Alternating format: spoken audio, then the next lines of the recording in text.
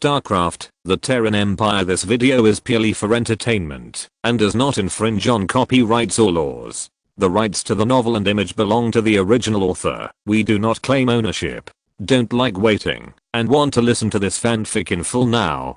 Subscribe to our Patreon, where you'll find the best fanfics. Chapter 376. The Supreme Council is furious. Augustus stood side by side with Artanis, the executor of the Protoss Empire. Their very different faces were illuminated by the blue light emitted by the anima crystal array. The Xel'Naga temple under their feet was shaking, and the reservoir used to bathe the dead was shimmering in the white moonlight, with silver flashes. The vibration did not come from the Xel'Naga temple itself, but from a Protoss mothership rising from the primitive rainforest below. At first, a magnificent city rose from the separated rainforest, with its empty and majestic vaults, arches, and domes shining with blue light forming a magnificent outline. Augustus even saw the metal arcades, circular platforms and independent spires with harmonious curves, countless circular portholes, Kadarin crystals emitting linear blue light and purification beam heat guns with amazing coordination and beauty.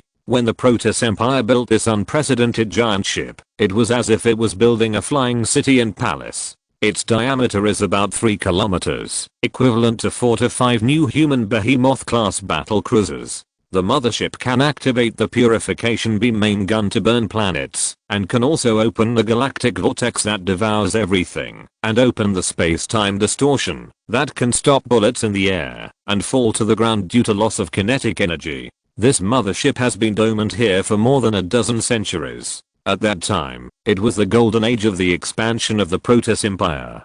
Countless warriors who adhered to the will of the Kala and the teachings of the Dawn who rode it to conquer the galaxy. Artanis introduced this supergiant warship to Augustus. She was once a symbol of that era. So many Calais-phase technician masters fought hard and devoted themselves to ensure that the glory of the Empire could illuminate the darkest end of the universe. It's shocking, Augustus said bluntly, but now you just let her stay underground. The mothership once sheltered many planets and guided the direction of the fleet. Artanis watched the magnificent ship that almost occupied the entire field of vision slowly rise from the ground. In the Kala, he felt the trembling joy of the Protoss who witnessed all this. Each mothership is equivalent to a fleet beacon. Each one is the flagship of a huge fleet. It once led the Imperial flagship deep into the universe to open up a new home, he said. However, as the Empire no longer continued to expand outward as it did in the Golden Age, all ambitions retreated to the former territories, and the Protoss no longer wanted to leave their homes and head towards unknown directions. Even the Supreme Council began to become conservative, and by then all the warships and weapons built for development and war were gradually forgotten and sealed up, because the Empire no longer needed them. At this time, the Supreme Council has not thought about activating these warships? Augustus asked Artanis. The arbitrators are still hesitating. Artanis stared at the Protoss mothership that was being activated, and its magnificent momentum made him feel high-spirited. By the time they ordered the restart of these warships, it was already too late. Almost all the motherships are staying on other planets and marginal territories of the Protoss Empire, because they were all part of the colonial fleet. Artanis said, the Supreme Council has decided to recall those fleets and summon reinforcement from other colonies. I don't know how many branches of the Great Fleet are returning to air at all costs. From what you said, the Protoss Empire has many such warships? The Protoss mothership is the largest warship Augustus has ever seen. It is even larger than the magnificent Xel'Naga temple under his feet. The pure blue beams overflowing from the mothership lit up the night sky of Antioch province. The spiritual energy released by the bridge and the crystal harmonic array made all the Protoss buildings that lost power due to the collapse of the crystal towers bright again. When the mothership climbed to a height of several hundred feet, until it was parallel to the eyes of Augustus and Artanis, they seemed to be able to see the rounded curves and polygonal structures through the psychic shield surrounding the mothership. The almost luxurious stairs led to the pavilions suspended in the air. A large number of Templars and engineers of the Calais fleet were striding on the wide decks and 3 suspended wings suspended around the side wings. This extraordinary warship was comparable to a giant space station of mankind. Its unparalleled gravity was enough to crush her, but she still flew steadily and evenly like an elegant city suspended in the sky. This was a problem that humans' materials and structural science could not overcome. The magnificent Protoss mothership hovered above the Xel'Naga temple in an almost sacred posture. Its body, designed in accordance with perfect proportions, slowly rotated at a constant speed, spreading pure blue light to the rainforest and mysterious city below. The deep golden dome and corridors tilted downward, and the light flowing down from the height was like a blue waterfall. The mothership quietly floated in the air with ease, and Augustus had no doubt that it would unleash earth-shattering power when it launched an attack. The other motherships on air that were sleeping in the city center for future generations to admire either sank with the destruction of the city or had long been dismantled for research and peaceful purposes. The rest of the motherships were removed from their heavy armor and solid shields and fixed in the core of the city, integrating with the architecture of the molten golden building. Artemis replied, "This is the only one we can activate now." He said, "I don't know if the Supreme Council has such a plan, but as far as I know, the motherships on air are not ready for a war on air. Only those motherships that stay on the edge of the Protoss Empire's territory and colonies can still maintain their combat effectiveness." Augustus was not surprised by this answer. As long as the Protoss summoned a few more motherships, air would not necessarily fall. What about the Colossus? He mentioned the war weapon he and Tacita found in the Luria system. "I heard that this terrible Protoss war weapon is still sleeping in the quiet lakes and ancient ruins of air. I have ordered people to wake them up. I hope they can still be activated normally." Artemis wanted to ask Augustus where he got this news. He seemed to know air better than the Protoss. "You are right, Augustus. In the face of the crisis of genocide, no one will care whether it is against the teachings of Caloran or to stop us," Artemis said. "With the help of this mothership, we will definitely be able to repel the Zerg." "Young Artemis, it is too early for you to say that." The figure of the Dark Templar Zerachel suddenly appeared between Augustus and Artemis. Zerachel. Augustus was no longer surprised by Zerachel's sudden appearance. After all, the Dark Templars had long been accustomed to the dragon's elusive way of action. It must be said that Augustus even suspected that Zerachel would even find a little humor in his prank-like appearance no matter what. "This respected elder always enjoys it. You are finally here," he said. Zerachel's Dark Templars were supposed to land on the other side of air, where the Zerg first landed. They planned to launch an attack on the Overmind to force the Zerg to slow down their attack on air.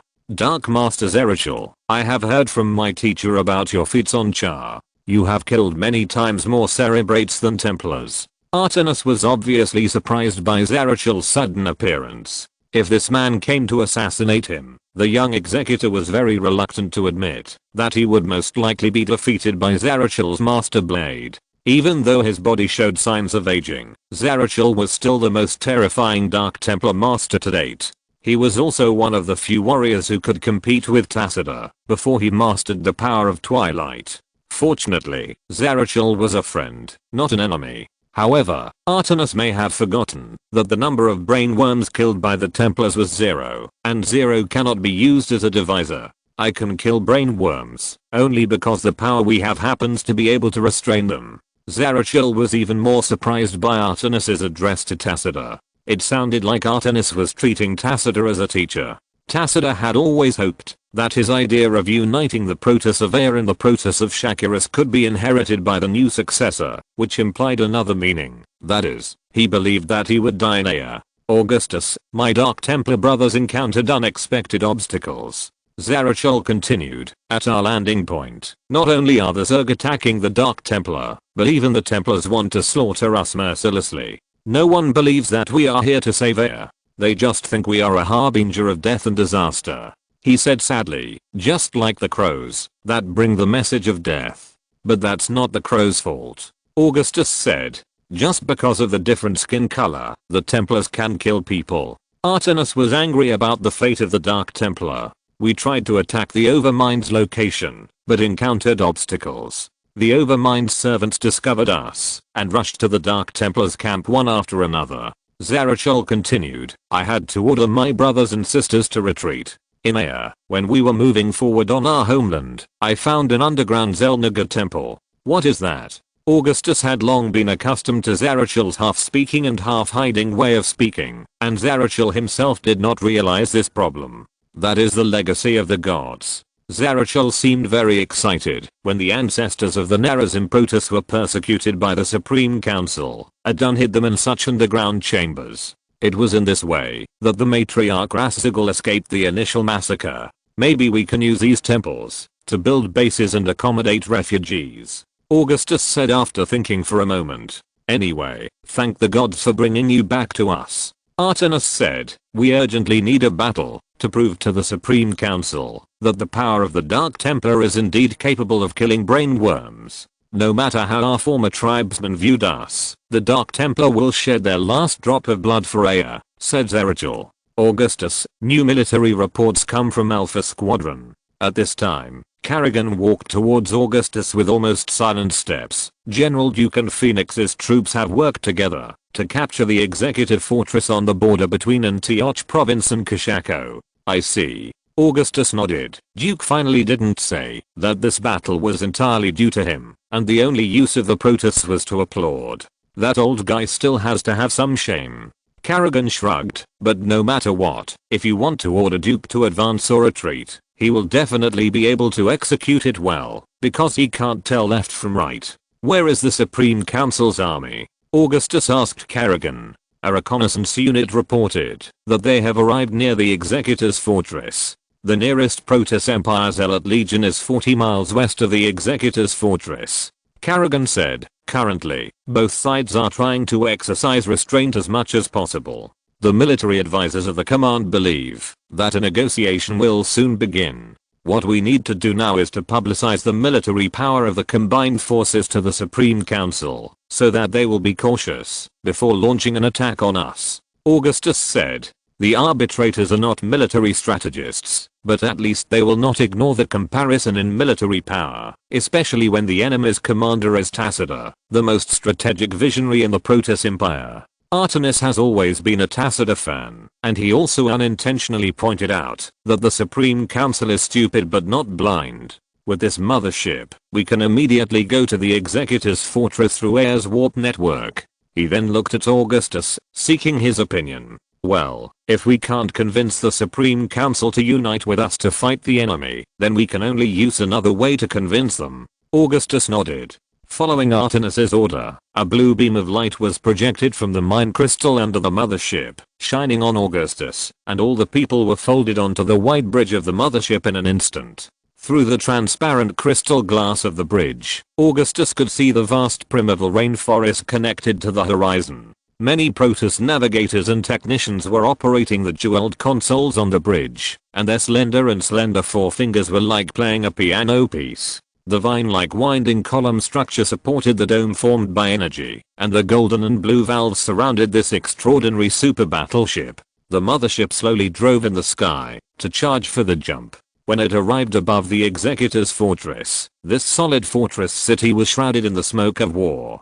The Alpha Squadron of the Revolutionary Army, wearing white power armor and wearing the Red Eagle emblem, drove into the city in an orderly manner through the broken walls, and a large number of Protoss and human fighters patrolled above it. At some point, Phoenix and Tacitus were also warped onto the ship and came to the bridge of the mothership.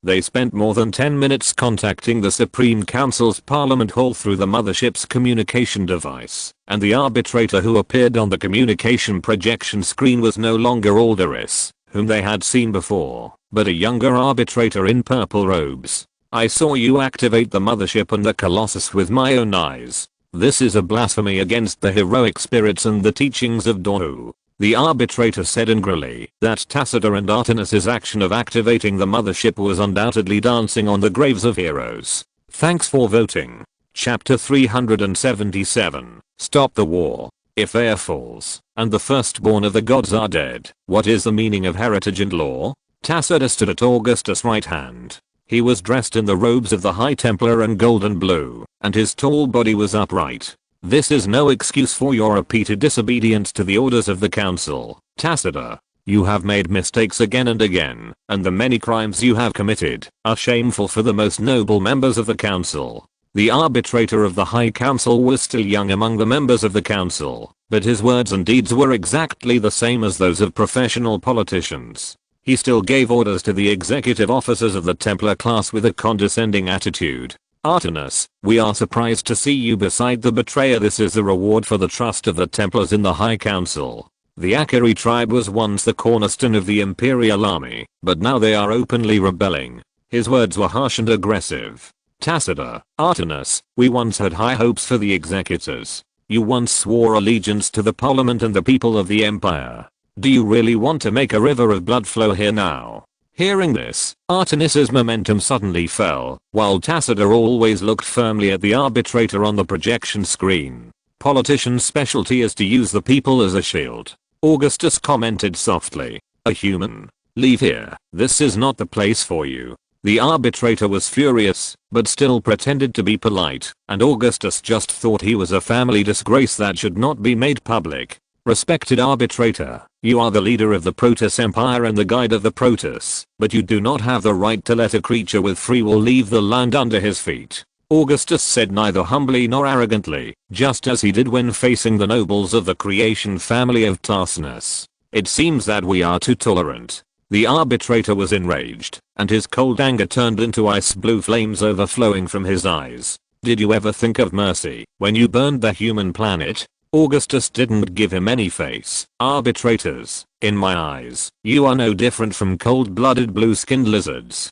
Humans came here only because there are noble people like Tacita among you. Do you think I care about the opinions and ideas of the Protoss arbitrators? You are nothing in my eyes. You are really so ruthless, but I have to applaud. Karragan said a few words to prove that Augustus was not the only human present. Point arbitrator, don't let anger dominate your thinking. Tacita said to stop a fearless dispute, implying that no matter how Augustus scolded the arbitrator, he would have to bear it. You should forgive the arrogant words of such a young race, because that is their limit. I don't want to start a war of fratricide, and I believe the Supreme Council is the same. At this time, all the arbitrators of the Supreme Council must be standing behind this arbitrator. They were staring at this place and whispering in the council hall that Augustus and Tacita could not see. This arbitrator was not one of the respected and important members of the council that Tacita knew.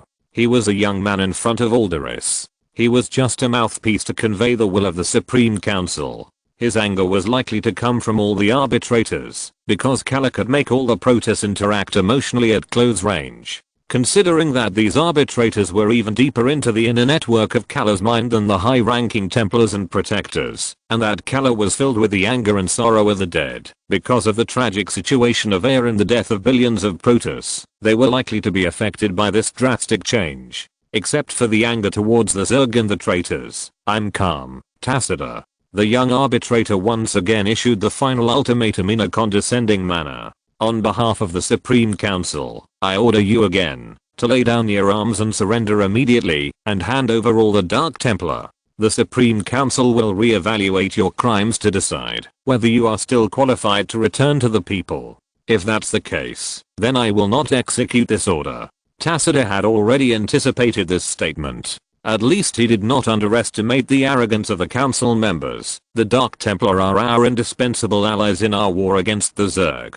They are the key to our killing of the Cerebrates and the Overmind. Let's put aside all disputes and misunderstandings. Let us join hands to fight the Zerg and kill the enemy together. He said sincerely, when we drive out the enemy and take back Air, I'm willing to accept the punishment of the council, or I will die like a hero on the battlefield, so that the historians can erase my crimes that once brought shame to the Protoss Empire. I would rather die, just for Air. The arbitrator behind the screen was silent, his face hidden in the hood shrouded in an illusory light. The Kala was filled with heated discussions among the members of the High Council, who were arguing over whether they should trust Tacita and the Dark Templar. You have deceived the High Council, the arbiter said after a pause. You told us that you had destroyed the infected human planet, but in fact you protected them. I'm loyal to Air, Tacita said loudly. Stand before me and look into my eyes through the Kala, and you will find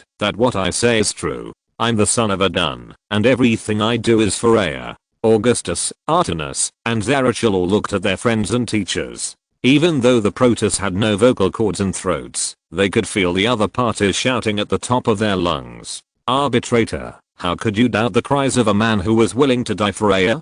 Phoenix also said, Tacita returned when Ea was on the verge of destruction, just to save her. How are you going to prove it? Templar. The Supreme Council only believes what they see with their own eyes. The members of the Supreme Council behind the arbitrator finally stopped the heated discussion at this time. Otherwise we can't believe you. This is for the survival of the Protoss Empire and the safety and suffering of the people. The Supreme Council guides the direction for all Protoss. Our choice is related to all the eldest sons of God and even the continuation of the entire race. We must not make mistakes and must not listen to the one-sided words of a traitor. I will prove that I'm worthy of the honor of commanding the army in the name of Adun. Tacita said immediately, enough. Do you want a Templar to prove his loyalty with death?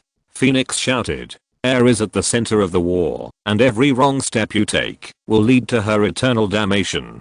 That's why we have to be careful with every step we take, Archon, and be careful of your attitude towards an arbitrator. The arbitrator said to Phoenix, it's only been a short while. Has Tacita taught all the Templars to ignore class and identity and deny the decisions of the council members? We are the arbitrators that the Great Cass has high hopes for, and every resolution and order from the Supreme Council is a well-considered decision from the standpoint of the Protoss Empire. The obvious mission of making the Protoss Empire stand at the top of the world again does not allow the Supreme Council to make mistakes, and we will never make mistakes. Oh, what to say, guys, this is why you are about to lose air.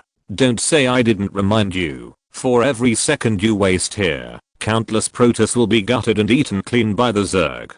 Kerrigan crossed her arms across her chest and said mercilessly, they said so much because they are not sure whether they can defeat us. Augustus said, many executors and archons are on Tacita's side, and the Supreme Council also notes that this civil war will definitely hurt both sides. The division of the Protoss Empire is inevitable. The most important thing is who should fight against the Zerg and save the people from the water and fire. Originally, in the original timeline, Tacita only brought the flagship Star Shuttle, a small fleet of Artemis and the Hyperion, when he returned to Ea, but now they have a huge fleet. Tacita originally had no intention of confronting the Supreme Council. As soon as he returned to Ea, he hoped that there would be a way to reconcile between the two sides without going to war. Augustus suggested that Tacita contact his friends among the Templars before returning to Ea and use his prestige to gather an army that could compete with the Supreme Council. It was precisely because of the power in Tacita's hands that the Supreme Council made concessions. Otherwise they would not give Tacita any opportunity to explain and would directly go to war. Put aside your insignificant pride, arbitrator. Phoenix also said, listen to the wailing and the caller. How can you still have the leisure to sit on your gorgeous chair inlaid with crystals and gems? In Augustus's view, Phoenix is a very interesting Protoss. He is certainly a legendary warrior. Among the humans and Templars Augustus has seen, no one can match him in terms of combat power and bravery. But Phoenix can more easily understand the concepts and humor of humans. His cheerful and upright character is also widely popular among humans. In time, Phoenix may become the first Protoss to call Augustus brothers. Tacita, answer us. The arbitrator looked at Tacita and no longer responded to the words of Augustus and Phoenix. You don't need to die to prove your will, Tacita. Your life is more valuable to your people than you think. Augustus gave Tacita his opinion as a friend. We can't lose you. Face Kara, arbitrators. You can send an arbitrator to me.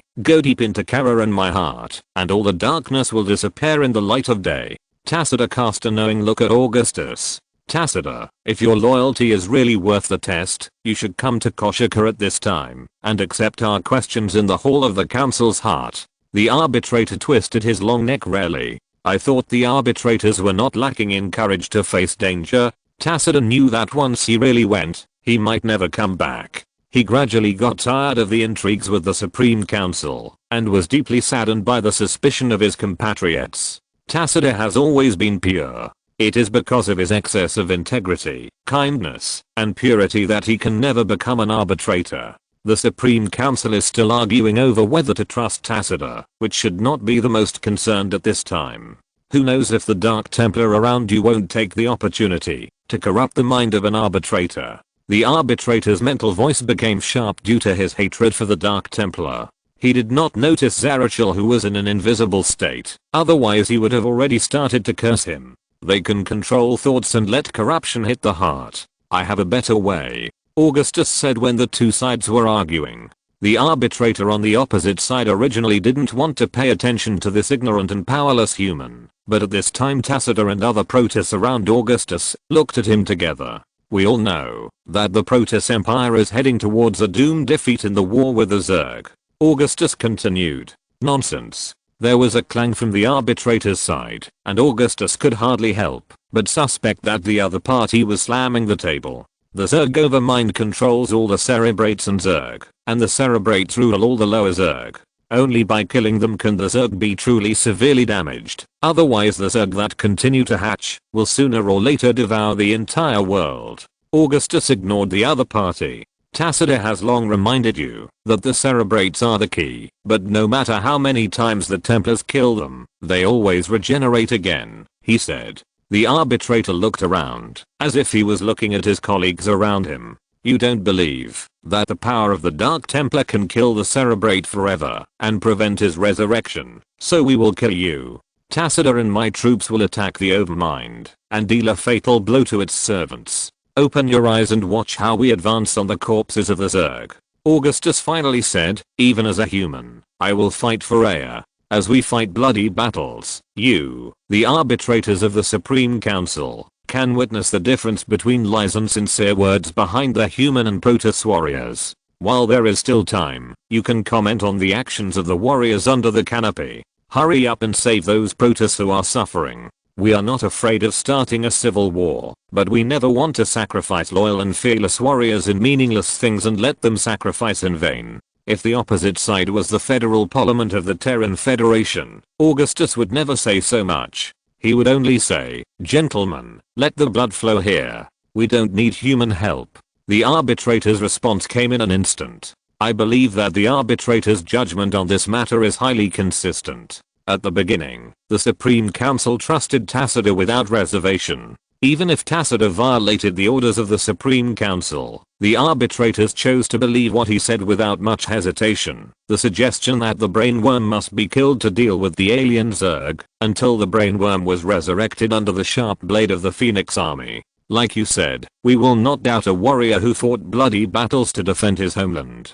If the Dark Templar can really kill the brainworm and save Aya, then the Supreme Council will not pursue their betrayal thousands of years ago, he said. When you launch an attack, the Council will send an army to fight alongside you. We are willing to give Tacitus a chance. If you're listening to this novel on a channel other than Fanfic World, it means they downloaded and uploaded it without effort. We cordially invite you to visit our channel, Mundo Fanfic Novelos. There you'll find the original version of this story and you can explore many other novels of various genres. We're waiting for you to immerse yourself in a world of incredible novels. Chapter 378, Reconquering the Province of Antioch. At daybreak, a fleet of grizzly bombers flew over the Antioch River, and the dull roar of their engines caused the frightened wild animals in the primeval rainforest to scatter. Everywhere there were low roars, the sound of tree branches breaking, and the mournful cries of birds flapping their wings into the air. A large convoy of light armored vehicles and off-road vehicles loaded with supplies rumbled past the quietly flowing river, rolling over colorful pebbles and shellfish that shone with gemstones in the morning light.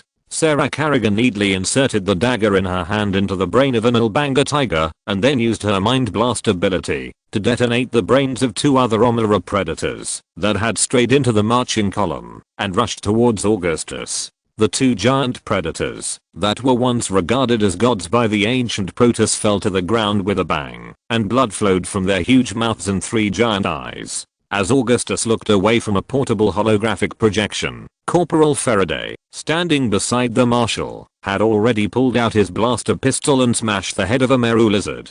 These beasts are crazy. They are blinded by urine, rushing around and hitting our guns. Titus Finley held a heavy machine gun in one hand, and with the other hand he threw a grenade into a cave deep underground a few dozen yards away. Aha, maybe we can have a good meal tonight, Hanok Hank said. Amid the cheers of Titus and Hanok, the grenade blew up the entire cave. They were standing in a clearing in the forest, left by the diversion of the river, surrounded by dense shrubs, ferns, and palm-like plants. The plants in the original rainforest of air were surprisingly tall, and the leaves on the branches were shaped like giant fan blades, blocking the sky and the scorching sun. The shimmering radiant river in the sun is the place of baptism for the Fenati tribe in Antioch province with its purity and beauty. It is considered sacred and pure. The radiant river never dries up, and even in the flood season, when the water is the most abundant, it will not affect the tribes and creatures along the way. Protoss poets have written countless moving poems for it. If it were not for the wild animals in the forest and the moving troops and vehicles, this would be a holy place for Antioch Templars to meditate. However, at this time, the river is sometimes mixed with blood, and the corpses of a large number of air creatures meander down the river, and the whole river is dyed red with blood. Hey, you two idiots. There are air herbivores in there, and they are not aggressive at all. Kerrigan immediately yelled and cursed when she saw this. You care too much, little girl. Who knows if that damn beast will rush out and threaten the life of our great marshal, or fucking kill us all. Ty just said perfunctorily. It's not our fault. It got in the way of Master Harnack. Harnack smiled and showed his fangs. How did you get these two scumbags in? Kerrigan said to Augustus. Who knows? Augustus shrugged. Sarah, you are getting more anxious. Have you sensed that the Zerg are nearby? Yes, I can feel the unified and cruel thoughts of the Zerg crossing the upper reaches of the floating river. They are the walking embodiment of death.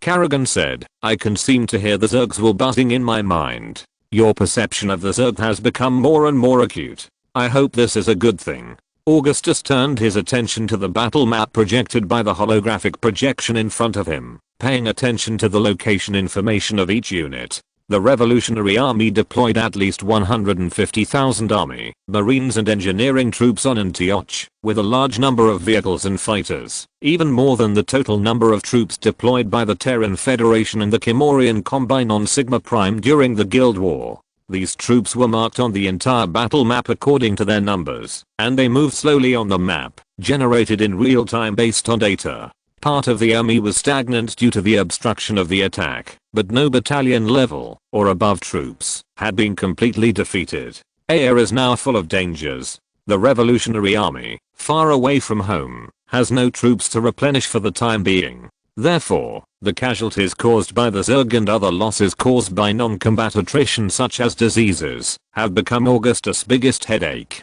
Fortunately, the advanced medical technology of the Protoss can help the Revolutionary Army overcome the problem of acclimatization and solve the difficult and complicated diseases that the doctors accompanying the army are helpless to solve. Most of the area of Antioch is a primitive rainforest full of dangers, filled with mad beasts and cruel Zerg, which hide in the tree canopy and dense vegetation. Any revolutionary soldier who takes the rainforest likely will pay the price in blood. Even though Air's rivers are pure and non-toxic, drinking the water is considered a taboo, as the poisonous snakes, horrible leeches and other deadly creatures contained in them are enough to cause a young soldier to die tragically. The latest research proves that, since the Zerg began to study infectious diseases that can infect humans, the Zerg virus has also begun to be able to spread through the air and rivers. This is probably the work of the Zerg brainworm Carlos. The Alpha Squadron at the front has encountered a large vanguard of the Jumunganda swarm, and they are in a tough fight.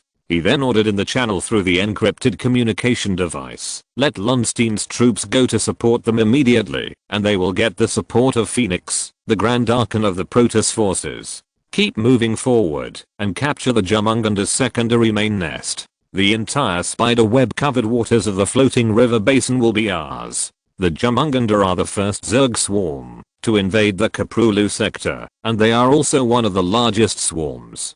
Kerrigan is Augustus's adjutant and an outstanding military strategist. This is not due to his training courses in the Federation Tarsinus Ghost Academy, but from his innate strategic intuition. In the past year, the activities of the Jumunganda swarm in the Kaprulu sector have obviously decreased. It seems that this is because they have followed the Overmind to Air. Their brainworm yak must be on Air. Augustus frowned, feeling extremely thorny about the problem he was facing. However, the information we have obtained indicates that almost all of the cerebrate nests are near the Overmind's body embedded in Air's surface. This is to deal with the assassination of the Protoss Dark Templar, so that Zarachel and his men have no way to start. If you want to kill a cerebrate, or make the overmind feel threatened, you must go deep into the Zerg main nest area. He used his fingers to connect the distance between the province of Thane and the north of Antioch province and the area occupied by the overmind Zerg. That is to say, we must face at least 3 powerful tribes guarding the overmind. There are only 3 or 4 tribes guarding Char, which means that all the remaining Zerg tribes have now come to air. Karrigan looked at Augustus and said, "This is a new counterattack against the Zerg occupied area, and according to Protoss Executor Artanis, the Protoss Empire's previous counterattacks against the Zerg have all ended in failure after a short-term victory. The Protoss were able to defeat and kill all the Zerg in front of them every time, but once they went deep into the hinterland, they would be repelled by the Zerg swarms that followed," she said. The Protoss Empire's military power had not yet declined as much as it has now. What they couldn't do, how could we do it? Tassida summoned all the Templars who were willing to follow him, and even many Calais civilians volunteered to help them. Augustus said, "Tassida activated all the Colossi and Motha ships on air, which is our advantage in counterattack." He told Karrigan clearly, "If it weren't for these weapons, then I would have only one suggestion for Tassida, that is, to quickly transfer the refugees, and wait until all the branches of the Protoss Grand Fleet are summoned to recapture air." At this point, Augustus received a report from the frontline troops. General Duke of Alpha Squadron was proudly telling him that his troops had perfectly completed the order of the Marshal Command and had destroyed the largest secondary main nest of the Jumunganda swarm in Antioch province. At present Alpha Squadron and Archon Phoenix's troops are preparing to continue advancing northward according to the plan, to recapture the capital city of Antioch province, which has been reduced to ruins. Although Duke was a man who liked to exaggerate his achievements, he did not dare to lie to Augustus about military intelligence. This meant that the coalition's operations in Antioch province were going smoothly, and the Zerg widely distributed in Antioch were being eliminated by the Protoss and humans. After the Colossus joined the battle, the Zerg were really caught off guard.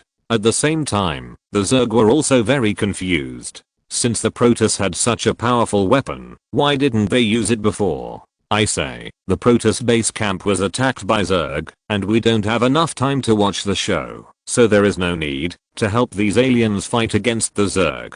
They are arrogant, and they are simply talking to you with their noses in their mouths. Ty just dragged the rombard creature out of the cave he blew up, and said to Augustus, while skinning it with a knife, "That may be, because that Protoss is too high." Augustus said, "Titus, there are many times when we do something, not for obvious benefits or other naked purposes. Don't lecture me." Titus breathed out, "So, if we help the Protoss once, they will come to help us deal with the Federation in the future? You can't say that. The Protoss usually don't intervene in disputes between other races." Augustus said with a smile, "There are always exceptions, right? They just need to lend us some good things to use." Ty just showed a malicious smile. "We have a life and death friendship with them, and brothers should help each other." No matter how much Titus disliked the rules and regulations of the Revolutionary Army, he had already called himself a soldier of the Revolutionary Army. This was not because Titus was righteous, but because he relied on this name to get along well in the marginal worlds of the Federation that were close to the Revolutionary Army, and there was even a lack of young and beautiful girls throwing themselves into his arms. If the Terran Confederation attacks our planet, the Protoss will not sit idly by and watch the Revolutionary Army perish.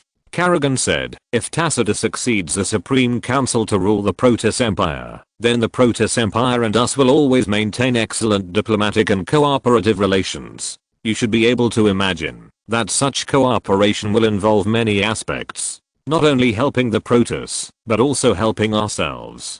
Weakening or even killing the Overmind will allow us to keep the enemy out of the Kaprulu sector." Augustus is a far-sighted leader who always sees things very clearly and far, even close to foresight. It is understandable that the soldiers of the Revolutionary Army respect such a leader so much. I don't understand.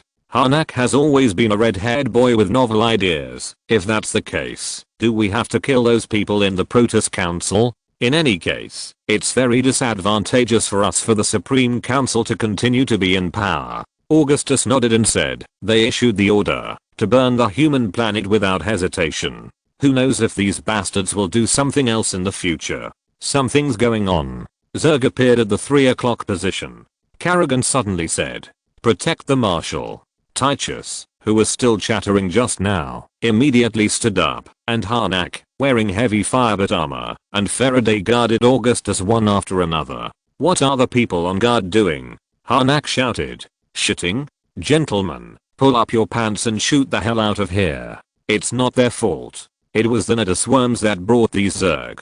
Karrigan explained, "There are only about 400 to 500 of them. I suspect this is another Zerg assassination attempt on you." "Oh, this is a trap," Tychus said with his hands on his hips, "but they didn't expect you to be a humanoid Zerg sensor radar. Which battalion level units are closest to us?" Augustus asked without changing his expression. Augustus's headquarters was in the middle of a huge marching column. The army was moving at full speed, so it was unable to clear out the Zerg and beasts that were roaming the rainforest. The 114th and 148th battalions they are affiliated with, Karrigan said in a flash. "Let them carry out the clearing mission." Augustus said immediately. "The 9th Division's artillery can also provide us with fire support," Karrigan said. At this time, the clacking sound of the Zerg carapaces colliding with each other became more and more obvious. A large number of springtails and hydralisks with white chitin exoskeletons and bright head crowns suddenly appeared from the jungle to the right of Augustus and others. Their obvious physical characteristics came from the Belog swarm, which was proficient in hunting, but they were different from those that the Revolutionary Army had seen on Char. The moist skin and blue-green protective coloration that the ale animal groups had evolved to adapt to the hot and humid planet made these Zerg look more colorful. The Belog swarm also had huge sail-like dorsal fins on their backs that could absorb sunlight, allowing them to draw energy from the hot star rays of the ale system like the Protoss. Before the Revolutionary Army soldiers could open fire, a Protoss spaceship that the Revolutionary Army had never seen before suddenly appeared above the Zerg. It had fin-like flying wings and a crescent-shaped hull, and its surface was shining with golden light, just as elegant and exquisite as other Protoss ships. The difference is that this spaceship has more gems and patterns that show the characteristics of the class. After a flash of light, two colossi suddenly jumped out above the Belog swarm, followed by hundreds of Protoss warriors wearing red robes instead of armor. They held psychic spears and ancient Sigmar swords in their hands. The powerful psychic power filled the surroundings with blue psychic storms. An arbitrator. Only Augustus recognized this spaceship. The only ones who can drive them are Protoss of the arbitrator class, and those red-clothed warriors should be the direct troops of the Supreme Council, the Supreme Council Guard. The Supreme Council still keeps its word. This at least makes me have a better impression of them. You can open the upper right corner of the Easter egg chapter to see the original picture in full screen, otherwise some of them are too blurry. Chapter 379 Arrogant Parliament. There were less than 200 red-clad Protoss warriors, and they moved gracefully and swiftly through the dense primeval rainforest with tangled branches, almost like a swooping bird or a beam of sunlight passing through the flower forest at high speed. The Protoss warriors guarding the Supreme Council of the Protoss Empire were all dressed in gorgeous and almost exaggerated red robes, with a smaller red-brown robe sewn with dark brown beast leather. The golden pendants and blue anima crystals swayed as they moved through the forest. This distinctive feature distinguished them from other Protoss warriors, and the flame-like Yala tribal symbol really looked like it was burning. Another clothing feature that was different from the Templars was that some of the council guards would wear eye patches on their heads. Their longer nerve bundles than those of other Protoss were wrapped with some kind of thick red silk brocade, and a yellowed animal skin scroll was tied at the end. It is said that the map drawn by the Great Khas when he traveled all over Aya was copied on it. It was with the map he drew that he found the way to create the psychic network Kara. As the descendants of the Protoss who stood beside Khas at the beginning, the Yala tribe reminded themselves to remember their mission in this way. Similarly, this is also a symbol of their identity. They have almost no armor, but they carry round wheel-shaped psychic amplifiers on their backs, which enables these Protoss warriors who are well versed in the way of Kara to use their powerful psychic power to perform terrible psychic attacks. The Tal'Darim Protoss will also wear scarlet robes, but their clothes have a more vivid visual impact, which is a blood-like color. The symbol of the Yala tribe represents the flame that brings warmth and light, which also indicates that this tribe is the authority of the Supreme Council and the host of the meeting. Wow, look at the outfits of these Protoss, they are so cool. Titus, holding a heavy machine gun and blocking Augustus, chewed a cigar, puffing smoke from his tightly sealed helmet, while looking at the Protoss who suddenly appeared. Don't you think this is too gorgeous? It's just like the male birds who adorn themselves in fancy clothes to court a mate. Kerrigan said sarcastically. In public, politicians always wear complicated traditional costumes or other clothes that show their elite status. This is normal among the Protoss, who have obvious tribal distinctions. Augustus looked at the Senate guards who were swiftly moving through the rainforest, watching their crimson figures leap into the sharp teeth and claws of the Belog swarm to start a bloody slaughter. Augustus suddenly remembered the image of his father, Augustus Mengsk, attending the Senate meeting of Korhal. The traditional costume he wore was so heavy that it looked like armor. The Protoss Empire maintains internal peace with a clear and strict class system to avoid civil wars and fratricide. Therefore, they must emphasize and maintain this distinction in all aspects of the operation of the Empire and the lives of their people. Otherwise the lower class Protoss will exceed their positions and powers. The rulers of the Protoss Empire hope that their compatriots will remember their bloodline and traditions so that they can remember their mission. This is also the reason why the tribes have been preserved to this day. Before the establishment of the Protoss Empire, the Protoss on Ea had declined to the tribal era, and the distinction between tribes still existed in this era. The current Protoss is still proud of their bloodline and tribal totems. When they have a highly developed civilization, they also divide the powers by tribe.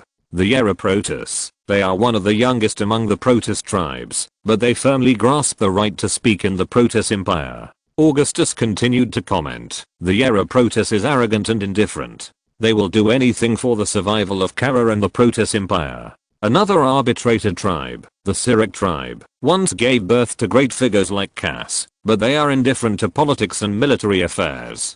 The Cyric tribe is the guardian of the Zelnaga temple and the great archives. They only focus on the past history, not the present and the distant unknown future. In other words, the Protoss and the Supreme Council are all from this tribe. Titus doesn't care about the culture and customs of the Protoss. He only cares about who is in office, and whether the official is a fool who is easy to fool, or a tough guy who is not easy to mess with. This usually determines his own thinking of committing crimes in a certain area. It doesn't look like they are those pampered politicians. Looking at those crazy guys, I have no doubt that they can twist off the head of the bad boy Hank. Why me? Hanok, who was concentrating on the surrounding wind and grass, heard his name. While Titus was speaking, the Supreme Council guards in red robes had already confronted the Belog Zerg head-on. They were not far away from Augustus, who could see those lightning-fast Protoss warriors killing the Zerg through the HUD system on the power armor.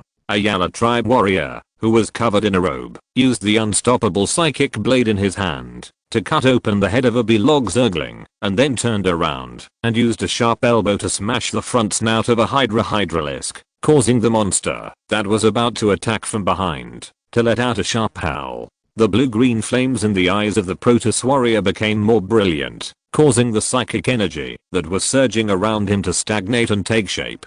A blue phantom with the same shape as him walked out of his shadow, swinging the blade formed by psychic energy and piercing the soft armor between the spine and head of the Hydralisk with just one strike. More Belog Hydralisks attacked him like giant snakes from the canopy and vines of the primitive jungle, stretching the bones behind their spines and starting to shoot sharp poisonous bone needles at the Protoss warrior. In a few seconds, hundreds of spikes and bone needles that were strong enough to penetrate tank armor hit the energy shield of the Protoss warrior, and then these bone needles and Hydralisks were all destroyed in a surging psychic storm. Augustus found that these Protoss warriors who had been guarding the Supreme Council, the supreme authority of the Celestial Empire, were definitely not inferior to a high-level Templar. Their powerful psychic power came from the close connection between the Arbitrator class and the Kara and their devotion to the teachings of Donu. Not only that, they also performed extremely powerful. Belog was the rarest of the Zerg hives that guarded the Lord, but their individuals were also the strongest and most brutal, able to develop the bloodthirsty nature of the Zerg genes to the extreme, and the Council guards could easily defeat them. The guards of the Supreme Council enjoyed a reputation in the Protoss Empire in the era of Adun for preventing the Dark Temper from going on a killing spree in Ea. They were the guardians of the council and order, and had sworn to be enemies of all opponents of the council. At this time, 2 revolutionary camps hurried over with a hurried pace, and a large number of off-road vehicles, Goliath-armed robots and self-propelled artillery rushed to the battlefield, waiting for Augustus's orders. When the soldiers heard that Marshal Augustus had specifically ordered these 2 troops to repel the Zerg, they all felt lucky. In a few days, it would be rumored that the Marshal had personally commanded them. Help these Protoss soldiers, aim, and shoot. Augustus ordered. It's rare that these proud Protoss would actually help us. Hank, you will command them. You must return the favor. This should not be difficult. Upon hearing this, Hanak immediately joined the command of the 2 troops and ran over. I'm Colonel Hank. You have all heard the order of Marshal Augustus Mengsk. Hanak was a hooligan who had offended Augustus a few years ago, but now he has become his most loyal supporter. Although Hanak sneered at the Pantalan Revolutionary Party members who always talked about Augustus and the party platform, that did not stop him from doing the same. Good brothers of the Revolutionary Army, you must follow me closely, otherwise I will kick you on your ass and move forward. Look at my armor, for Augustus, for the future of Terran humans, and then move forward. Hanak immediately shouted go, go, go and led the soldiers to support the Protoss warriors who were fighting the Belog Zerg. The 2 Revolutionary Army battalions were mobile infantry battalions equipped with chariots. Under the leadership of Hanak, they rode light chariots with anti-aircraft machine guns and missile launchers mounted on the back seats and quickly approached the Zerg and shot at them. At this moment, the 2 Protoss colossi that were advancing on the battlefield also calibrated their targets and opened fire. The high-temperature plasma particle streams projected by the solar thermal guns crossed under their feet, and the extreme high temperature burned deep black pits on the ground one after another. All the Zerg that were swept were turned into scorched earth, and even their blood was evaporated.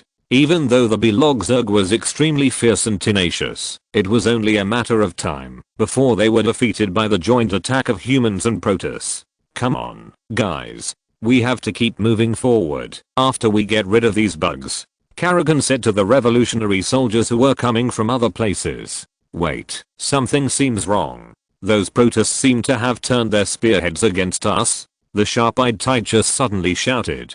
Just as Titus said, this did not seem to be as simple as a joint operation between allies. The revolutionary soldiers who went to support the Protoss quickly approached the Supreme Council guards who were fighting the Belog Zerg swarm, but these red-robed Protoss warriors just stopped and looked at them indifferently. At a certain moment, some of the council guards who were stepping on the corpses of the Zerg turned their heads at the same time, as if they were telepathically connected, and looked at the approaching human soldiers. Their blue-green eyes were like ice. When Hanak's troops were getting closer and closer to the Protoss, a council guard captain wearing a red battle robe, a tall hat, and a hat with pendants on the edge, raised a sharp long knife made of crystal and gold alloy in the direction of the humans. Even though humans usually cannot understand the Protoss body movements, they can understand that they are full of threats and warnings. These Protoss warriors who strictly follow tradition still use ancient cold weapons. Even these sacred weapons named Sigmar's long knife even come from the era of the gods thousands of years ago.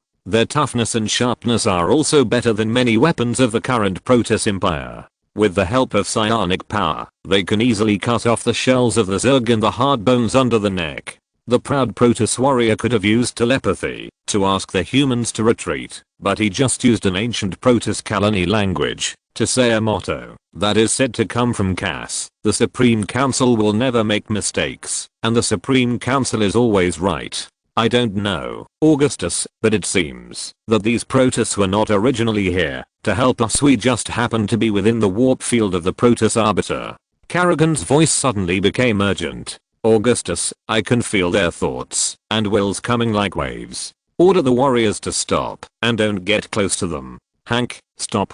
Everyone stop immediately and build fortifications at the place where you stay. Augustus spent a fraction of a second to make a judgment. Even without Karragan's words, he found that these Protoss warriors were different. We are here to help the Protoss. How could they regard us as enemies? No, they regard human lives as worthless. We are just low-level creatures in the eyes of the Protoss. Karragan's powerful telepathic ability can sense the thoughts of those Protoss warriors flowing on the surface. They don't take humans seriously, Augustus said. They refuse to share any glory with weak humans. Kerrigan's voice gradually became angry. The council regards fighting alongside humans to save air as an insult because it only highlights their incompetence. The Protoss Empire does not need to accept help from humans. Because the Protoss have always defeated the enemy head-on with honor, they do not need alien allies to win. The Revolutionary Army already had experience fighting side by side with the Protoss. The Templars of Tacita have a kind of pride that comes from the warrior class, so they will not have a close relationship with the Calais or other races who are regarded as civilians, but they are willing to protect their flanks or provide other support when fighting against humans. The Dark Templar, in Titus's words, is just a piece of stinky and rotten stone. They almost never speak, and always look at humans with sympathy, ignorance and small pity, but the Dark Templar is actually a Protoss who can understand human emotions more easily. But these Protoss in crimson robes are different. They just look at humans with hostility and contempt. Under Augustus's order, the advancing soldiers immediately stopped. Even if they could not understand the meaning of this order, they were confused, but firmly executed it. If it was not Augustus, but other officers who changed the order at will, he would most likely be scolded by the young and hot-tempered soldiers. However, even so, some of the parliamentary guards launched an attack when the revolutionary soldiers were about to stop. They were as fast as ghosts, and the blue psionic energy jumped with their vigorous steps, and the curved arcs of light were like jumping snakes. Damn, these lunatics, they don't care whether we are their allies or not. Titus roared. Shoot. Augustus shouted loudly in the command channel. Shoot. Fucking shoot. Fucking blow them up. Harnack had already discovered something was wrong, and every 2 words in his series of commands contained a curse word. Chapter 380, Renewal of Dissension. The conflict occurred in a flash, and bullets and artillery shells reacted faster than humans. Since the areas where the Zerg appeared were extremely dense primitive rainforests, the Revolutionary Army soldiers who were ordered to carry out the offensive mission had to abandon their vehicles and move on foot. The closest to the guards of the Supreme Council of the Protoss Empire was a 10-man Red Devil Special Operations team of Colonel Hank and a heavy firepower team of the 148th Battalion, followed by 2 full-strength companies of the battalion. These soldiers are not elite guards, but they are also veterans who have followed Augustus to fight on many planets. Their weapons are all standard equipment of the Revolutionary Army: CMC 200 power armor, AGR-14 Gauss rifle, electromagnetic mail gun, individual rocket launcher and grenade launcher, and some firepower teams will also be equipped with Mark heavy snipers and heavy chain machine guns. These soldiers can also be supported by tanks and armed transport ships equipped with heavy machine guns, rockets and plasma cannons, and upgraded spider mine robots will be additionally equipped in dangerous mountains and jungles. Normally, these equipments were enough for the trained revolutionary soldiers to resist the Zerg's attack and wait for the support of Goliaths, arc tanks, Sidewinder hover tanks and other heavy firepower, but they did not participate in direct confrontation with the Protoss. They were probably only 1,500 yards away from the enemy, but with the agility and speed of the Protoss elite warriors, that was just a distance that could be crossed by accelerating. The Protoss did not fear the weapons and vehicles of the human race at all.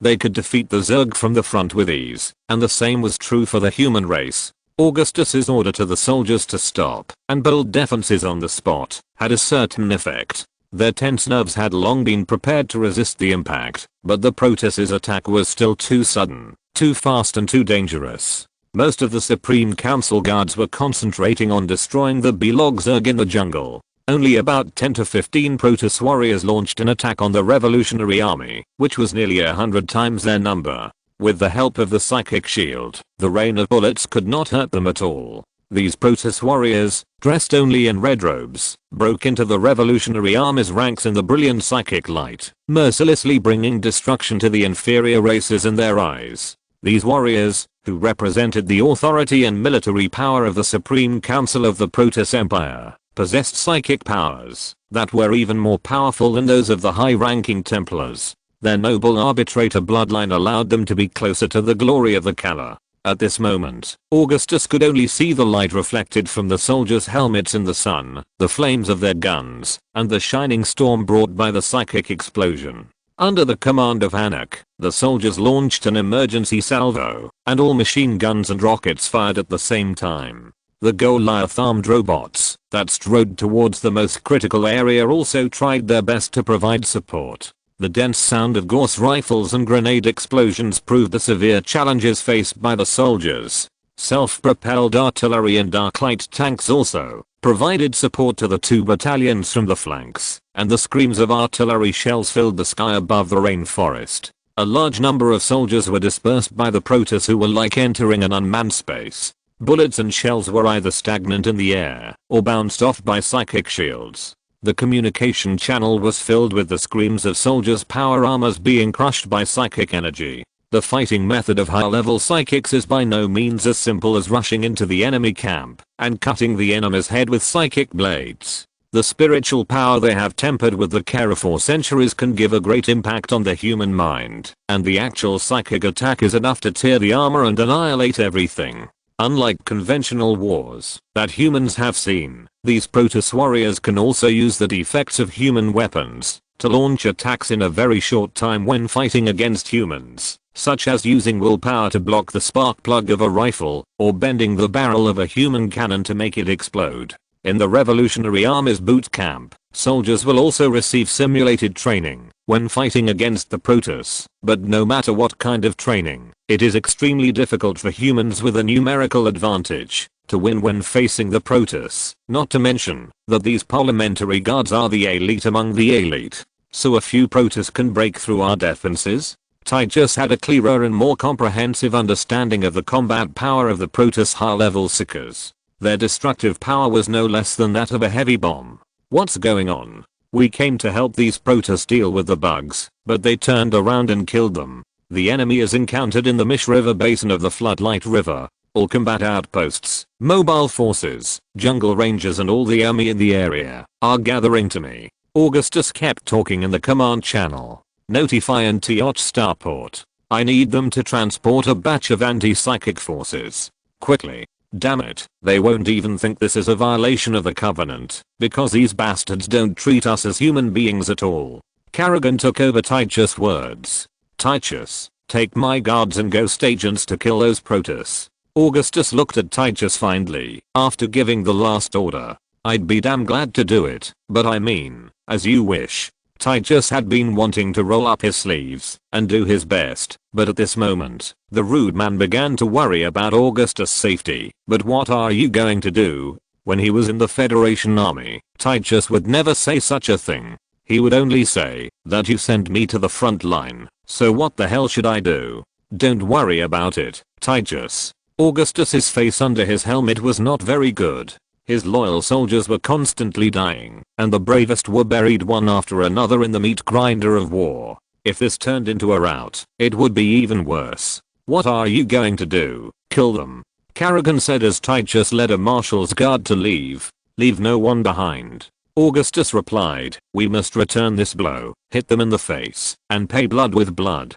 Titus' support was very timely. The members of the Marshal's Guard were all backbones and combat heroes from various units. All of them were loyal to Augustus himself, and they deserved better weapons and stricter training. Not only that, but in response to the assassination of the Terran Federation ghost agent, the Marshal Guards are also equipped with anti-stealth and anti-psychic weapons, which can also allow these warriors to counter the psychic power of the Protoss. Timely support allowed Hanik's troops to stabilize the front line, and the Protoss gradually realized that humans were not powerless to fight back. When the first Council Guard was blasted by bullets due to the exhaustion of psychic shields, the casualties of the Protoss began to increase. At the moment of the conflict, the Revolutionary Army did not show any mercy. The artillery and bomber units listed the Protoss who were fighting the Belog Zerg as equal attack targets. A large number of tungsten bombs and 35-pound bombs of the Grizzly bombers completed intensive firepower coverage within a few minutes, bombing and flattening the rainforest and the rivers in the mountains. The casualties of the three tribes increased exponentially.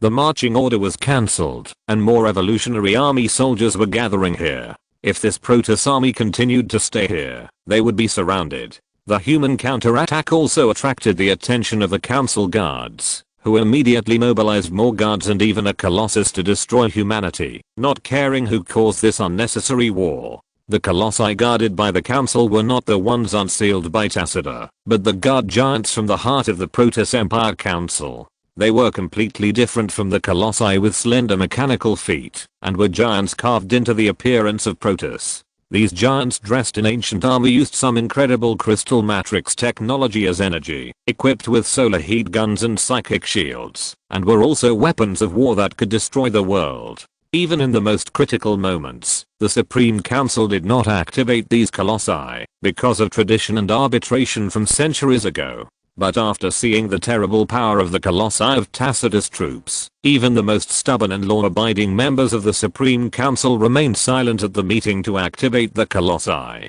The huge body of the Colossus and the terrifying power of the heat gun can be said to be devastating to the current human army. No firearms can break through its psychic shield comparable to that of a battleship. It was too tall and too massive for the heavy firepower of the humans to destroy it before it stopped destroying everything in sight. Only human fighters with nuclear warheads could threaten the Colossus of the Protoss. However, the Protoss did not use such weapons on the humans in the end. This was not because of the Dawn teachings that had long been misinterpreted by the Supreme Council, but because of the sudden appearance of Artanus's army. When Artanus's forces appeared on the horizon, the executor's unignorable mental language stopped the war from escalating. It was a flight formation composed of hundreds of Protoss fighters, which were preparing to fly to the battlefield at the junction of Antioch and the province of Thane. Even Augustus could hear his angry mental voice in the distance. "Arbitrator, stop the madness of attacking the human allies immediately, or we will annihilate you here." In the end, the Council Guard reluctantly withdrew from the war with the human race and soon disappeared in the warp field of the Arbiter. The remnants of the Belog swarm had retreated underground, and both the Council Guard and the human revolutionary army had suffered losses in this conflict. A golden reconnaissance plane landed in the clearing beside Augustus, and Artanus walked out of the Iris exit on the belly of his fighter. "Augustus Mengsk, my Templars are always keeping a close eye on the Council's army. I came here when they did such a despicable act," Artanus said immediately when he saw Augustus. "How could my colleagues in the council have fallen to this point?" The Dawn law prohibits the Protoss from intervening in the internal conflicts of other races, or harming them by any means, but they still did it. The Protoss on the side of Tacitor and the Supreme Council are accusing each other of being the fallen. Even though they are jointly launching a counterattack against the Zerg, everyone knows that the alliance will not last long. Once the situation eases a little or the Supreme Council believes that they have control over the situation, they may not necessarily go back on their words. This is not over, Artanus. The Council must pay for this. Augustus walked towards the battlefield that had just calmed down. The Revolutionary Army will not regard the Council and the armies of the arbitrators as allies. In this conflict, Artanus stood firmly on the side of the Revolutionary Army, which at least prevented the human race from being discouraged.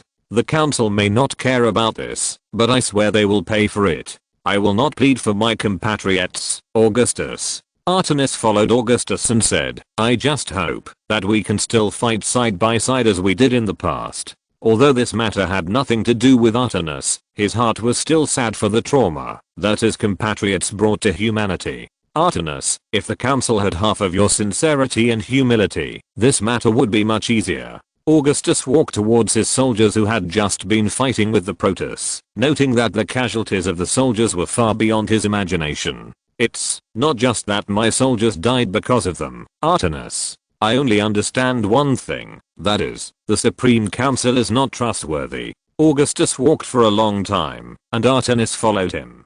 "Do you think this is a sudden conflict or a premeditated attack?" he asked Artanus. "Maybe the Supreme Council just wants to teach humans a lesson, reminding them that they should abide by the law on air, or simply want us to leave." "I don't think so, Commander. If their attack came from the order of the Supreme Council, it would never be so simple." Artanus also doubted the motives of the Council Guards. The members of the Supreme Council are not children who cannot control their emotions, and they will never act on impulse. This must be to achieve a certain purpose. Are they trying to force us to leave so as to weaken the power of Tacitus supporters? Kerrigan tried to speculate, but don't the Protoss regard humans as insignificant insects? The power of humans should never be underestimated. Artemis said, if you can defeat the Zerg, you can defeat the Protoss. Maybe they just want to provoke conflicts between humans and Protoss to destroy our alliance with Tacitus. Augustus was not sure about the Supreme Council's thoughts. After all, these guys wanted to kill all the Protoss who were unwilling to join Kala, and send executors to arrest Tacitus when the Zerg were ravaging Aea. But in that case, they should at least change their clothes. Don't the Protoss never play tricks? Kerrigan asked. That's why their plot is so clumsy. Augustus said, in fact, it will be difficult for us to distinguish which Protoss troops are Tacitus allies, and which ones may attack our supporters of the Supreme Council. Augustus came to the front line at this time, silent because of the death of those revolutionary soldiers. Many people's power armor was crushed into thin sheets by the power of the mind, and others were torn apart by the psychic storm. As for those who died from the attack on the spiritual level, they bled from all 7 orifices. They shouldn't die. Augustus just said. Chapter 381 Zelnaga Spaceship. 2493. The 1st Revolutionary Army Engineer Corps, to arrive at the border city of Eldridge in Antioch province, had already built a command center, an airport and a military camp in the ruins of the city. Subsequently, many high-energy gas refineries also rose from the ground on the gas fountain veins in the western suburbs of the city. As night was about to fall, the lights of a human military camp made the ruins of Eldridge, which had once been in darkness, shine again. The Revolutionary Army has about 2,000 people in Eldridge, most of whom are soldiers of the Guards Division and engineers performing construction tasks in Aea. The rest of the troops in the battle sequence are now scattered over hundreds of square miles of land or even farther, located at the border between the northeastern part of Antioch province and the province of Thane. It is also the front line of the battle with the main force of the Zerg. Every time the Revolutionary Army and their Protoss allies advance a few miles or launch other military operations, they will encounter a large number of Zerg. Every square mile of land must be recaptured with a lot of manpower, material resources and blood. The province of Thane was one of the first provinces of the Protoss Empire to fall. Its vast land was once crisscrossed with rivers, rainforests, and wetlands, and was a paradise for aquatic life and reptiles, but now there is only scorched earth and creatures infected by the Zerg. The Zerg expanded their gene pool again by devouring them, and war has always made them stronger. This was the most brutal battle in history, and its cruelty far exceeded any battle in the human civil war in the Kaprulu sector and the First Total War. Large tracts of land were turned into scorched earth, and the magnificent and exquisite cities were reduced to ruins, leaving only the devastated golden towers and harmonious arc-shaped spires sadly supporting the still bright starry sky of Aea.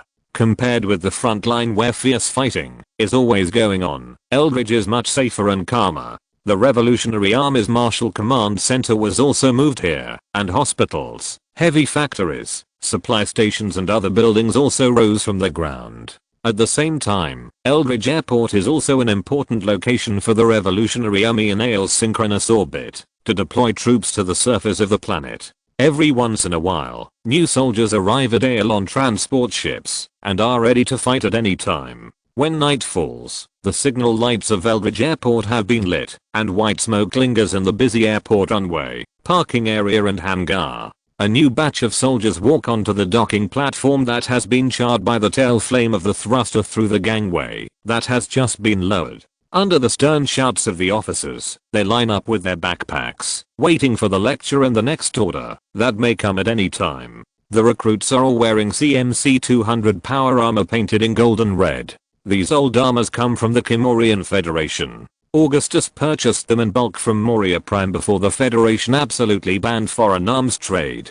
Compared with the rising price of arms after the Zerg invasion, it is simply a bargain. The weapons of the Kel-morian Combine are quite reliable, and they can be repaired and equipped to the second line soldiers. After all, power armor is much stronger than military exoskeletons. Soldiers, you are sent to Aea by the will of Marshal Augustus Mengsk, and for our revolutionary cause that is booming. A political commissar of the Revolutionary Army with a panda armband is giving a speech to the newly arrived soldiers. You are the Marshal's personal soldiers, the most fearless warriors of the Terrans. You will shed blood or tears in air, and some of you will be buried by your comrades. But after we usher in a great victory, even the arrogant Protoss will remember the sacrifices of mankind here. What we fight for is the backbone of mankind, and the land we defend is the line of defense of mankind. The soldiers heard from the political commissar of the Revolutionary Army what they would never hear from the federal instructors. They were full of fighting spirit because of these words, and were ready to shine for the cause of the revolution at any time. Whether you are Korhal, Serra, Antigua, Altera or other ethnic groups, you are now fighting for the same goal and the same belief. We will eventually win and unify the Kaprulu sector in the name of humanity, and realize the unity and greatness of mankind again. Generally speaking, the political commissars in the army do not need to spend much time talking to the veterans, but they must always emphasize to the recruits the lofty meaning of each of their tasks. Even if they are just standing guard at the outpost, they are also contributing to the Great Revolution. The soldiers who have just completed the training of the Revolutionary Army are sent to the front line, so these soldiers will more often perform guarding tasks, guarding Eldridge's factories or clearing beasts and sporadic Zerg in Marshal AI's jungle.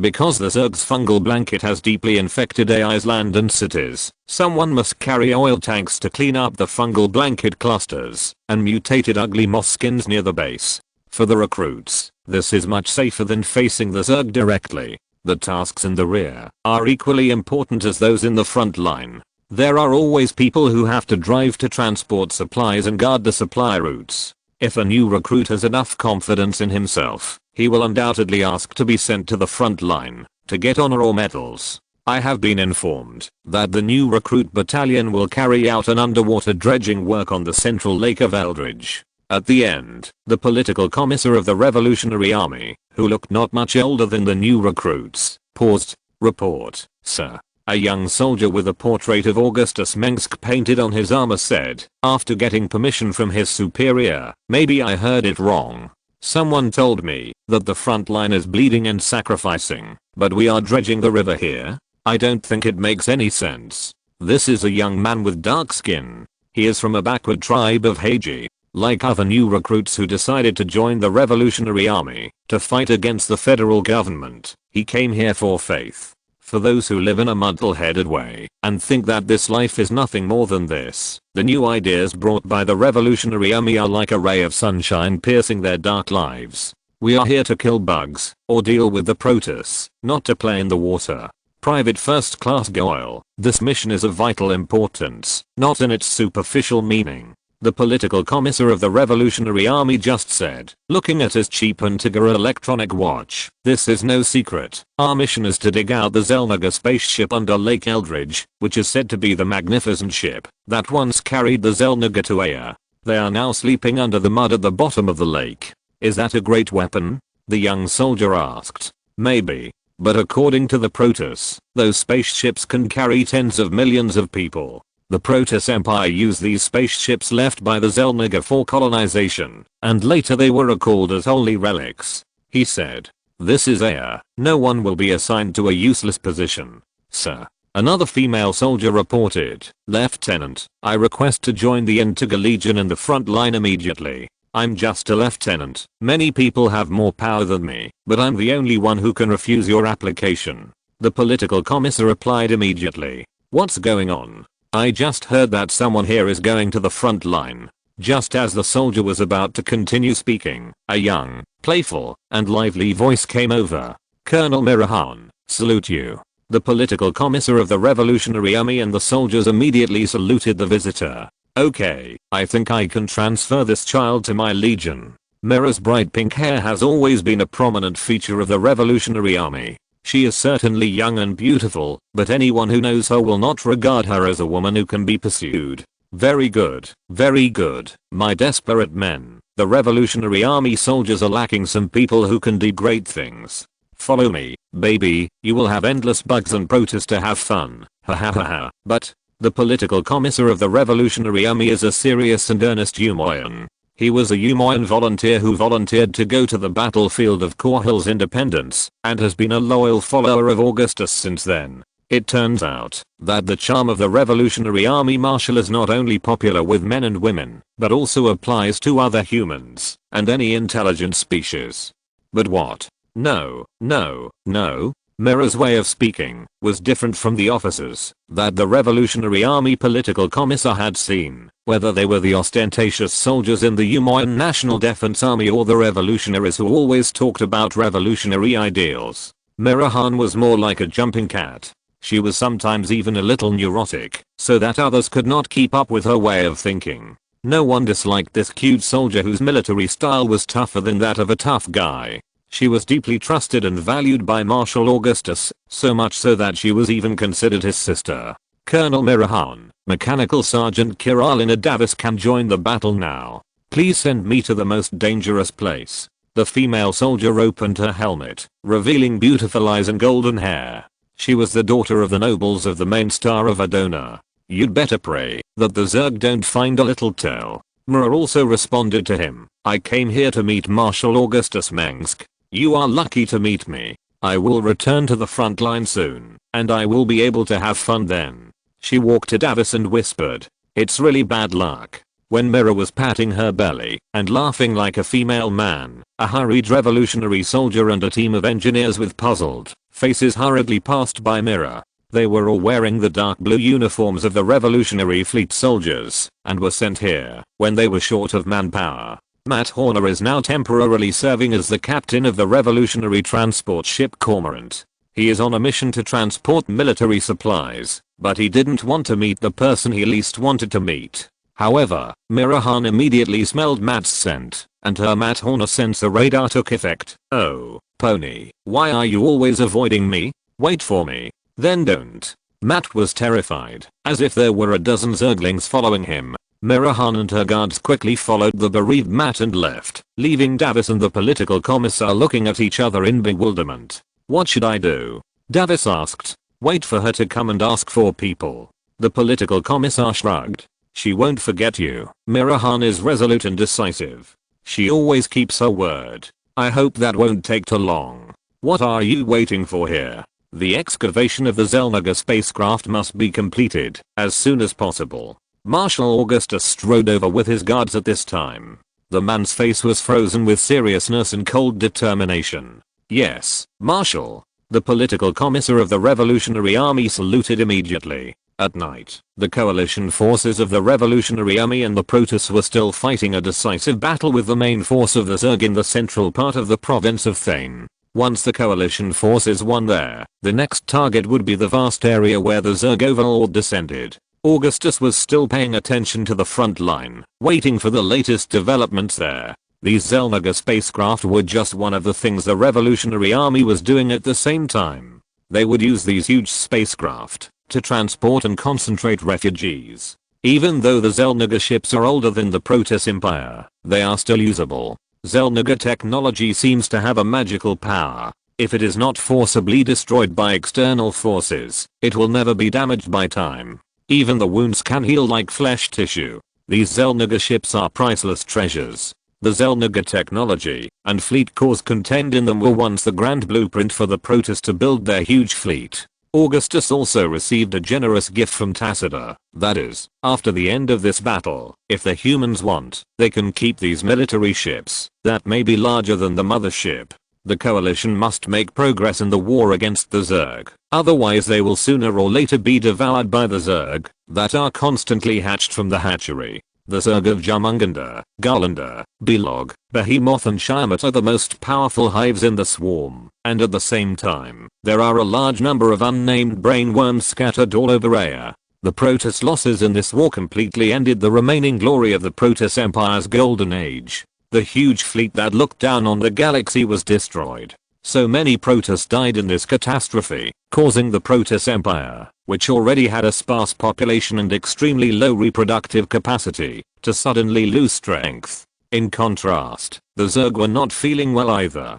Billions of Zerg corpses were floating in the entire Aya system and even in the surrounding galaxies. These cold corpses were like dead insects on lampshades, like a veil covering the stars. Just one Jumunganda hive was enough to break through the human defenses and attack Tarsus, causing the humans to lose their weapons and armor, and the Zerg could not gain an advantage in the war with the Protoss, no matter how hard they tried.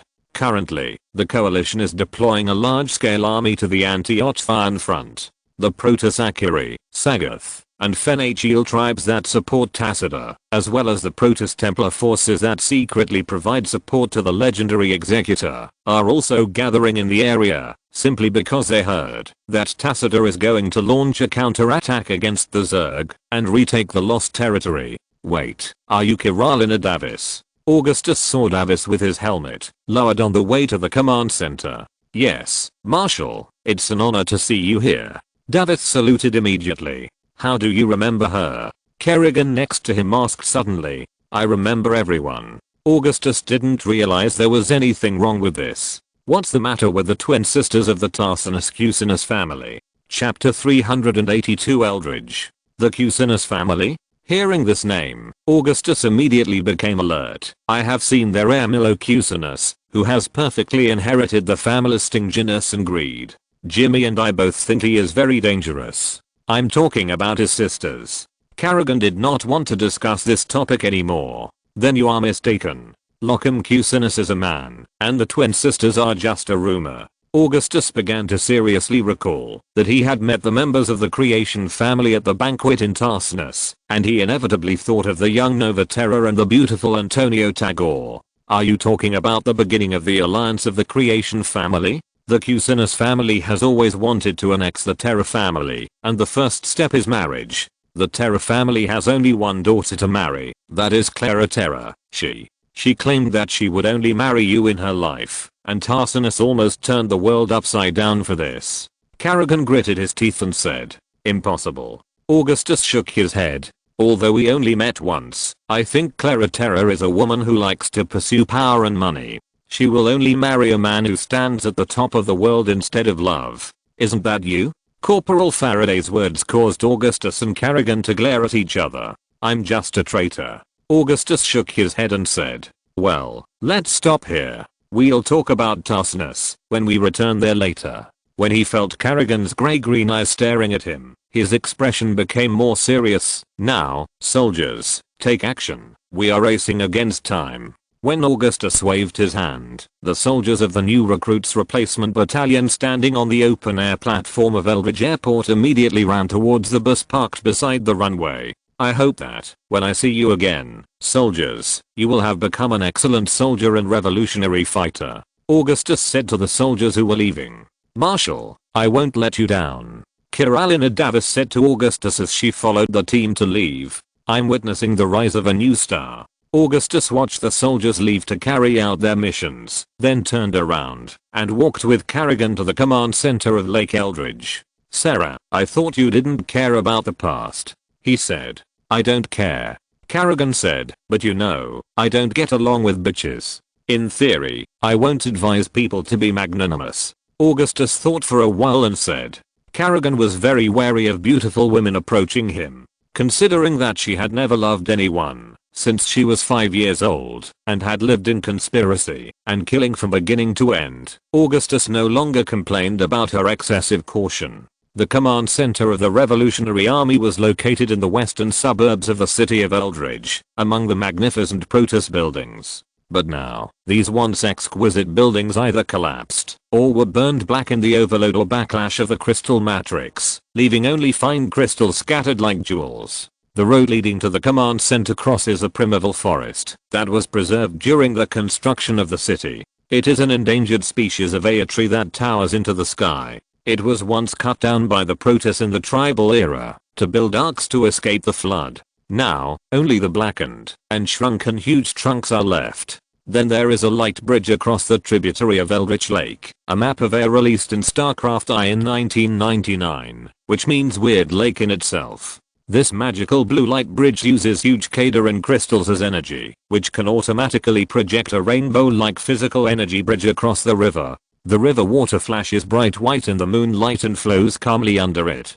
Before the Zerg invaded Aya, the city of Eldridge was located on 3 islands in the center of the lake, connected by a wide light bridge.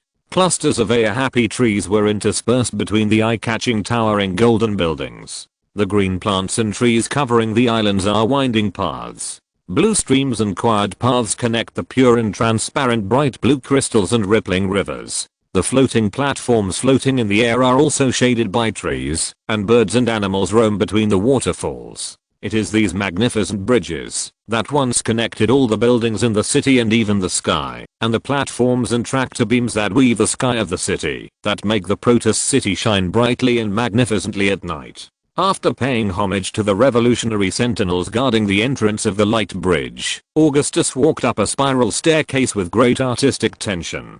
The curvature of the stairs that meandered upwards has only been seen in the fantastic designs of those named genius architects, but no one has ever really built them. Whenever Augustus saw these ingenious Protoss buildings that seemed to be naturally generated without any traces of artificial processing, he couldn't help but wonder how the Protoss's Kali engineers built these works of art and even magnificent buildings like natural wonders with their ingenious hands. The command center is located next to a collapsed Protoss complex tower building. According to some Protoss survivors who were rescued by the Revolutionary Army soldiers, this isn't a dun fortress. A dun fortress is the place where high-ranking Templars learn and debate the way of Kala. It is a sacred place for learning and research. It is named after Adun, the greatest Templar in the history of the Protoss Empire. It is a holy place for the Templar class. Together with the Templar archives, it is a hall for the Templars to go deep into Kala and continue to improve.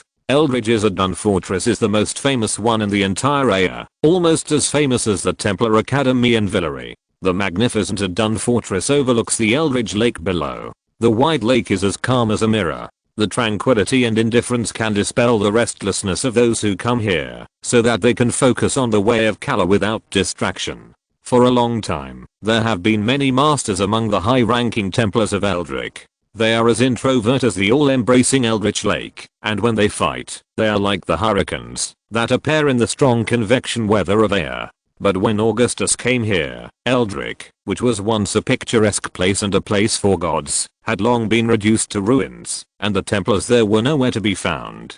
These beautiful things are like fine porcelain that has been broken. Every time you pick up a piece, you will only feel more sad. The charred land stretches for dozens of miles. The pure gem-like lake is covered with a layer of water weed like alien fungus. A quarter of the lake surface and the basin are almost dry. The lake bottom exposed to the scorching sun of air is buried with the corpses of countless animals. Those ancient ruins buried by the years have also been seen again. The obelisks that appeared after the water level dropped are like black crosses. The alien Zerg destroyed all the beautiful things and devoured everything. Civilization died, and everything no longer exists. Augustus was not a Protoss, he just felt sorry. Those beautiful and charming planets, Korhal IV, Chatera, and Air, were all left in ruins, with only mourning and sighs on the rubble. Passing by a collapsed crystal tower, Augustus and Kerrigan ran into Titus Findley, who had just returned from the front. His tailor-made power armor was covered with traces of Zerg fangs and claws and his own ricochets. Blood almost dyed the new titanium alloy steel shell red. Behind Titus followed several revolutionary soldiers who had just withdrawn from the front line. Their grey armor and cloud-like wolf heads showed that they were the Stilling wolf hunters from Korhal.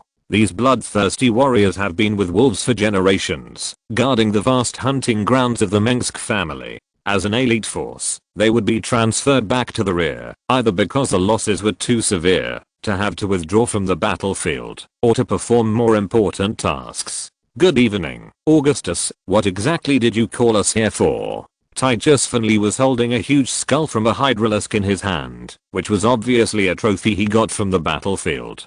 The grey armored soldiers of the Revolutionary Army behind him stood straight, not daring to be as casual as Titus. Anyway, I didn't invite you back for tea. Augustus walked to Titus' side and noticed the marks on his armor. As more and more troops and soldiers are transferred to the front, I have to transfer Zinder and you back to the rear to strengthen the defense of the hinterland. He said to Titus, you are the most capable general under my command, and this matter must be handed over to you. Isn't it? In Jim's words, who else but me? Titus knew that Augustus said this to everyone. Even the arson leader Hank could be evaluated as someone who was very good at playing with fire, but he didn't think it was a bad thing. Augustus has always been a brilliant figure, no one can ignore his charm, and a few words can motivate people. I heard that the Zerg have appeared again in the area we have recaptured.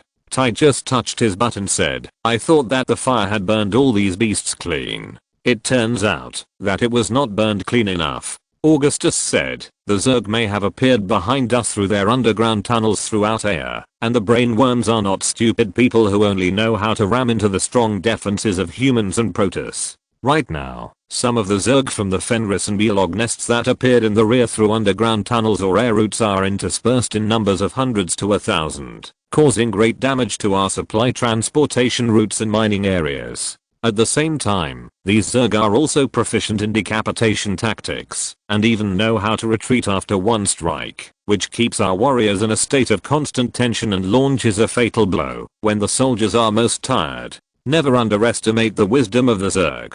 They are smart and cunning enough, and they will also learn the tactics of humans and Protoss. Karragan added, air route. Don't tell me that the Zerg have paratroopers.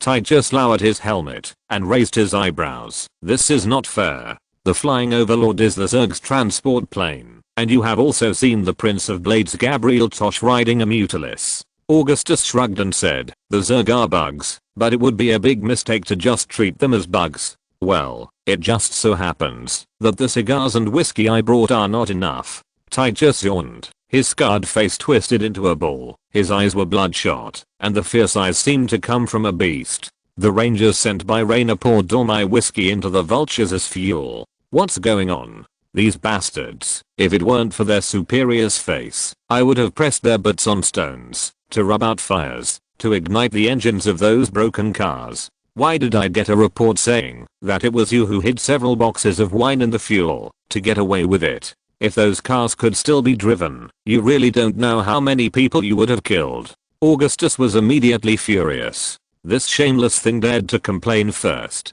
Oh, the wine drunk by the Terran brats can ignite those vultures. Ty just laughed and prepared to leave with his men. Wait a minute, go to the armory to get some equipment, then you may have to deal with the Protoss. Augustus stopped him. Protoss? My goodness, what tricks are they going to play this time? Ty just laughed. The people of the Supreme Council are still thinking of dealing with us. They are a mess externally, but they are good at dealing with the inside. There are no big problems, but small conflicts continue. The Protoss of the Supreme Council still have enough energy to check whether we are touching their relics during the war. Augustus was also upset by the little tricks of the Supreme Council. The Supreme Council had its own reasons. You humans can admire the ruins and holy objects, but you must not touch them, let alone destroy them. This is indeed because the Revolutionary Army sometimes excavates the ruins on air to find usable weapons and shelters. No wonder the conservatives on the Protoss side are jumping up and down. Although it is indeed something that the Supreme Council can do, it is understandable that they should be taught a lesson just because humans destroyed the ruins of air. In any case, it is absolutely impossible to let these arrogant Protoss speak to humans calmly, or even as an equal. One sentence out of 3 sentences is bound to be about insulting inferior races. After all, there are only a few Protoss like Tacitor and Phoenix who can understand and respect humans. After the last conflict between the Revolutionary Army and the Supreme Council, Augustus and Tacitor once again communicated with the Supreme Council on the issue of coordinated operations. The members of the council reluctantly agreed not to conflict with humans again, but also required that humans not enter the temple. As for the Zelnaga spacecraft and Lake Eldridge, the Supreme Council only allowed them to use them after Augustus promised to use them to save the Protoss. The Supreme Council's thinking process is very strange. They don't believe that humans are here to help them, and they doubt all dedication and courage from people other than the Protoss. Anyway, it's always right to be careful. Augustus told Titus, don't worry about diplomacy. If you find that there is something wrong with the Protoss approaching you, kill them immediately. After these few days, we will soon take over the province of Sion. Then we can take down the main nest area of the Zerg in one fell swoop, and victory will be at hand. Even if there is something, I won't care. Ty just smiled and said, anyway, I fight for you. Thanks for voting. Chapter 383 News from Antigua. For your money. Ty just paused and emphasized. I thought there would be a more sincere friendship between us. Augustus rarely smiled, but it didn't last long. He pointed to the way he came and signaled Titus to get out. Go to the armory in Eldridge to get the equipment immediately. Remember not to provoke the people in the engineering group. Next time, no one will pull you out from under Swan's engineering vehicle. Next time, I will definitely win. Titus cursed and led his men away. He and Swan had a long-standing grudge. They disliked each other when they were in Meinhof. He is really a troublemaker. Augustus shook his head and turned to walk to the main entrance of the command center of the Eldridge base. He walked through the heavy airlock door and walked into a ramp covered with non-slip carpet into the command room, where people came and went. At this time, the guards and staff saluted him. Welcome back, Commander. Here are 12 latest military reports and messages from the Protoss. Lieutenant General Horace Warfield, who stayed behind on Antigua Prime, sent you a report on the recent situation in the Kaprulu sector. The voice of the mechanical adjutant said as Augustus walked to the main console. Open it on the main screen. Sarah Kerrigan, wearing a bright white tight ghost combat uniform, walked around the command room with her horse-like long legs, examining all the Revolutionary Army officers present. Her flowing red curly hair was like waves and rolling red clouds. Reports from the frontline troops appeared on the holographic projection screen above the main console in a folded frame. The latest one was a report from Jackson Holler, the commander of the Nova Squadron. He reported that a reorganized brigade of nearly 5,000 resocialized soldiers was fighting the main force of the Jumunganda swarm in the Sava forest in the central province of Thane. Duke's Alpha Squadron was ordered to besiege the central city of the province of Thane together with the troops of the Protoss Archon Phoenix, while the two main divisions of the Revolutionary Army of Lundstein were in a bitter battle in the west of the province. The troops of the former Federation Governor Marcera, nicknamed Governor Pryor, had already penetrated deep into the eastern part of the province of Thane. They were the farthest reaching troops of the Revolutionary Army and the only troops that could be compared with the results achieved by the Protoss. Pryor's troops were all tough guys from the Serra Galaxy. Their strong military style was tempered by the harsh natural environment of their hometown, and also came from their hatred for the Zerg and the Protoss. Augustus had received these reports on the way to the command center. At the same time, more soldiers entered the province of Thane under his orders. The road on the northern border of Antioch was full of revolutionary soldiers and fully loaded vehicles. The position information and advanced direction of each unit displayed on the battle map in front of him could more intuitively reflect the route of the large troop movement of the Revolutionary Army. In the land full of Zerg nests and primitive rainforests, every step forward was accompanied by the bombardment of the Revolutionary Army's heavy artillery and the Protoss orbital cannon. The province of Sion had been devastated by the many wars between the Protoss and the Zerg here, and now it has completely become a charred wasteland, comparable to Marcera after the bombing. Every siege means sacrifice and naked casualties. Augustus opened a page of rough statistics from the casualties, and then closed it with pain. There is no war without death, and no transfer of power in the federal government is achieved through peaceful evolution. But in this cruel battlefield, there are more evolutionary soldiers who died only for reason and the belief in protecting humanity. The revolutionary soldiers are dying in air, in a land they had never heard of a few months ago. In this battle, many people's bodies were not collected in time, or were eaten by hungry Zerg.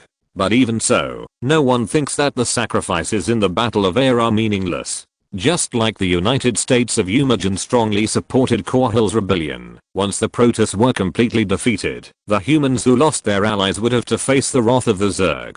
Those young soldiers who took up their weapons, just because they were full of enthusiasm, could not understand the great significance of the Battle of Air in the mouths of officers and political commissars. They just thought that they were engaged in an absolutely just cause, because Augustus raised his arm. This is also the reason why Augustus Mengsk was classified as an instigator and a conspirator by the Terran Federation. The elite class within the Federation also claimed that he used some kind of psychotropic drugs to enslave his rebel fighters, because they believed that those soldiers could only stay motivated by taking drugs. The battle in the province of Thane will end at the arrival of the next dusk. If the Overmind does not summon the Shamat Zerg guarding its main nest, then the final winner must be us, Augustus said in a resounding voice. Although the battle in the province of Thane was more brutal than expected, and 2 full divisions of the Revolutionary Army were severely damaged by the Zerg's attack and ambush tactics, and were forced to withdraw to Antioch, they continued to win. The Protoss was the main force in this battle. They deployed automatic intelligent machines including Colossi and dozens of huge zealot legions in the province of Thane.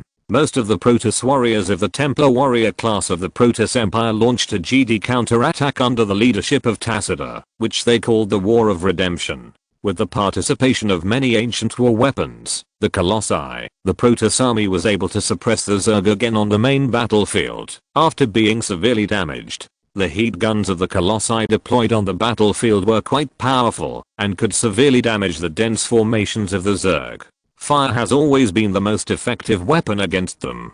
The Protoss Empire's mothership opened a black hole that lasted only for a short time at the edge of the air system, swallowing millions of Leviathan sky swarms, allowing the remnants of the Protoss Empire's invincible fleet to gather again under the glory of the mothership. It can only be us, Augustus.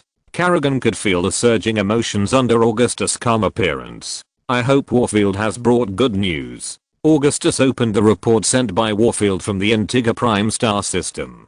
Considering the difficulty of transmitting information outside the Korhal sector, this information may have come from a month or even longer ago. This is a message mainly composed of text from Warfield's headquarters. Humph, the Terran Federation is still lingering, Kerrigan said after taking a look. Warfield's report did not involve large-scale wars. In the Antigua star system surrounded by powerful enemies, the Terran Federation and the Zerg are still the main enemies of the Revolutionary Army. The latest report shows that the Tal'Darim Protoss have also appeared in the Korhal sector, but they are just some scattered reconnaissance troops or small looting ships. It seems that the Federation has finally secured the core world. A few months ago, they almost lost it. Augustus noticed that the report mentioned the Federation ships that appeared near the Antigua system. They were obviously horrified by the fact that Antigua Prime was not only not destroyed by the Zerg and the Protoss, but was becoming more and more prosperous. Antigua Prime, which was at the center of the Zerg invasion, was not just a refugee camp for refugees from the marginal galaxies. It was transforming into the center of the worlds under the rule of the Revolutionary Army at an alarming speed. Its population had reached more than 42 million due to the continuous influx of refugees, and this number was still rising. Large numbers of refugees who were displaced by the Zerg continued to pour into the Revolutionary Army world during the time when Augustus left Antigua, not because they agreed with the ideas of the Revolutionary Army, but because it was the only place that was still accepting refugees. The federal government, which had sworn to protect the people, not only refused to send rescue ships to help the refugees transfer, but also did not allow the planets it controlled to accept them. As a result, the desperate people had no choice but to set off for the Revolutionary Army planet, which the Federation called evil and brutal. As the most populous planet in the hands of the Revolutionary Army, the development of Antigua Prime made Augustus very happy. In addition to the completely different natural environment, it has become a new Korhal, a place of refuge for refugees and a beacon in the hearts of anti-Federation fighters. Antigua replaced Korhal as the planet most mentioned in the Federation media, and became a new symbol of revolution. After the Zerg overlord invaded Aya, the pressure on the Federation and other human worlds has been significantly reduced. Kerrigan stretched out a hand, and pulled out a star map of the Korhal sector on the main screen. The star map marked the main star world of the Terran Federation, the Zerg-controlled area and the Revolutionary Army planets, mainly based on Antigua Prime and different colors. Even though the Zerg offensive against the human world is gradually weakening, there are still a large number of Zerg entrenched on planets such as Char. These main nest worlds divide the core planets of the Federation and Antigua Prime into two, forming a natural barrier. If the Federation fleet wants to attack Antigua, it has to cross the Zerg territory. Since the Federation army did not have a psychic jammer that could block the Zerg attack, they were bound to be attacked by the Revolutionary Army and the Zerg at the same time, because the Revolutionary Army even installed a psychic jammer that could transmit a large amount of interference signals on the bow of the warship. It was also because it was too far away from the Federation's core world that, if the Federation wanted to send a new strike fleet, its multiple main star worlds would inevitably be defenseless for a long time. If the Federation's military leaders were determined to fight to the death, they could forcefully send a fleet to attack Antigua at the cost of several prosperous main stars, but the Federation Parliament did not agree to launch a military operation based on the premise of abandoning the core worlds. This was probably because they really cared about the people. But those planets not only provided a large number of high-value votes for the politicians in the Federation Parliament, but also had countless Federation noble family industries and overseas territories. The nobles and politicians also had differences due to internal struggles and games, arguing to the death over whether to protect the core worlds or to regain the lost territories, and even several well-known politicians proposed to surrender to the Zerg. Compared to the internal chaos of the Federation, the internal affairs of the revolutionary military government are much more clean and efficient, because there is no complex network of relationships in their government, nor is there a parliament, and all power is in the hands of Augustus alone. Although Antigua is the first planet colonized by the Federation, it has always been quite backward.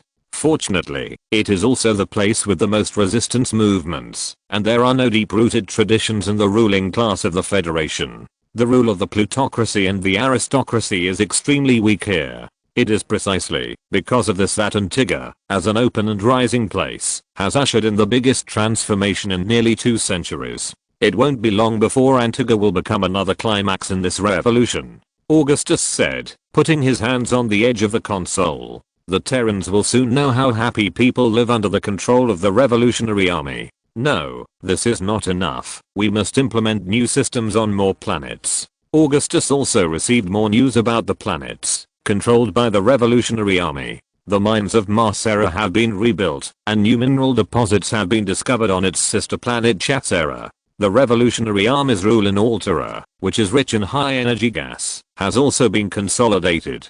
Now the planet is providing Antigua with oil and gas resources. Hagi is far away from Antigua's main planet, but there is a Zelniga portal connecting to the Dark Templar's home world of Shakurus, and it is not afraid of the Federation's attack. When we return to Antigua, the Revolutionary Army will launch a counterattack. Augustus was in a rare good mood when he noticed the news that made him unhappy. The intelligence network of Umoyan and Ogbo showed that the real terrorist organizations in the Terran Federation were committing crimes on various planets under the name of the Revolutionary Army. They were retaliating against the wealthy class and attacking Federation officials, saying that they had received orders from the Great Marshal Augustus Mengsk. Not only that, they also committed crimes in the name of justice and revolution, robbing and even kidnapping people, although these rebels did not actually understand the meaning of these 2 words, and did not care about the trauma people suffered because of their resistance. A man named Clef and Enid came into Augustus' sight.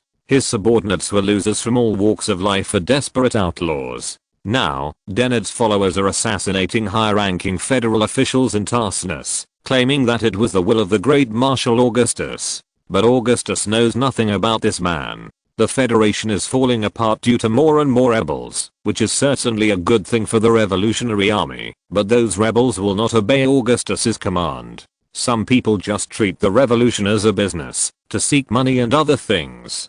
Pay close attention to these rebels, and try to contact them. Augustus said, deal with the most vicious ones among them, and absorb those with aspirations. When Augustus issued orders to Warfield, a signalman reported that the excavation work in Lake Eldridge had made new progress. The command center is located next to Fort Ardent, and the wide windows of the command room are under the tranquil Lake Eldridge. Even without the soldier saying anything, Augustus could see an incomparable green shadow rising from the bottom of the lake, like a giant whale surfacing to breathe.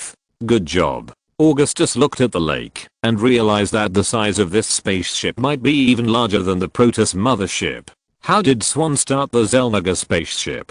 Chapter 384 Eldridge. A freezing rain fell over Lake Eldridge. The wind howled outside the command center window, and a chill surged into Augustus' heart. Such extreme weather was unheard of even in Antioch, a province close to the southern pole of air. This indicated that the climate of this green planet, which was as lush and vibrant as a garden, had changed dramatically due to the protracted war. The war was destroying air, like the passionate movement of an epic opera, with ups and downs at the climax. The window faced the bay of Lake Eldridge. Looking into the distance, the lake was as wide as the ocean. The huge iron grey hull of the Revolutionary Army's scientific ship was hanging over the lake. Thousands of blue and white lights illuminated the rolling waves of Lake Eldridge, and a huge black shadow gradually emerged from the water. Its streamlined back seemed to be waxed, emitting a mysterious blue and green glow under the light. Thousands of years ago, the Protoss Empire used the last of the Xel'Naga ships left behind when they left Aya to exile the rebellious ancestors of the Dark Templar, but the one under Lake Eldridge was obviously not counted. The Xel'Naga ship sleeping under the lake is the source of many myths and legends of Eldrick. Its living creature-like characteristics have also brought about many magical natural phenomena, which are either regarded as gods or the source of ghosts by the ancient Protoss. When Kerrigan and several guards stood beside Augustus, the back of the huge black shadow in Lake Eldridge was still floating, and a large amount of lake water reflecting brilliant light flowed down from both sides of its ship. The graceful and coordinated hull of the ship exuded a twisted and mysterious brilliance, and the light under the water was like a jumping arc or a snake. The suffocating beauty and the mystery from the ancient times came to the face, making people fascinated.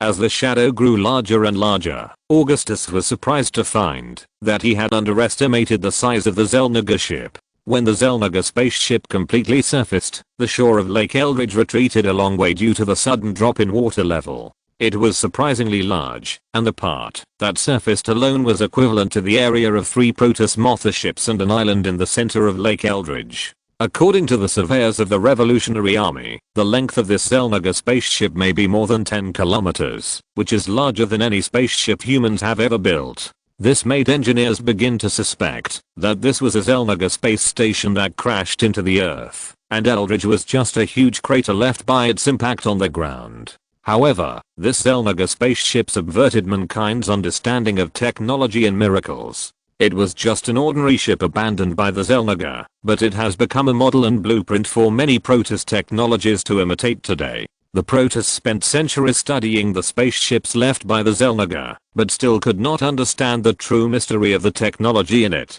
The many mysteries hidden in the Xel'Naga spaceship may never be solved. Annabella, where is your boss? Another holographic screen was projected in front of Augustus, who was wearing a black square collared jacket with golden shoulder straps. The screen showed a platform built on the surface of Lake Eldridge with quick-setting foam, and the Revolutionary Army divisions in raincoats stood on it. It can be said that Augustus was the boss who hired Rory Swan to work for him, and Swan was the boss of the engineers in the Revolutionary Army Engineering Corps. Having said that, the Revolutionary Army Engineering Corps is actually a happy big family. In a sense, Swan plays a role of the elder brother of the young engineers. Because he looks much older than his actual age, the young people even regard him as a kind father and uncle. In the center of the picture is a female engineer with long chestnut hair. Her slender figure is wrapped in thick protective clothing, and her light brown eyes are bright and full of youthful vitality. Like those Revolutionary Army soldiers who couldn't wait to respond to the call to join the Revolutionary Army, Engineer Annabella Thatcher also joined the revolution when a unit of the Revolutionary Army came to her hometown. Annabelle was even younger than Kerrigan, not even 20 years old. She was lively, cheerful, sweet and lovely, which was very different from her future more mature appearance. Oh, God, who did I see? No, sorry, Marshal Augustus Mengsk, I'm glad to see you. Annabelle had just glanced at him calmly, but then her face quickly flushed. I'm also glad to see you. Well, my lovely girl, you have worked hard. Where is Swan? Just say Augustus is looking for him. Augustus smiled amiably. Yes, sir. Annabelle held her face and left with a snicker. She is so young, smart, cheerful, beautiful, and an engineer. Augustus sighed and said, it is precisely such soldiers in the Revolutionary Army that can continue to grow and develop. She is a little angel. But you are not old yet. Kerrigan emphasized. In fact, you are not even 25 years old. Yes. Augustus nodded. Hey, boss, someone said you were looking for me. Swan's iconic beard appeared on the screen. I have to say, you came at the right time. Tell me, how many people can this ship carry? Augustus got straight to the point. It's hard to say. As it was raining heavily outside, Swan was wrapping himself in a raincoat, leaving only his big nose and eyes exposed. It's not common to hear this word from you. Augustus asked. I'm transmitting the internal camera of this spacecraft back to the command center in Eldridge. You'll understand once you take a look. Swan was operating something at a console in front of him. Thank God, its engine can still start. I really don't know how those shiny green crystals can send this behemoth into the sky. I hope I can figure it out before I lie in the grave. Well done, Swan. I must buy you a drink next time. Augustus praised his old friend and said, but how did you get this Xelnaga spaceship into the sky? This is not that difficult. Swan said, as a matter of course, my old friends in the Protoss Empire helped me a lot. They provided a lot of advice and taught us step by step how to use the Xelnaga spaceship. The builders of the spaceship did not design a complicated and difficult to understand driving method. In fact, the startup procedures of the Xelnaga spaceship are very simple and clear, Swan explained. You absolutely can't understand why that crystal can output such a huge amount of energy just by emitting light, but it is very convenient to use. You have so many old friends. Augustus sighed. When did you make friends with the Protoss?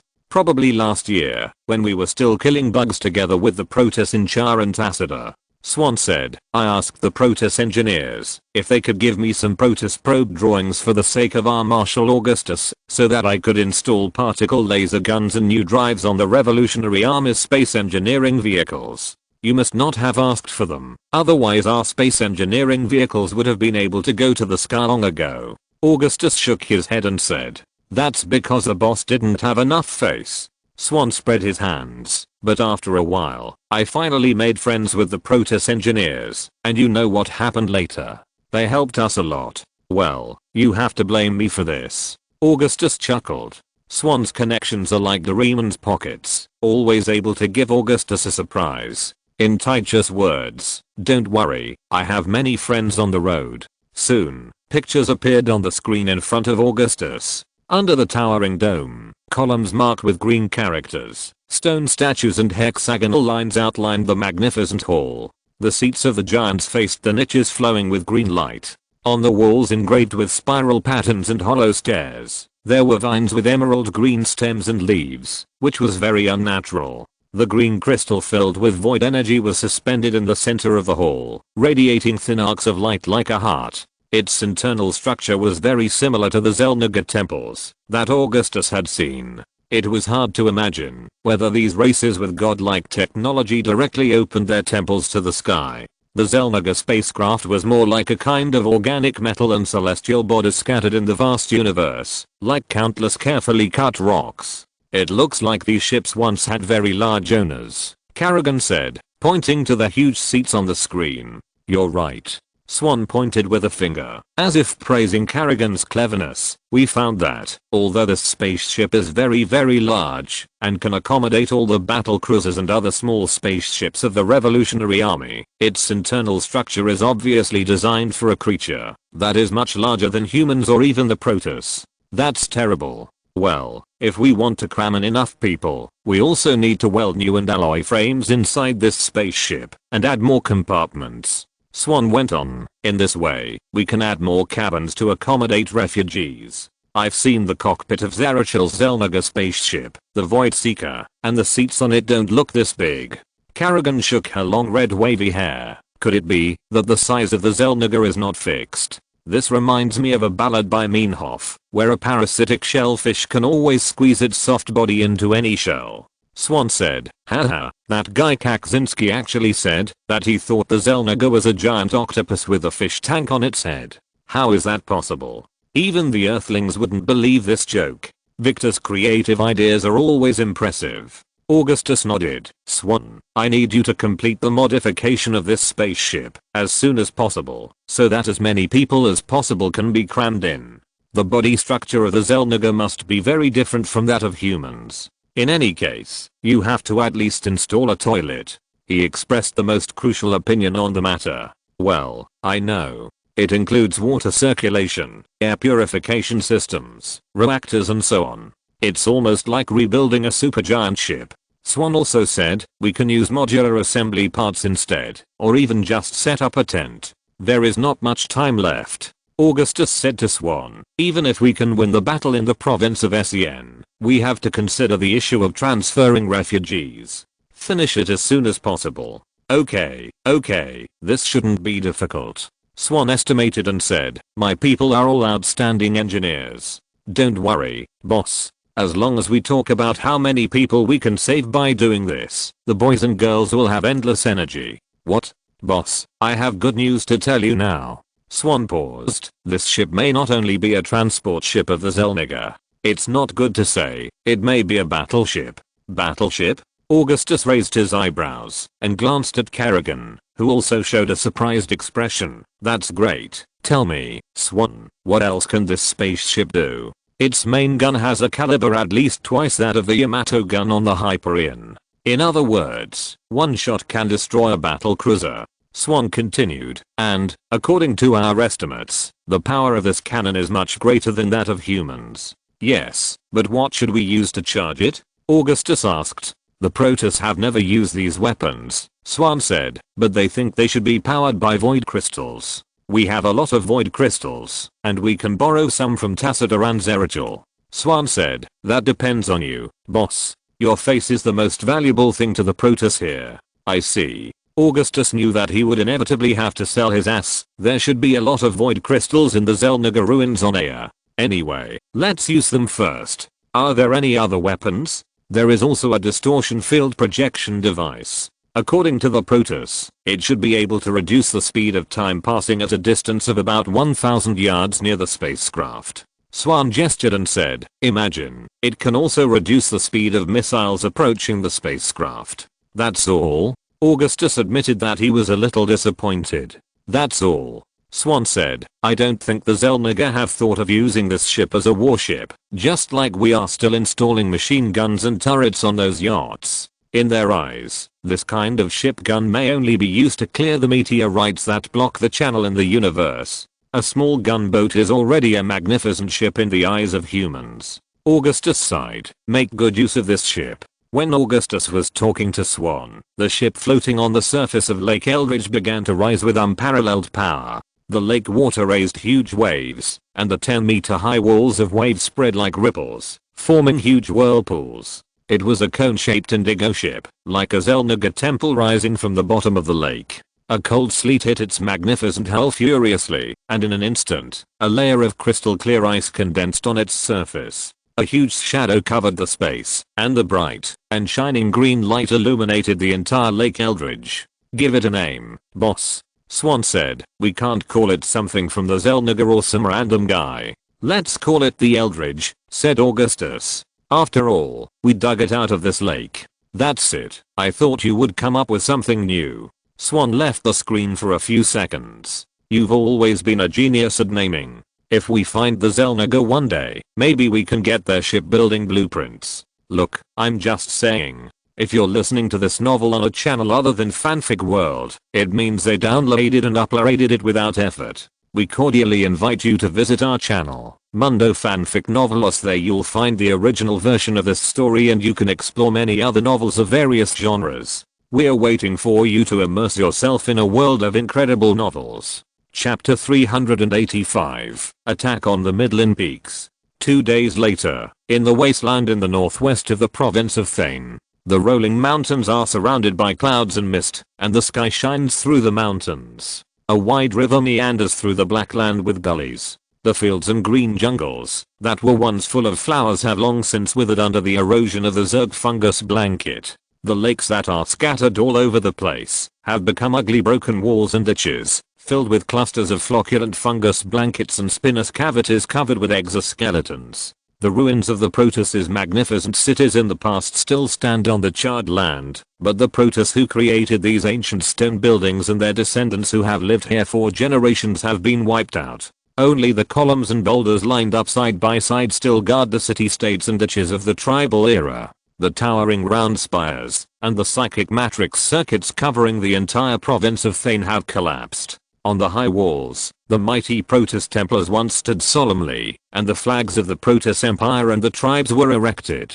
The flag was made of the finest silk, and inlaid with blue anima crystals and gems. It was indestructible, but now it was torn to pieces, and thrown into the ground along with the glory of the Protoss Empire. Everything had withered, Flowers and insects died together, leaving only the stone statues standing under the majestic broken walls. In Aerthane province, the alien Zerg from distant star regions brought continuous wars, killings, and destruction when they set foot here. Hiss. In front of Augustus, a huge hydralisk, as big as a heavy armored vehicle, was twisting its terrifying snake-like tail and screaming in the blue plasma flames, and then fell to the ground after a few gunshots. Even so, this hydralisk was still roaring and trying to attack the human soldiers around it until the flames burned out its charred skeleton. There were several corpses of the same kind around this hydralisk.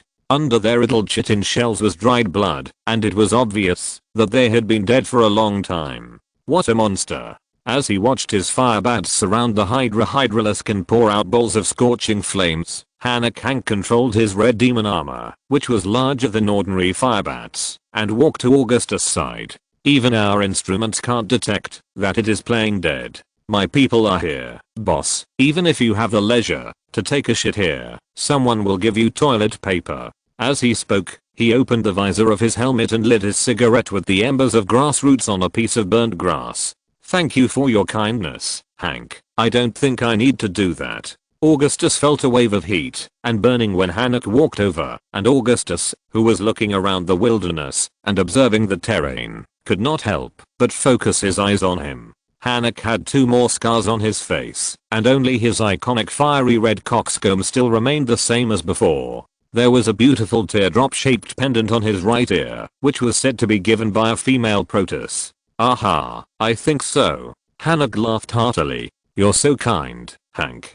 Kerrigan breathed through her nose. Kerrigan walked over to the hydralisk that was gradually stopping its struggle, and blew away the flames on it with just a snap of her fingers.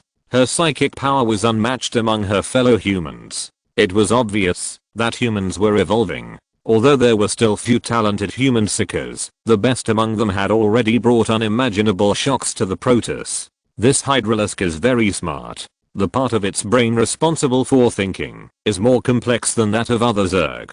Kerrigan walked to the huge crown-shaped head of the charred hydralisk. It is very likely that the genes absorbed by the Zerg from the AI biological community have caused them to make this change. That is from a certain snake that can play dead. Augustus watched the hydralisk gradually die in the wailing. Fortunately, your telepathy has always been very reliable. If you hadn't reacted quickly enough, Lieutenant Ireland would have lost at least 1 leg.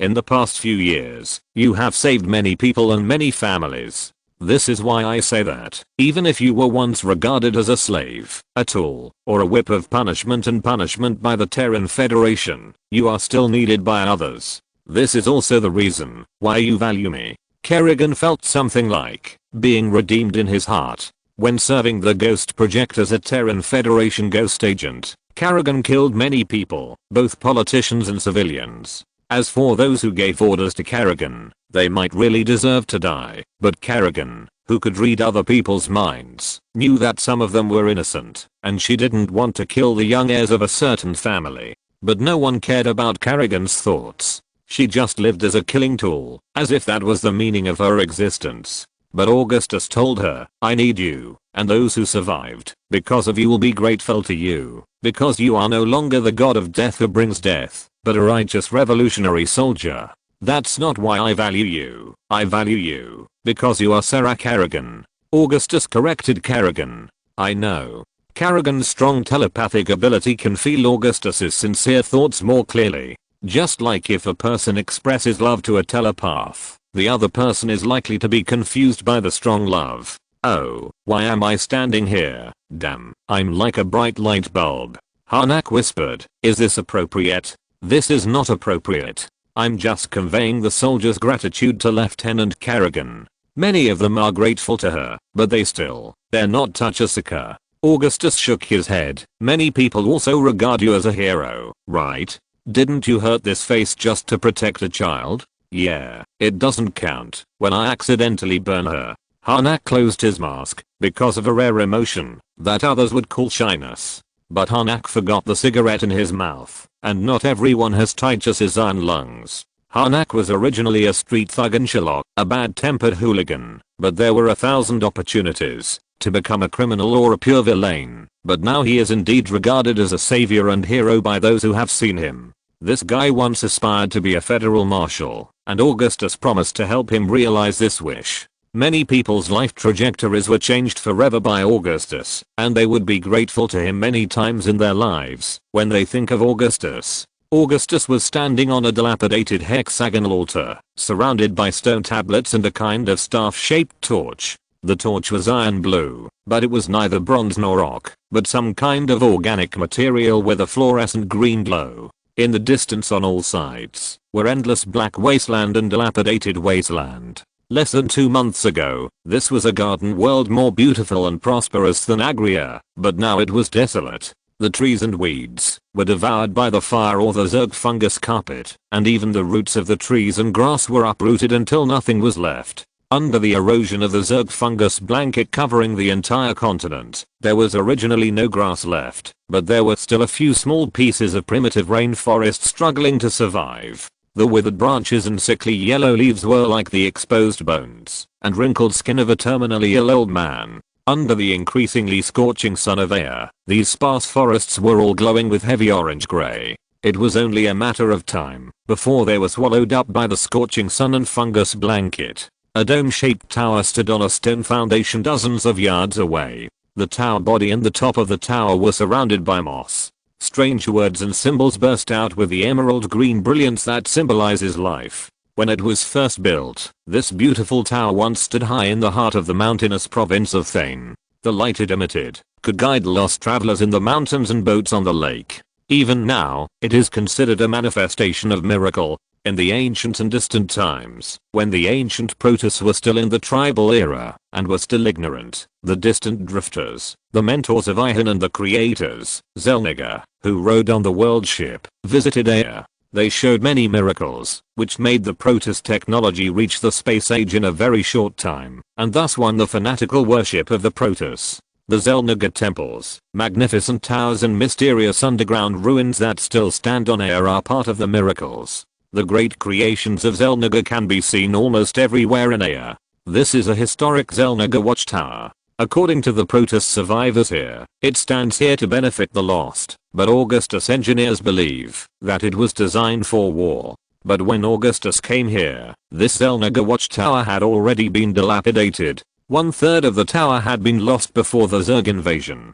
It is impossible to verify whether it was destroyed by the civil war or the erosion of time. However, even though it was damaged beyond recognition, this Zelniga observatory could still be used normally. At this time, many Revolutionary Army engineers were climbing the Zelniga Observatory to set up communication equipment, and Viktor Kakzinski, the second in command of the Engineering Corps, was on the top of the tower thinking about how to connect human equipment with the Zelniga Observatory. The Zelniga did not need an observatory to observe the stars, because they came from the stars in the universe. The Protoss still could not understand the technology used in this majestic tower built by them. The Zelniga Observatory could monitor half of the area of the province of Thane, and it was much clearer than human orbital satellites. In the direction opposite Augustus, all the way west is the junction of the three places where the province of Thane, the province of Villery and the heart of the Supreme Council, Koshika, is located. There is a large swamp with deep ponds. To the north is the Middling Peaks, the name of the Ea place that appears in the short story All Silence area in the province of Thane, where the most intense fighting is now taking place. The Middling Peaks are the boundary, and across it is the place where the Overmind fell when it descended upon Ea. That area was once a rich and charming province of the Protoss Empire, famous for the highest peak of Ea and the most breathtaking cascade landforms. The underground caves full of clusters of Kel-morian crystals there are as beautiful as crystal palaces. At this time, the Protoss has called it the Dead Wasteland, to mourn the almost complete death of the Protoss in the province in the Zerg invasion, and the humans call it the Overmind Land, which is simply written as the Land of the Overmind. The Overmind Land also houses a magnificent Zelniga temple, which stands tall and seems to support the sky of Ea. It has similar features to the temple that Augustus had seen on Chakiris, the home of the Dark Templar, but they are absolutely unique. Whether it was a coincidence or not, the day the Overmind descended on Ea, it had already merged with the Zelniga temple. With the former Zelnaga temple as the center, the Zerg Shiamat, Grunda, and Jumunganda built a giant Zerg main nest around it with wings on both sides. Fenris, Barog, and Behemoth tribes spread on air like plague and locusts in the name of the overmined Zerg. The Zerg occupied a large area of the northern hemisphere. Only the heavily guarded Antiochthine province capital region of the Protoss Empire blocked the Zerg's attack. When Augustus looked in the direction of Kerrigan, the Midrin Peaks, the mountains that once separated the two great provinces like the backbone of a giant, were left bare. It was once covered with dense green rainforests and hanging springs and waterfalls, but now it was ugly and disgusting. There are a large number of Zerg organic buildings and honeycomb exoskeleton armor on its ridges and passes, turning the entire mountain into an insurmountable barrier. In the past week, this place has become one of the main battlefields for the Protoss-Human Coalition and the main Zerg forces in a short period of time. After more coalition reinforcement arrived, Midrin gradually evolved into the center of the war and became an area that both sides fought for repeatedly at all costs. The Midrin Peaks themselves symbolize perseverance and the will to climb in the culture of the Protoss Empire, because one of the greatest Protoss explorers in the history of the Empire was buried there. In the past few days, this place name has been mentioned repeatedly in the communication network of the Revolutionary Army, but it has also become a terrible word that the soldiers who were injured and forced to withdraw from the battlefield here are reluctant to mention and recall. When Augustus looked at the Midrin Peaks, a large number of blue flashes and barrages were interweaving above it, and countless Zerg flying creatures and Protoss human fighters were fighting under the clear blue sky of air. More than a dozen colossi that moved forward on the ground, like moving towers, were like high walls lined up in a row. Thousands of feet long plasma beams swept across the Zerg that kept pouring out of the crypts. The Protoss Templars and Revolutionary Army combat divisions scattered over thousands of square miles of land at the source of the Midland River looked like black ants when they were looked down from the sky. The artillery fire was continuous and burning everywhere. The loud noises in Augustus' ears never subsided. He could tell which weapon the sound came from and estimated in his mind when the shells would land. However, as the soul of the Revolutionary Army, he no longer had to face the rain of bullets as a frontline soldier. Not far away, an arc tank was rumbling in under the command of the Marshal's headquarters, followed by two teams of Revolutionary Army soldiers wearing gold and red power armor. They had just arrived from the Antioch Temple area and were ready to join the battle sequence of attacking the Midland Peaks. Augustus waved to these people and saw the sincerity and enthusiasm in the eyes of these soldiers who returned the salute seriously. "Take Midland, warriors," Augustus said. "The goddess of victory is standing beside me. Thank you for your support." Chapter 386, Breaking Through the Midland Peaks. The 4th Infantry Division of the Revolutionary Army entered the battle at the foot of the Bell Forest of the Midrin Mountains at 4 AM on January 17, 2493. About 25,000 Revolutionary Army soldiers, chariots, and tanks crossed the border of Antioch province and, together with the 137th Ranger Airborne Brigade, completed the encirclement of the Jumunganda tribe on the east bank of the upper Midrin River. This was a large-scale epic battle. Even though most of the 4th Infantry Division were veterans who had followed Augustus for many years, well-equipped and high-spirited, they were still caught in a tough battle. The Air Force's Grizzly bomber fleet continued to bomb the highlands at the foot of the mountain, forcing the Zerg in the area to avoid artillery shells and unable to gather on the riverbank. Such dense firepower coverage was enough to panic any enemy of the Revolutionary Army, but the Zerg would not. The Protoss firepower was much more terrifying than that of humans. Whether it was the colossi walking on the ground or the main guns of the battleships that were enough to flatten the mountains, they could not make the Zerg tremble. The Zerg only fear the authority of the Overmind and the Cerebrate, and any other enemy will only inspire the blood in a steep in its genes. By the early morning of January 19th, the main force of the 4th Infantry Division was still advancing, approaching the only pass of the Midrin Peaks. The morning light of the 19th shone through the steep natural chasm and fell on the charred land below, which was full of corpses. The land, which had become barren and desolate due to the erosion of the Zerg fungus blanket, was full of shocking broken bodies and wreckage of tanks. A red sun rose from the main peak of the Midrin Peaks, dispelling the chill brought by death. As the red sun gradually rose, the shadows under the mountains were constantly retreating, and more sunlight fell on the devastated land, but those eyes wide open and closed would never see the current scene again. In the dead and empty land, only a few sporadic gunshots could be heard, and the sound of automatic machine guns and explosions had not been heard for several hours. Colonel Ilya Kilovsky of the 4th Infantry Division walked through a trench dug by a space engineering vehicle and a concrete bunker fortification, heading towards a cluster of bunkers on higher ground.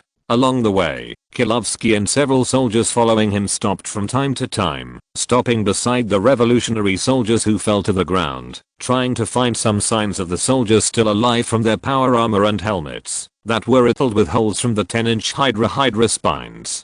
But that always brought deep disappointment and heartache. Most of the bodies were incomplete, and many soldiers had their entire hands or feet torn off by the strange-shaped alien insects, or were chopped up by sharp chitinous bone blades. It was extremely bloody and even disgusting. Colonel Kilovsky walked past a bleeding Zergling corpse, suddenly took out a blaster pistol and shot at the monster that suddenly rose up. The shot was accurate and fatal, and only one shot knocked off half of the Zergling's head. The Zergling, which had lost its entire cervical vertebrae, struggled and fell to the ground, with scarlet blood constantly flowing down its neck covered with hard chitinous armor. The blaster pistol is an upgraded version of the current electromagnetic pistol of mankind. Its power is worthy of its amazing caliber, enough to blow a person's head off with one shot. In contrast, the P-series electromagnetic pistol cannot deal with hydralisks or even larger kingworms. After stepping over 2 lifeless bodies of hydralisks, Kilovsky came to a soldier lying on his back on the ground. The soldier's power armor was almost undamaged, except for a black hole on the dark orange matte mask. There was also a striking symbol on the right chest of the soldier's power armor, which was a giant white tree, a symbol of the former capital city of Korhal IV, Stilling, where people believed that the city was built on a white tree. He knelt on one knee in front of it, and after turning on the locking function of its power armor servo system, he silently made a mourning gesture with a strong religious meaning. On the side, several Revolutionary Army soldiers wearing gold and red armor were using the bayonets of their Gauss rifles to stab the hearts of the Zerg corpses on the ground. To the north of this trench was a wasteland with its back against the Midrin peaks. The wasteland was empty and full of huge craters with a diameter of dozens of feet and piles of Zerg corpses, including the wreckage of large human and Protoss combat mechas. In the morning, the strong wind blowing from the direction of the Midrin peaks was mixed with the stench of burnt protein, and the unpleasant smell hit us in the face. The war under the Midrin peaks was nearing its end, and all the Zerg in the area had been annihilated by the human and Protoss coalition. The arc tanks and sidewinder suspension tanks of the 1st Armored Division and the 7th to 8th Infantry Divisions attacked the Zerg nest on the north bank. They followed Phoenix's Zealot Legion to crush the Zerg's attack and push the front line to the foot of the southern foot of the Midrin peaks. Compared to humans, the Protoss mobilized a much larger army, and those high-level Templars, who were considered extremely rare, rushed to the front line. In the past, humans would think that a few hundred Protoss warriors were an army that should not be underestimated. But on the battlefield of Midrin, apart from those powerful mechas and gorgeous fighters, the number of Templars alone exceeded 1 million. Together with other troops, the number of human soldiers fighting on the front line of Midrin exceeded 200,000. As for the Protoss, this made the Revolutionary Army almost certain that almost all the Protoss warriors in Aya had come. By this time, the situation on the battlefield of Midrin had become clear. Originally, the number of Zerg here exceeded 20 million or even more, but now only a few groups were left wandering on the gloomy battlefield. The coalition forces were now launching the final attack on the Zunglin Pass of the Midrin Peaks, which was the exit of this natural ravine. But even if they took it, it would only be the prelude to a larger and more brutal war. Beyond the Midrin Peaks, the Allied forces will face the Overmind and its most bloodthirsty servants in the final battle. Colonel, the Protoss are attacking again, a soldier said. They may never stop. Kilovsky opened his mask and nodded. The oxygen content in Aya's air is a little too high for humans, but it's not so high that people can't breathe. Due to Aya's hot climate and the oxygen content of the air, the planet is rich in giant insects. But now, those colorful and beautiful creatures have become part of the swarm. Perhaps because of this, the alien Zerg that invaded Aya has also undergone some changes in appearance, no longer like the past, more like a distorted monster with uneven bones. Colonel Kilovsky took a nameplate from the dead soldier, and he was thinking about this question at this time. How old is he, and how many people are waiting for him to come home? Morog Mary West. From Korhal. On the back of the nameplate was engraved the following words: a government should not treat its people like that. People will fight out of duty, loyalty, or patriotism, but not under the whip and drive of slave owners. The Revolutionary Army will bring more peace to mankind instead of war. Soldiers, we will lead the people of Koprulu to the light. This is what the soldier wrote on a piece of paper and attached it to the back of the nameplate. Many people did the same as him to remind themselves why they were fighting. There are many such people in the Revolutionary Army. Their spirit is noble and valuable. They are fighting for a greater ideal, rather than for themselves. Take him away. Kilovsky put the nameplate back on the soldier. As long as we have a breath, he should never be buried here. The first 10 divisions of the Army's combat sequence were formed on Korhal IV. Most of them came from Korhal's militia, the former Federation Planet Defense Force, and other young people of appropriate age from various industries. After the Revolutionary Army fleet left Korhal, these earliest formed divisions rarely accepted new recruits from other planets. In these divisions, everyone wrote a suicide note. The contents of the suicide notes were different, but the endings were all the same. Return to Korhal, and wait for us to return to our homeland. Comrades, even if you bury me in the radioactive wasteland and desert, under the order of Marshal Augustus Mengsk, the Revolutionary Army will never abandon the remains of a soldier. He was a brave soldier, and his sacrifice was not in vain. A political commissar of the Revolutionary Army with a unique shoulder strap came over and said, "You say that to everyone." Kilovsky stood up. In the Revolutionary Army, the political commissar at the division level is responsible for the ideological work of the entire division. The political commissar must ensure that the revolutionary ideas in the army will not be arbitrarily distorted, and be careful to prevent soldiers and officers from taking the path of extreme revenge. Augustus valued his army and firmly grasped this powerful armed force that frightened the Terran federal government. I will say the same thing when you die in battle, the division level political commissar said in a calm voice. Damn, you really don't know how to adapt, Sitter.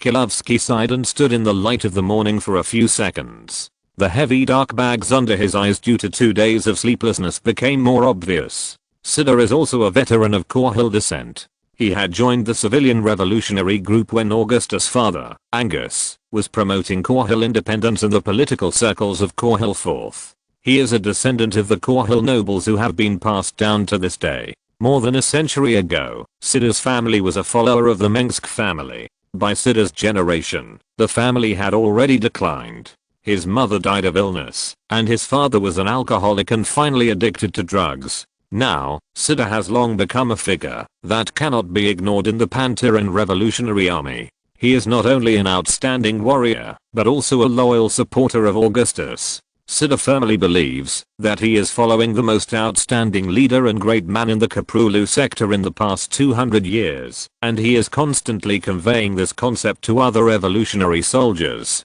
No one knows who will be collecting the bodies of whom, when the time comes. He continued, such a hellish place is really not for human beings. Maybe my hometown of Brassis is another kind of hell on earth, but at least there are not so many bugs there. You think we shouldn't come to Aya to fight this battle?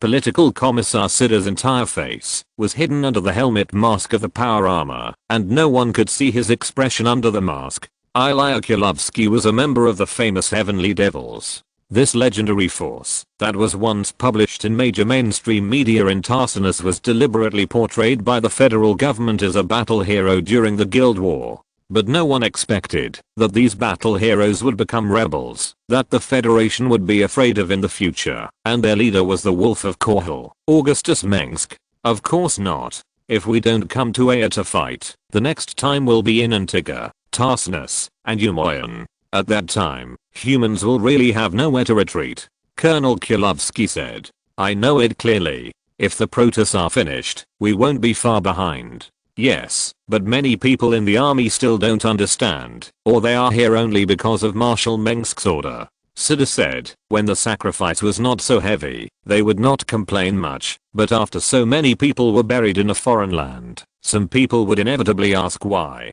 The meaning of fighting is the same as always. We fight for the hope of mankind. We also fight for our homes and families. We would rather defend against the enemy on the battlefield. Fight continuously until the day when the world no longer needs us. Kilovsky said, Augustus has always said so. But the era of peace has gone. Since the beginning of the Guild War. One cruel war always follows another cruel war. He is right.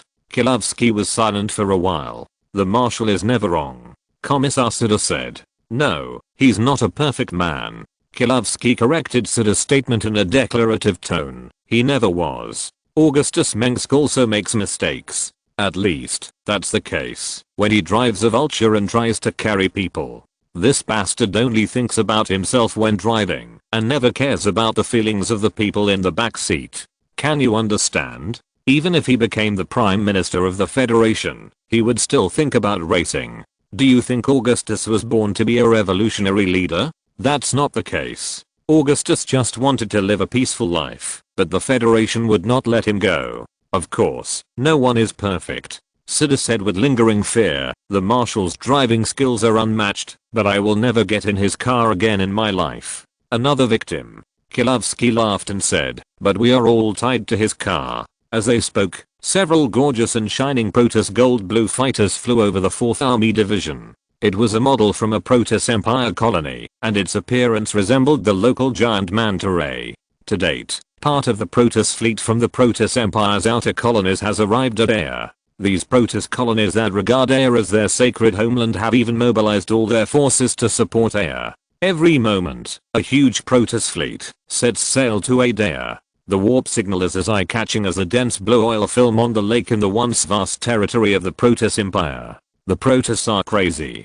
Kilovsky said. They are going to fight to the death. Follow the Protoss. We still have a hard battle to fight. As he spoke, an extremely shining beam of light fell from the sky and shattered the entire Midrin main peak. In an instant, the sky collapsed, and the earth cracked, and countless Zerg were reduced to ashes. It came from the Protoss mothership that was parked in Air's high-altitude orbit. It was once used as a tomb for burying Protoss heroes. Now it has been dug out by the Protoss and humans, shining among the stars again. Chapter 387 Shadow Hunter. January 23rd, north of the province of Thane, in the Zerg-occupied zone. 7 days ago, the Allied forces captured the long-defied peaks of Midrin. The main peak of Midrin was flattened by the firepower of the Protoss fleet, and most of the mountains were cut off. The towering mountains that once towered over the world were once steep and magnificent, but now they are riddled with holes, like bits of chewed paper leaning against a wrinkled pool of mud. The war on Air has lasted for a long summer, and the destruction it has brought has destroyed the war zone several times and burned everything to ashes. Air, once regarded as the sacred mother planet and eternal home by the Protoss, has also been devastated by the invasion of the Zerg. During this period, the Protoss Empire has lost so many glorious cities, ancestral heritage and precious people that, whether they win or not, it will announce the end of the once great Protoss Empire. After that, the fleet assembled by the Protoss Empire was still enough to stand at the top of the galaxy, but it was only a little after Image and Sunset Glow of the past invincible fleet. Rickid, the commander of the 1st Airborne Division of the Revolutionary Army, walked down the gangway of an Apod transport ship. His protective boots plated with heavy alloy steel made a heavy blunt sound. Behind him, the Revolutionary Army airborne soldiers wearing black and grey power armor walked down one after another. The soldiers lined up behind Rick, ready to rush to the front line at any time. On their orange matte masks, there was a grey-white skull with a semicircular upper jaw and 2 empty eyes. That was the emblem of the former Heaven's Demon, and the Heaven's Demon itself was also a unit famous for airborne warfare. The 1st Airborne Division is the only unit that still uses the Heaven's Demon emblem. In this Ace Airborne Division, soldiers who have won merits and honors will have a Heaven's Demon skull tattooed on their bodies. In this battle, the 1st Airborne Division was one of the few troops that was not deployed at the beginning. They were an elite force, and Augustus would only use elite troops where it counts. In the war with the Zerg, it was difficult to send airborne troops to the heart of their nests, and it was even an extremely stupid strategy. because there were often a large number of elite individuals guarding near the main nest of the Zerg, and those spore crawlers could shoot down all the airborne soldiers before they landed. Therefore, the 1st Airborne Division was used to be deployed to the front line at critical moments, to strengthen the offensive at the final moment of the offensive. This also shows that the coalition forces will launch an attack on the location of the Zerg overlord nest after more than 10 days of fighting. In these 10 days, the coalition forces crossed the 2 provinces of Antioch and Thane, and killed hundreds of millions of Zerg. The heroic sacrifices they made were enough to make anyone who saw those cold numbers cry. This war will end with the coalition forces attack on the main nest area of the overlord. You will face the Belog swarm and the Garlander swarm, which are one of the 2 swarms guarding the overmind. Soldiers, keep moving forward. The first push will be enough, the second will be weaker, and the third will be exhausted. The voice of the mechanical adjutant of the rear command center came from the communication device in Rick Kidd's helmet. She was responsible for transcribing the orders and information of the marshal's command into voice. Colonel Ward's 11th Division and Colonel Rhine's 17th Armored Brigade are advancing north of the Flood Valley. They are the closest friendly forces to the 1st Airborne Division. Kilovsky's 5th Division, the 2nd Brigade of the Antigua Militia, the 2 resocialized battalions of the Nova Squadron and the 1st Armored Division are 40 miles behind your unit. Forward, soldiers, we will fight a decisive battle with the overmind here. All the sacrifices and bloodshed are for today. Towards victory, towards the end of the Battle of Aya. Received. Rick replied. These are all well-known armies in the Revolutionary Army. Even the Antigua Militia is not just a pure militia. Their combat effectiveness is much higher than that of the Federation's regular army. The rest of the troops are either the ace troops that were formed at the beginning of the Korhal uprising, or the troops that have proved their loyalty in previous wars. Only 1 in 10 of the soldiers who followed Augustus at the beginning are left, but they are all backbone officers and generals in the Revolutionary Army. Rick Kidd's former colleagues in the Heavenly Devils all hold important positions in the army, and the worst is the general manager of the hospital. It is no exaggeration to say that they are all Augustus's confidants. But the days when the Heavenly Devils and Augustus got together to drink and chat are long gone. Even Rick has not seen Augustus for more than a month. Only Lisa Cassidy, whom they privately call Healing Girl, is still trying to find opportunities to meet Augustus. Generally speaking, Augustus will invite the generals who used to be from the Heavenly Devils to a small gathering, or a private meeting after a period of time. But every time, the Heavenly Devils would find that Augustus had changed a little compared to when he was in the Telesis recruit training camp. He had become more outstanding and extraordinary, but there were also more capable people around him. The Heavenly Devils were not outstanding generals. They were even just barely competent for their current positions and ranks, and they were not outstanding. Many people knew that they were not the material to lead troops in battle. All they could do was help Augustus to firmly control the army. As far as Rick Kidd was concerned, life and war in the military camp only taught him how to kill. Now, Rick has become a competent commander in many battles and experiences, but he has not been outstanding. If possible, Rick still hopes to serve as Augustus's guard. That's enough. Unlike many others, Rick, who was born in the Bennett family of the Federal Creation family, did not even expect wealth and status, because that was also the reason why he escaped from the Bennett family, to get rid of that kind of life. The reason why Rick is still serving as a commander is that Augustus needs someone he can trust to take up this position. In the future, when there will be many capable people, those who are capable will take over their positions. By then, the Heavenly Demons will return to Augustus or retire, and those generals who still stay with Augustus will continue their past duties, waiting for the orders of the Heavenly Demon leader, and protecting the only leader they swore allegiance to. In front of his sight was a desolate world composed of many dark grey hills and huge ravines, and the sound of the wind was wailing in the rising red embers. The weather was very clear, but Aya's sky, which used to be azure, was grey and lifeless, with grey-brown clouds piled up on it. But it was just the gathering of alien insects. Their number was countless. The deafening buzzing of the insects covered the sky, as if they could set off a hurricane, just by flapping their wings together, and their roaring together would bring the omen of doomsday. In the far distance, where it was difficult to distinguish with the eyes, the high mountains that reached the sky were hidden in the huge clouds, and countless Zerg tower-shaped organic buildings were dimly visible like dense black shadows, like a living creature or a deformed city that stretched for hundreds of square miles. But Rick knew clearly that there were no mountains or even hills here in the past, but a strange grassland. Only the perennial yew berries that always had pink and white flowers, the hazel shrubs that were full of fruits in autumn, and the tall layer joy trees were no longer there. The mountain in front of him was a terrifying creature that truly shook air, the great master of the swarm. The master's body was much larger than the Zelnaga temple. Its incomparable body smashed a deep abyss on the surface of air, and just one of its winding tentacles was comparable to a battleship. On the Overmind's hard exoskeleton carapace, countless spikes like the sharp ribs and spines of a hydralisk stretched into the air. It was the core of the hive mind of the Zerg, the ruler of all the Zerg. Killing the Overmind was no longer humanly possible. The Allied command had already discussed in detail how to kill the Overmind, and even if the fleet's power was concentrated to bombard the Overmind, it would still be immortal. The Protoss are coming, sir. Rick turned his head and looked in the direction indicated by his adjutant. That was the way they came. In that direction, the Midrin peaks that had blocked the Allied forces for many days were left with only a black dot, which indicated that the soldiers were approaching the depths of the Zerg hive. About hundreds of Protoss Templars in gold and blue armor were running with vigorous steps on the left side of the landing site of the 1st Airborne Division. Their long nerve bundles were wrapped with silver metal sheets, which meant that these Templars were Protoss warriors from the Fenati tribe. Behind these Protoss are the fast-moving Dragon Riders. A towering colossus is moving forward with its insect limbs that seem too slender compared to its body. It is like a moving skyscraper. The transport planes of the 1st Airborne Division that are landing seem small when flying over the Colossus.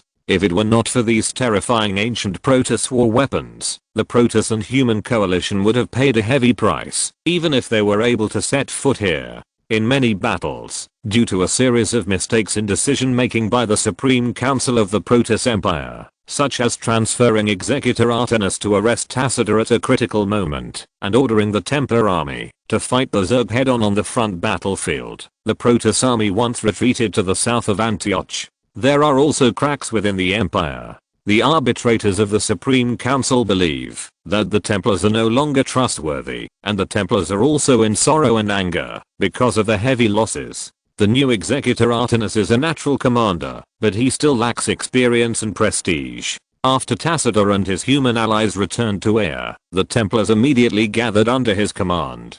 Tacitor's call brought about great changes. He led the last Templars to defeat at least 5 Zerg hives, including Shyamut and Jumunganda. The greatest high-ranking Templars, Calamasters, and even Protectors of the Protoss participated in this battle. If it weren't for the fact that the civilian Calais in the Protoss Empire had never received training as warriors, Tacitor would have been able to summon half of the Protoss Empire to fight for him. Even though Tacitor was sentenced to corruption and betrayed the Protoss Empire, his reputation among his people was not greatly reduced. This was not because the Protoss could tolerate Tacitor's betrayal, but because the Supreme Council kept this secret from beginning to end, and did not let ordinary Protoss know. This was not due to the Supreme Council's mercy, but because they believed that Tacitor's crimes were too unspeakable, and would inevitably damage the reputation of the ruling class.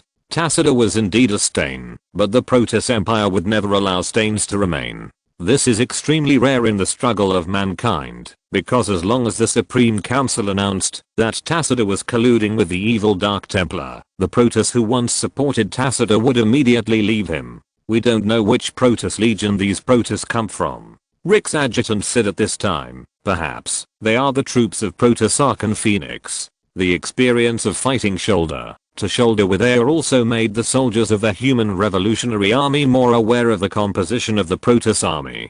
Generally speaking, the Protoss Templars only account for a small part of the Protoss population. They only form legions according to the region, tribal name and the name of the executive officer at the most critical moment. Archon Phoenix won a reputation in the Human Revolutionary Army for his brave style of leading by example, which is extremely rare for an alien race. That's Phoenix. I will never mistake his Dragon Knight armor. A soldier whispered in the communication channel. In the eyes of the soldiers, Phoenix's troops walked straight towards Rick. Even if they recognized the status of human allies, most Protoss would be quite indifferent when facing humans, and would not talk to creatures that did not even have telepathic abilities. But Phoenix was always an exception. Hail to Adun, the great Archon Phoenix. Rick was a noble descendant who was well versed in etiquette. He was also one of the only people in the heavenly demons who, except Augustus, was either a mudlegged or a commoner. When facing the Protoss, Rick could more or less understand the natural elegance in their culture, which was why he could talk to the Protoss most of the time. Jacko Bennett, nice to meet you. Phoenix's huge dragon rider, forgive me for not having hands to hug you. Ha ha ha ha. The Archon, who was respected by both the Protoss and humans, laughed heartily, and his respectable spirit infected the humans present from the inside out. Rick had not met Phoenix many times, but his colleagues and their troops had more or less had the experience of fighting side by side with him. Whenever the revolutionary army was surrounded, the first Protoss to kill the Zerg and rush to the rescue was always Phoenix. His bravery was unmatched, and his noble character made people yearn for it. Look, Jacko, my blade will ignite the Overmind and its abominable servants. Phoenix continued. I returned to the battlefield again, just for today. We can't get close to the Overmind's nest. Rick knew that people have limits.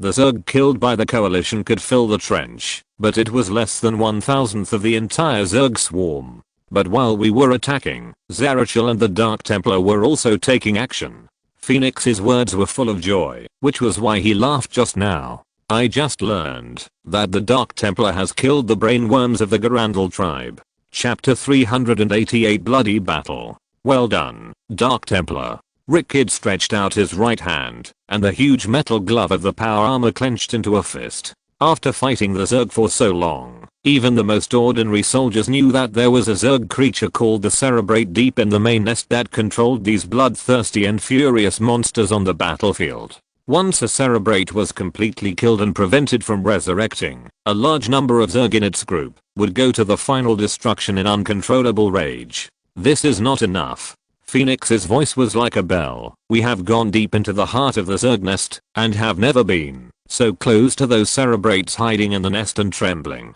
Phoenix is a unique commander. No matter when, he stands at the forefront with his Templar. When Phoenix was still a Templar, he was the first to charge and jump into the enemy camp. Only if we continue to move forward and force the Cerebrates to focus more on commanding the Zerg ahead, Zarachel and his Dark Templar will have more chances to kill the Cerebrates. If it was just the Dark Templar force of about 100 people that Zarachel led in the past, their success rate in assassinating the Cerebrates would undoubtedly be insufficient. But after returning to Shakuras to summon more Dark Templars and even the elite Shadow Guards, hundreds of thousands of Dark Templars and Shadow Masters are enough to make the Overmind itself feel threatened. When a large-scale Dark Templar appeared in the shadows, it could hardly be called an ordinary assassination no matter what. Zarachel's Dark Templars would not care about the cost, no matter how much sacrifice they made, for them and the coalition. As long as they could kill the Cerebrates, it would be worth it. The Dark Templars had very different customs from their relatives in Ea, and they had an incomprehensible respect for death. In the eyes of the Dark Templar, the closer they are to death, the closer they are to the icy void, and returning to the void is the fate of generations of Dark Templar.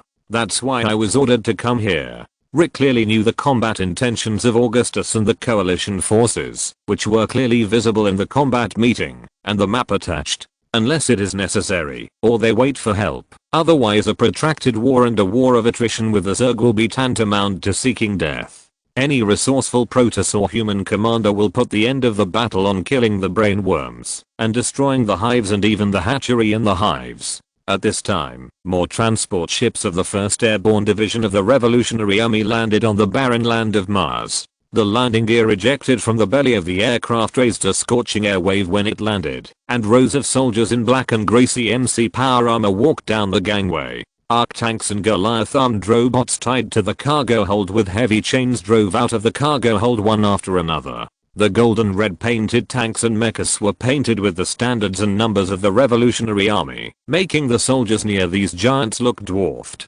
Among the soldiers stood the heavily armored Firebats and the Marauder squad wearing similar models. Many of them were Warwolf-I heavy mechas transformed from space engineering vehicles. Compared with the Goliath armed robots, the ordinary mechas transformed from space engineering vehicles are only 4 to 5 feet, about 1.2 to 1.5 meters, taller than the CMC power armor. They only added reinforced frames, alloy steel plating, and fine steel guard plates on the original basis, and were equipped with large titanium steel explosion-proof shields. The mass-produced Warwolf uses a castrated version of the Rattler tank railgun and 30mm cannon, so the batteries and thrusters are also larger than the original ones. The weapons they use are not always fixed, and they are also equipped with hydraulic flamethrowers to suppress the swarms of Zerglings. The construction of these mechas came from Augustus's order, and was entirely done by Chief Engineer Ori Swan and his team of engineers. After all, the Kel-morians are best at installing armor and artillery on their civilian equipment, and then pulling them to the front line. When facing the surging swarm of insects, the Warwolf holding a wall shield can also make a small deformation, and retract its walking limbs to form a shield wall. These modified space engineering vehicles effectively enhanced the firepower of the Revolutionary Army's ground forces, but even if they were modified using nearly obsolete engineering vehicles, the modification in the heavy factory workshop was quite rough, but still costly. The heavily armored soldiers, tanks, and mechas walking with huge walking legs were like a steel cast high wall on the march. Amid the roar of tank engines and the hum of the Goliath armed robot servo system, the steel torrent rolled forward. Fighter planes roared over the sky, and the first round of test firing by the friendly artillery on the right exploded in the distance. When Rick ordered his soldiers to assemble, the 1st Division was in action, connected end to end, with countless matte masks swaying in the sun. I see the courage of these humans to face death. Phoenix praised these well-dressed revolutionary soldiers and said, "Brave humans. The most impeccable Templar in the history of the Protoss Empire is no more than this. Compared to the Protoss, we have many shortcomings, clumsy, timid, greedy, but humans have as many advantages as shortcomings." Rick Kidd smiled lightly. "Far away from our homeland, we are more united than ever before. Human courage lies in the hymn of sacrifice. I have seen many human soldiers, they are all determined and good at fighting." Phoenix continued, "But a few years ago, they were just civilians working in the Kala industry. Some of them had never seen weapons, but now they can face dozens of springtails fearlessly. War, death and the departure of relatives and friends are enough to change a person and make him strong." Rick said, "Augustus would say that war is forging us into steel. You are a piece of steel, Jacko Bennett. You think you are an executioner, but I want to tell you that you are not only good at killing."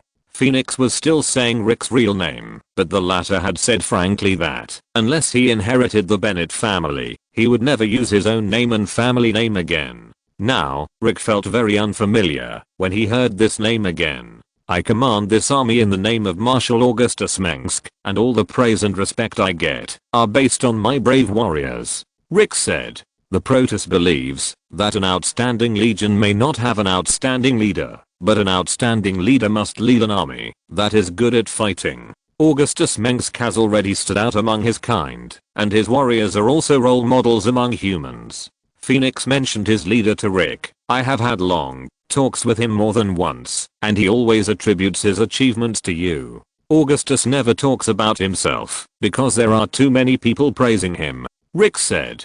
"Jacko Bennett, perhaps you haven't noticed that Augustus Mengsk's words, deeds, and qualities are affecting you." Phoenix could see through Rick's heart. "The education you received in your family did not prevent you from becoming a soldier. In fact, you are a natural warrior. You have learned a lot from Augustus, so you are sympathetic to your subordinates, which is why you are loved." In addition to those iron-faced political commissars of the Revolutionary Army, many generals in the Revolutionary Army are loved. They either care about their subordinates and manage the army well, or they take a different approach like Mirahan and Titus Finley, using a unique style to make their subordinates obey their orders. "Colonel Rick, the sensor has detected tunnel worm activity under your feet. Be careful, the swarm is approaching you." At this time, Rick heard the emotionless alarm of the mechanical adjutant. "The enemy is the Zerg, all troops are on alert, and the bullets are loaded." Rick immediately ordered in the channel. The 1st Airborne Division was at the forefront of the attacking echelon, with only Colonel Pryor and General Duke's troops in front of them. But the Zerg were not beasts that could only charge forward. They could set ambushes like spiders weaving webs, and they could also launch surprise attacks from the air and underground. One of my zealots is on your right. Without any communication equipment, Phoenix's order had been transmitted to the entire legion he led through the mental network Kara. Rick couldn't see the main force of the Protoss with his naked eyes, but with the speed of the Protoss deployment, they could reach any battlefield at an astonishing speed. At this time, like a sign of a tsunami, the ashes on the ground trembled due to the vibration of the ground. 2 months ago, this place was a garden world with lush green trees, birds singing and flowers blooming, but now it was as desolate and silent as a death world char. Under the feet of an airborne unit that was ready for battle, the ground suddenly collapsed in the tremor. A large pit with a diameter of several dozen feet swallowed up the 3 paratroopers holding Gauss rifles in an instant. They disappeared in the blink of an eye, as if they had fallen into the abyss. Blood was splattering in the pit that was still expanding like a bloody mouth. An ugly and ferocious giant mouth rose from the ground amid the roar of gunfire. Hundreds of springtails and hydralisks jumped out of the giant mouth of the tunnel worms hanging in the air and pounced into the revolutionary soldiers on the ground to kill them. Blood was seen in an instant. In an instant, dozens of tunnel worms jumped out of the ground at the same time, throwing the dark swarm into the crowd. Their bright, blood-red skin emitted a bloodthirsty glow in the sun, and more proliferating spikes and exoskeleton armor made these monsters look more like real demons. There is no doubt that this is a branch of the Sharmat swarm, the guards among the servants of the Overlord, and the most terrifying hive. Rick's communication channel immediately became chaotic. Officers kept repeating the commander's orders. Some soldiers were asking their comrades, and others were screaming. No matter how indestructible the human army was, it would be in a mess when facing a swarm of insects that far outnumbered itself. This was the elite of the Revolutionary Army. If the new recruits had only received a few days of training and were pulled into the battlefield, they would have long been unable to suppress their inner fear and began to flee and attack their friendly forces, causing a large number of human troops armed with sophisticated weapons to be defeated and slaughtered. This situation is not uncommon in those areas of the Terran Federation world that have never experienced war, and in the army that has not undergone resocialization. Those federal troops that had shown their prowess on the Kel-morian Labor Auxiliary Army often collapsed at the first touch when facing the Zerg, throwing away their armor and weapons. Rick ordered the various units of the Airborne Division to move closer to the friendly forces, and at the same time, ordered them to blow up the tunnel worms at all costs, and release high temperature plasma flames into their stinking intestines. When Rick looked at a tunnel worm that was jumping out of the ground not far from where he was, he suddenly saw a terrifying scene. The tunnel worm opened its bloody mouth and roared, spitting out infected humans and soldiers in power armor all the time, some of whom were infected with horrible and explosive chemicals. The infected caused a shocking explosion as soon as they landed among the soldiers, and many soldiers were torn to pieces, and some did not even leave their bodies. So far, the only humans in a rather revolutionary army, and these hideous infected, were once friendly forces of the 1st Airborne Division. In the many battles deep into air, many troops disappeared forever in the dangerous jungle. The swarm reshaped the bodies of the captured human soldiers and the comrades that the Revolutionary Army did not have time to take away, and controlled them with the mainest mind, making these brave and firm-hearted warriors become slaves of the alien monsters they once hated. The deformations on some of the infected revolutionary soldiers have not yet covered their entire bodies. It is obvious that the Zerg has not had time to completely assimilate them before they were thrown onto the battlefield. Some people still retain their past memories and consciousness, and some are even awake in their brains, but they have long lost control of their bodies. They can only watch themselves holding Gauss rifles that are closely connected to their bodies by tendons, ligaments and mucous membranes, and firing at their compatriots. Both Rick and the Revolutionary Army facing the infected felt extremely sad and angry. In the past, those soldiers wearing yellow and disgusting helmets and covered with deformed tentacles and sharp appendages may have been role models in the army. They were sons and husbands. They swore to fight for the freedom of mankind, but now they have lost their freedom. It must be the brainworm Carlos who created these infected humans. The Zerg cannot infect the Protoss, but they can control the thoughts of humans. Phoenix looked there, and the Templars around him ignited the azure psychic blades, and pounced on the tunnel worm. They were all Phoenix's most courageous fanatics, running at full speed, charging like a hurricane on the sea. The running Templars were all wearing heavy armor, but were as light as cats pouncing on their prey. They passed through the Revolutionary Army soldiers who kept shooting, as if they were brushing against the blocks of light that the soldiers were rushing past. Once again, Phoenix also walked towards the Zerg that were rushing towards him. I fight side by side with the brave among humans. I'm deeply honored. Me too. Rick closed his helmet with the skull of the Heavenly Demon painted on it, and took off the FN-92 Boatswain sniper rifle on his back. Chapter 389 The Final Alliance.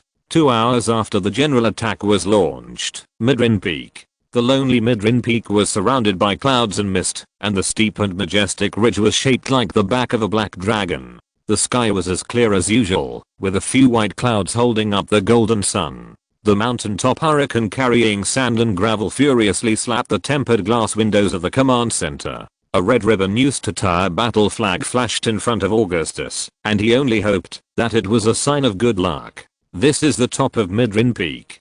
To the east and north are barren plains covered with fungus blankets. The vast land is shrouded in the shadow of death, and depression and darkness are overwhelming. The soil exposed to the strong wind is an extremely unnatural reddish brown, as red as blood. The swelling wind is still constantly stripping away the little remaining soil, exposing the steep mountains and rugged rocks to the scorching sun, like the bones of a skull. Augustus imagined what the mountain had looked like in the past. He could see the lance-like ale fir trees, the small flowers growing at high altitudes, the various species of birds and lizards, the chirping of insects and the sound of wind blowing through leaves. The Midrin peaks are now dead. Those peaks that once towered over the clouds and were green and lush along the winding westward slope are now bare ridges. Outside the window, an armored personnel carrier was parked on the roadside. A supply station under construction was rising from the ground. The huge fans kept spinning, and the humming sound was drowned out by the howling of the wind. The smooth roof of the supply station was covered with a layer of solar panels that flashed white in the sun, connected to the storage batteries inside through the lines in the pipes. The door on the side of the supply station facing the command center was wide open. In the bright orange light, engineers driving T-280 space engineering vehicles carried boxes in and out on a ramp. Several engineers wearing yellow protective suits and helmets were still welding circuits and assembling components. A team of Revolutionary Army Marshal Guards wearing gold and red power armor was running along the road between the command center and the supply station. In the distance, a heavy bulldozer was moving or breaking rocks from the mountain, trying to clear a flat area from the rocky and uneven mountain. Behind more rumbling cranes were clusters of crystal veins emitting blue flashes. Working space engineering vehicles were using drills and plasma torches to cut crystal clusters, and each piece of Adian crystal cut into a rough size would be stacked on a truck and transported to the warehouse of the command center. Due to the Dawn doctrine and gentle policies pursued by the Protoss Empire, Air's natural resources are still very intact. These precious crystals are indispensable resources for the Protoss, the Zerg, and humans. Take Augustus's Revolutionary Army for example. The crystals are extremely valuable. Once they are smelted, they can be quickly turned into armor for chariots, spacecraft, and power armor. The Zerg also use these resources to provide nutrients for the growth of chitinous shells and sharp claws, so there are traces of the huge and sharp claws of worker bees cutting crystals on these crystal mines once occupied by the Zerg. Zarachol's Dark Templar killed a new brainworm of the Belog tribe. This is the second brainworm. Kerrigan walked from behind Augustus. Her muscle fiber refractive combat suit that was close to her skin was as smooth as shark skin, and the circuit on her back was flashing blue light. The Protoss are saying that the power of the Overmind is weakening. That's how it should be, Augustus whispered. That's how it should be, but that's not enough. There are definitely more than 1 or 2 brainworms protecting the Overmind. Every time we kill one, the pressure on the soldiers will be reduced. Colonel Pryor from the front line reported that they have advanced another 40 miles and are approaching the outermost part of the Overmind's main nest, but the Terran Infantry Brigade has also suffered heavy losses, with some battalions and companies even suffering more than half of their men. Kerrigan stood to the right of Augustus, holding a portable control panel in his hand. Pryor's troops are the ones closest to the main Zerg hive, she said. The colonel reported that his soldiers are in high spirits. As long as the command can get reinforcement, they will be able to capture the main hive soon. The governor is too confident. His troops are advancing even at night, and their marching speed is far faster than other troops behind them, so that no army can catch up with them. Our doctors suspect that Pryor's troops must have been injected with too many stimulants and enhancers beyond the prescribed amount, which keeps their physical and mental strength at their peak at all times. But once the effect of the drugs wears off, even the strongest soldiers will become weak. That's the only thing that can allow us to compete with the tireless Zerg, Augustus said. Tell Pryor that the kid's 1st Airborne Division and the Ranger paratroopers have been mobilized to support him. This war depends on the fate of mankind, and I will not allow any failure. I'm watching him, and I will also watch the flag of the Revolutionary Army planted on the body of the Overmind. Sarah, what about the rest of the troops? He asked. It's not optimistic. All the main forces have been deployed on the front battlefield, and the new recruits have been assigned to the ranks of the reserve. Kerrigan replied. I know this. Augustus interrupted Kerrigan. Casualties and losses are inevitable. Many troops have suffered serious reductions in personnel. We can only rebuild some units after returning to Antigua Prime. Kerrigan frowned and looked at Augustus with his back to her. She couldn't help but feel distressed. This is still the case when we are equipped with a large number of psychic jammers, but the large number of overlords and giant overlords floating above the main nest area has greatly weakened the effect of the jammers. The closer to the location of the Zerg overlord, the weaker the effect of the jammers, until it has no effect at all. Even if Augustus's thoughts that remained on the surface were touched, Kerrigan could feel his heart ache, which was no different from cutting flesh from his heart. But at the same time, Augustus never regretted it. He had taught Kerrigan that both politics and military affairs must be viewed in the long term. Augustus just said, I know. Everyone has done their best. They are all great and my best soldiers. We will rebuild those troops. Their numbers will never be erased. Withdraw those severely damaged troops, including the 2nd Division, the 132nd Brigade, and the 34th Armored Brigade. Don't worry about heavy weapons such as Gauss cannons. Even if they are left to the Zerg, they can't do anything with them for the time being. Bring back all the wounded and bodies. Burn the bodies that can't be taken away. Yes, sir. Kerrigan directly relayed Augustus's order through the command center's channel and quickly conveyed it to various troops and commanders through the Revolutionary Army science ships hovering over various major battlefields. This is a highly encrypted channel, and it is difficult for the enemy to find the command center through signals. Well, Augustus nodded, and a holographic projection screen showing a battle map unfolded in front of Augustus. Multiple green and blue arrows representing humans and Protoss were pointing directly at the red nests of the Zerg that filled the screen. The progress is smoother than expected, much smoother. I originally thought that, even if the Protoss Empire and the Zerg were both defeated, the Zerg would still be difficult to defeat. When facing the Overmind, any wisdom and strategy are useless. The Zerg are stronger than us, and most importantly, they are smarter. You think that the Protoss suspicion is correct. The Overmind does not directly command its numerous tribes, because it may have fallen into a long sleep. The command of the Cerebrates is not inferior to any Protoss and human commander, but it is ultimately not as good as the Overmind's planning. I think that the Overmind's mission has been accomplished since the moment it landed on air and merged with the Zelnaga temple. Augustus said something that Kerrigan could not understand. The Overmind is the most terrifying creature ever, and it contains the wisdom of the entire Zerg. He said, in the past, in an invisible place, the Overmind has been playing games with us. The Overmind's goal is not to completely destroy the Protoss or humans, but every blow makes the Terrans unable to resist. Augustus, you think so highly of the Overmind? It is just a mixed body and a creature with a strange mind. Whatever the purpose of the Overmind attacking Air is, it must be extremely dark. Kerrigan tried to read Augustus's inner thoughts, but found that his heart was already shrouded in fog.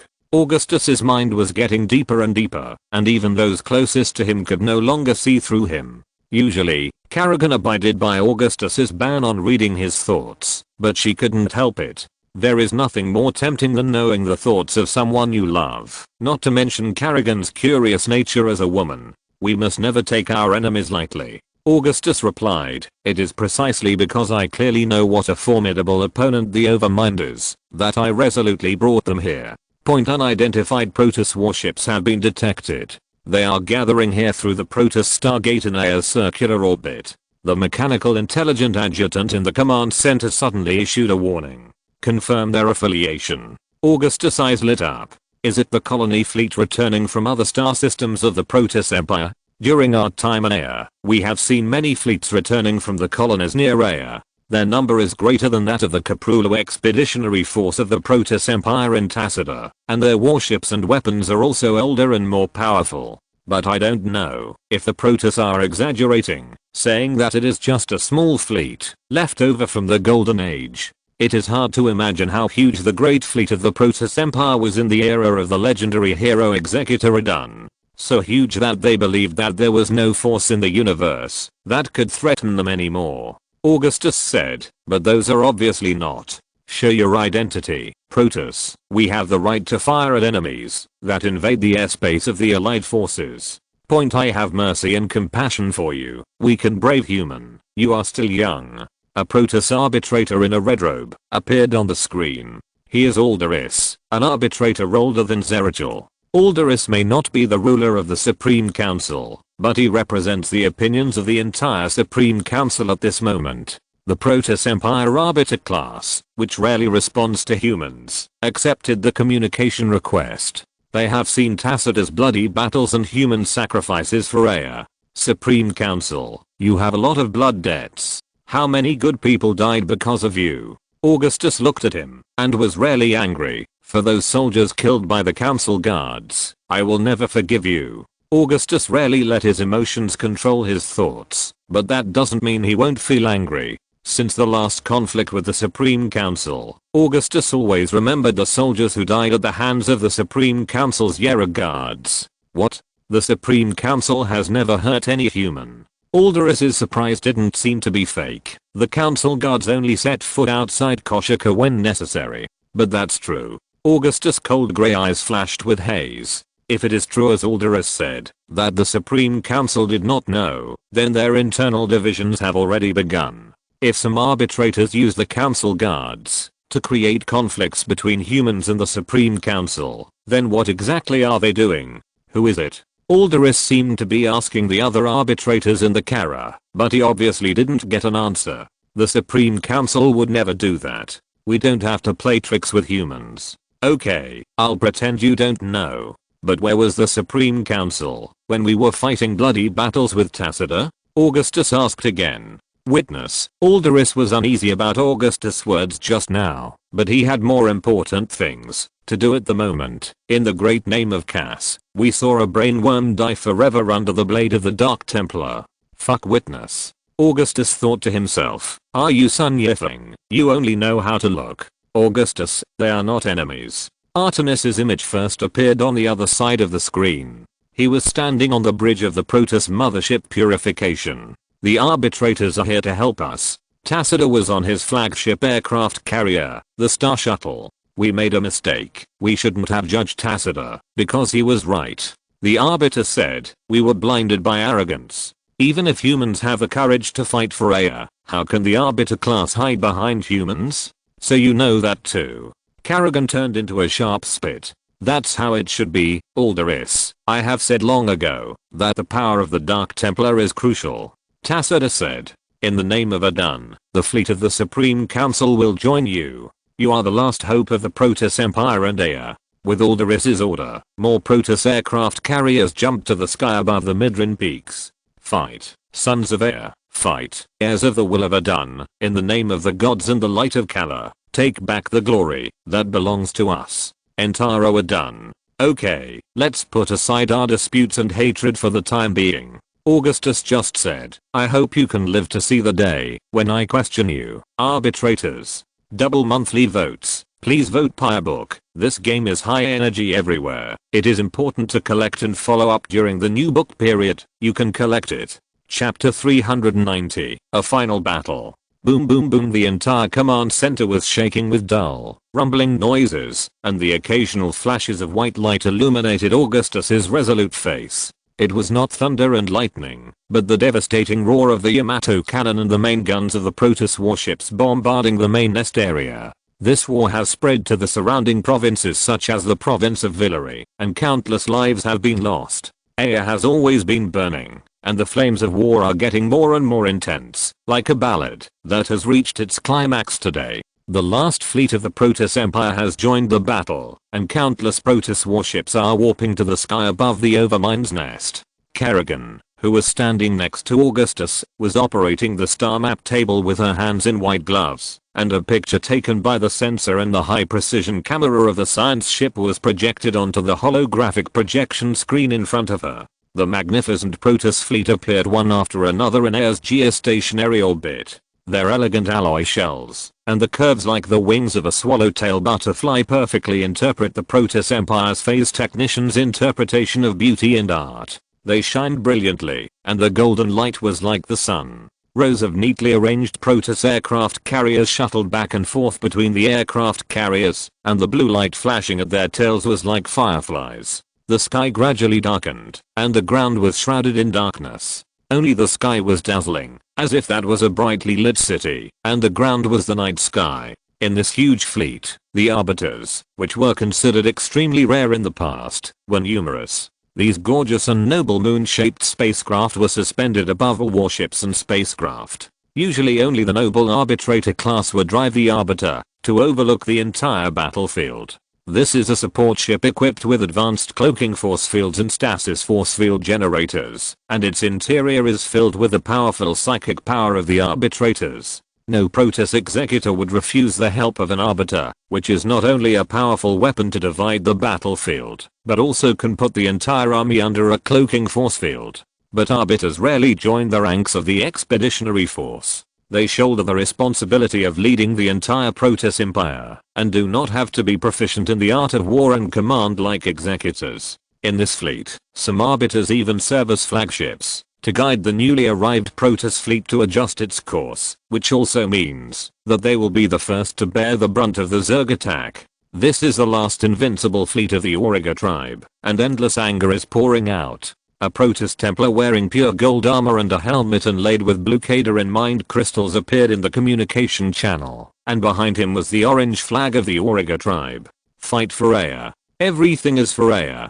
On another synchronized channel, Alderiss's blue eyes occasionally turned into gold filled with psychic power. The support of the council comes at the right time. Arbitrators. Tacita is a very wise leader. He will not hold a grudge against the Supreme Council for wanting to capture him. Even if it is not in the face of a greater crisis of survival of the entire race, Tacita will not seek revenge. With your participation, the attack on the main hive and the Overmind itself can be put on the agenda, he said. We believe that as an executive officer selected by the council, you already have a plan for the attack. Alderiss responded. The council once doubted an executive officer who shouldered the honor and the light of the Kala, and also tried to interfere in areas that they were not good at. Now, we will listen to your opinion. This is a last chance. There was no pretense in Tacita's words. He just spoke the attack plan in a sonorous and powerful manner. We must kill more brainworms to distract the Overmind, and reduce its power to weaken it. At the same time, the warriors must open a path to the Overmind itself, whether it is on the ground, or in the sky. After that, we can face the Overmind directly, and kill this abominable monster once and for all. Simple and direct. It is a simple trap set by the hunter, which is better than 1,000 wonderful fantasies. Alderiss was silent for a moment, as if listening to the opinions of other arbitrators. Just do it. The Supreme Council will open a path to the Overmind for you. Alderiss continued. Convey the will of the Supreme Council to the entire fleet, the eldest sons of God. This is the end of glory. Fight. Tacitus finally said, "Warriors, allies of mankind, without the support of any of you, we would not have come this far. This is the final battle, and it must resound through the stars." After saying this brief conversation between the leaders of all parties is about to end. Next, there is only one task before everyone: to open a path to the location of the overmind.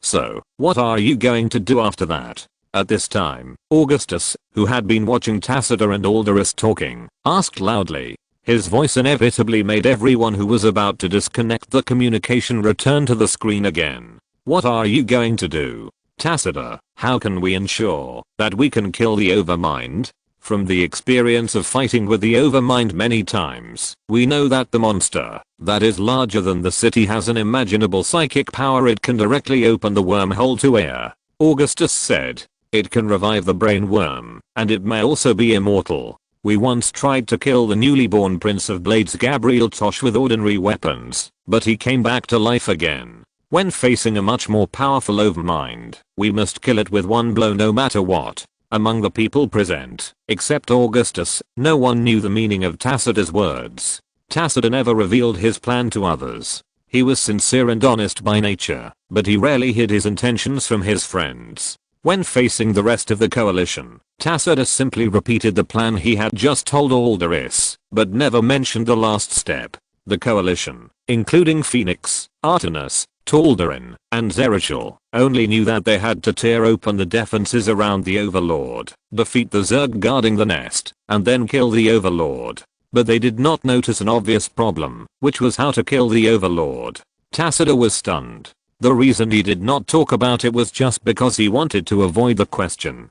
After a few seconds of silence, he replied, "Sacrifice." Tacitus' words were brief. "What kind of sacrifice?" Without any hesitation, Aldous, who was listening, blurted out, "Are our sacrifices enough? Only one of me is enough." Tacitus just repeated calmly, "Aldous, only one of me is enough. To kill the Overlord, the cannon is far from enough. Destroy all of air, and the Overlord may be the only creature still alive." Augustus continued, "Since Zerachel said that when he killed the cerebral worm for the first time, he felt the pain of the Overmind's death, bleeding and injured, as if he were a mortal body instead of a body of steel and bones, then it proves that the void energy of the Dark Templar can hurt the Overmind and kill him, but Zerachel's power is far less than that of the Overmind. To kill the Overmind, you need hundreds or even more Zeratus." Before coming to air, Augustus had discussed this issue with Zerachel and Tacitus many times, and their answers were surprisingly consistent. That is, to use the void psychic power mastered by the Dark Templar to kill the Overmind just like killing the Cerebrate. But this is almost impossible to do. Although the psychic power of the Cerebrate is already very powerful, the gap between them and the Overmind is better than that between the stars and the bright moon. Even the most outstanding Dark Templar master may only scratch the skin when swinging the psychic blade to stab the Overmind. At the beginning, Tacitus and Zerachel both fell into a lost and melancholy state, while Augustus believed that great strength can make miracles happen. Then the conclusion is obvious. If a Dark Templar cannot kill the Overmind, then summon more. In the original story, as a Dark Patriarch who travels outside and does not ask about the affairs of the clan, Zerachel has only 100 Dark Templar around him. But after Augustus went to Shakuras with them to seek help, it was completely different. The Dark Templar numbered as many as 100,000, each of them a powerful and deadly master of shadows who had once traveled through the shadows. When these Dark Templars unleash the storm that swept across air thousands of years ago, just like their ancestors, the psychic storm filled with void energy will destroy everything. However, an obvious problem is that this will require a very large number of Dark Templars to sacrifice. This number may be extremely large, and for the Protoss of Shakuras, whose population is much smaller than that of the Protoss of Air, this is definitely a devastating blow. Not all of these Dark Templar warriors who came to Air are willing to die for the homeworld they have only heard of since they were born. Even if the Dark Templar are willing to do so, Zerachel, who led these warriors out of Shakuras, will become a sinner for his race. The Dark Templars left Shakuras at the order of the Matriarch. They trusted Zerachel and were willing to listen to his orders. Few warriors returned home. the souls of the Nerazim would return to the void, and the surviving Dark Templars could only hear the voices of their relatives again in the whispers of the void. At that time, Tacita firmly opposed it. He believed that the Dark Templars who helped the Ea Protoss should not be made to pay such a great sacrifice. Tacita was a great warrior. He was great because he was willing to sacrifice himself for others and races. That requires unparalleled power. That power does not come from the power of stars, but from the endless energy of the void and the power of the Kala. Tacita's sky blue eyes seemed to look directly at Augustus behind him through the distance between the screens, as if blaming him for his extravagance. At this time, even if Tacita was unwilling to tell his plan, he had to give an explanation to his allies and the Supreme Council. Tacita asked, "Alderus, do you still remember Adun's Twilight Ascension? That was the earliest feat we called Soul Ascension, and that epic feat has been passed down to this day." Alderus said immediately, "Aden, the first Twilight Apostle, an Axon, once fused the power of the Void and the Kala at the same time, in order to save the Protoss, and completed the sublimation of his soul in the terrible power that burst out." Tacita said, "And I will follow his example. The power of Twilight Ascension is stronger than the power of the Void and the Kala combined. I can't understand it. Except for Adun, no one can master the power of the Void and the Kala at the same time." As an arbitrator, Alderus obviously knew more. "I can." Tacita just said, "I will drive the Star Shuttle alone to the Overmind, inject enough void energy into the battleship to merge with the Kala psionic energy in it, detonate the entire battleship, and perish with the Overmind. Do you know what that will bring? You are." The fire in Alderus' eyes flickered, an expression similar to a human frown. Alderus once questioned Tacita harshly and despised his betrayal, but that did not mean that he had any prejudice against Tacita. "No, Tacita." Zarachel's image appeared from the other side of the screen. "There must be a better solution. Augustus once mentioned your idea to me, and this is the first time you have concealed it from us. You are determined to sacrifice yourself, and I with the Overmind, but without your leadership, where should the Templar go? And who will protect the people of the Protoss Empire?" Zarachel appeared suddenly, as if he had been listening to their conversation. Dark Templar Zarachel. Alderus had mixed feelings towards Zarachel. Even though he knew the power of the Dark Templar was vital, his disgust for them still lingered. After all, at birth, the Protoss of the Protoss Empire would be taught that the Dark Templar were corrupt and evil, and that they would destroy the Kala and the Protoss Empire. Tacita was surprised that Augustus knew his thoughts, which was incredible, because he had never mentioned it to him. And Tacita could only guess that it was his words and deeds that exposed this. After all, he was not good at hiding his thoughts. Because of his understanding of Augustus, Tacita believed that it must be the human leader's eagle-like sharp mind, meticulous observation ability and keen thinking that found clues, and finally connected them into a truth, thereby figuring out his true thoughts. And Artemis. Tacita mentioned a name, and the owner of this name immediately shouted out in panic and disbelief. "No matter what I do, I will never lead our people like you." Artemis was shocked by the words of his spiritual mentor. "I believe you can, Artemis." Tacita said, "If you don't know what to do, then listen to the advice of Zarachel and Phoenix, and the wisdom of Augustus Mengsk will also help you. For Ea, for the Protoss Empire, and for the continuation of the people, the Templar will fight to death, so that more Kali can survive. Someone must make a sacrifice. Forgive my selfishness. That can only be me. Thanks for voting." Chapter 391 Twilight. For a moment, Augustus, Alderus, Zarachel, and Artemis were all silent at the resoluteness of Tacita's words. Not yet. Zarachel seemed to be in the dark void, his long purple veil and cloak with animal leather quivering in the surging astral wind. At that time, Adun stood between the angry Dark Templar ancestors and the arbiters of the Supreme Council. In order to prevent the outbreak of a tragic bloody conflict between the two, he could only choose to sacrifice himself and stand on the side of one side to attack the other. He said, "But now you are by no means alone, Tacita. There is no time to hesitate, my friend." Tacita looked up, and blue psionic energy lingered around his rustling executor robes. "There is no time to try other plans. We only have one chance. This is the only way I can think of to kill them. You are brave and enthusiastic, loyal to our people and the Empire, and as great as Adun. Arbiter Alderus was shocked, and his fellow arbitrators should be ashamed of their past actions. The arbitrators once suspected that you betrayed everything you once swore to protect, but now, we all believe that you are the destined savior of the Protoss. Tacita, is there really no other way? In Augustus' impression, Alderus was once the representative of arrogance and prejudice in the Supreme Council, but it turned out that they also have noble qualities. Compared with the Supreme Council, the Federal Council of the Terran Federation is full of cold-blooded reptiles, greedy vampires and selfish maggots. The power of the Void can hurt the Swarm Master, and the fusion of it with the energy of the Templar from the Kala can burst out 100 times and 1,000 times the power. Augustus pointed this out when Tacita sighed. That is to say, as long as these two powers can be released and integrated, the effect of a done Twilight Ascension can be achieved. It does not mean that you are the only one who can do this, because you master these two different powers at the same time. He said, individual heroism is certainly worthy of respect, but the education I received tells me that the power of the collective is equally important, regardless of justice and other things. To be fair, Tacita is Augustus' best friend among the Protoss, and Augustus does not want to lose him. Even after experiencing continuous wars and destruction, our warriors are still full of fighting spirit. Artemis also took over Augustus' words and said, Tacita, the Templars have long been prepared for the final battle. Let me listen to your plan. Augustus Mengsk, you are very wise. Tacita said, if we can concentrate the power of the Templar and Dark Templar, we may be able to kill the Overmind.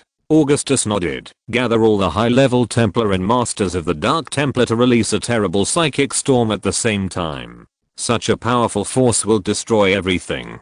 Such a bold plan is unimaginable. It was proposed by a human. It seems that the human brain is much more developed than the Protoss thought. Without waiting for Tacita to speak, Alderus, the representative of the arbitrator who was listening to Augustus, said first, I don't know why you, as a human, know so much about the secrets of the Templar and the Dark Templar, but I want to tell you that this matter is not that simple. Even though Alderus is 734 years old, which is also the twilight years among the Protoss, there are not many signs of aging in his voice. After Alderus admitted the mistakes of the Supreme Council, his words were even convincing. Someone must serve as a guide and anchor to guide this terrible power, otherwise this unparalleled power will destroy the person who releases it. This person who serves as a guide and anchor must be able to guide this power for a short period of time and withstand the damage it brings. Even Tacita can't do it. Among the Protoss, even in the Calais class, who have not received much training, every Protoss has powerful psychic power hidden in their bodies.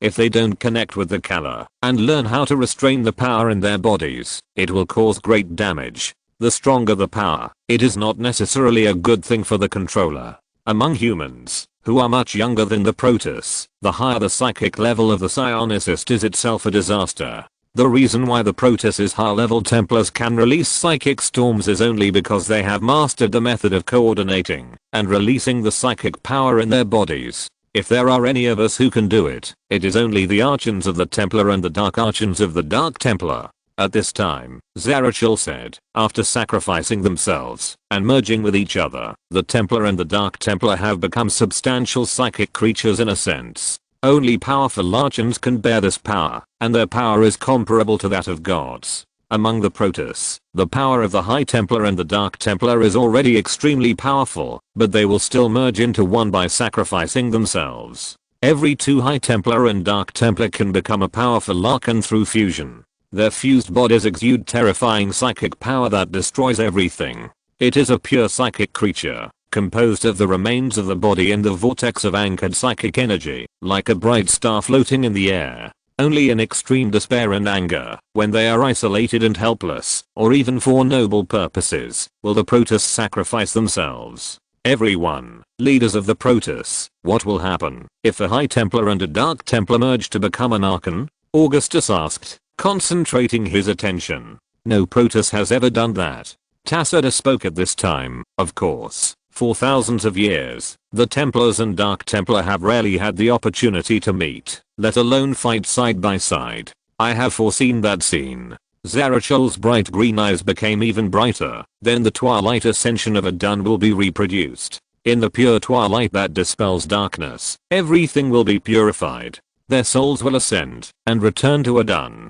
This is feasible, because although the Dark Templar have been separated from their fellow Ea for many centuries, and have different traditions, the knowledge is still passed down from generation to generation, and the method of fusion, to become Archons, is also similar. Someone must give his life, and make a sacrifice. Tacita stared at the center of the screen. Instead of letting the warriors die, it is better to sacrifice only me. You are the leader of the Templar, the heir to the will of Adun, and you are responsible for leading the surviving people to rebuild their homes after the dust settles. Zarachul said sincerely. Zarachul left the Supreme Council, the real ruler of the Protoss Empire, aside, but the latter did not express any opinion. In the eyes of the arbitrators, this was precisely a manifestation of the ignorance of the Dark Templar. They obviously did not know that the executors were just military leaders who held swords and obeyed orders under the arbitrator class, and no one knew how to govern the Protoss Empire better than the arbitrators.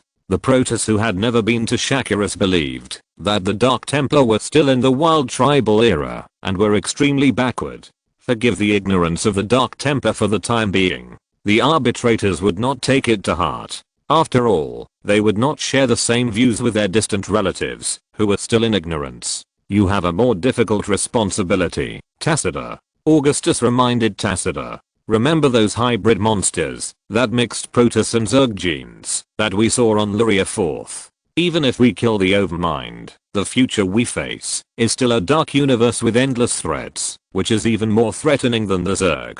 He said. No matter what, we need you. You are a leader, Tacita. This is a dark age. The Protoss needs you alive. That is a real honor, Tacita, and that honor is what all the Protoss expect. Alderus also said.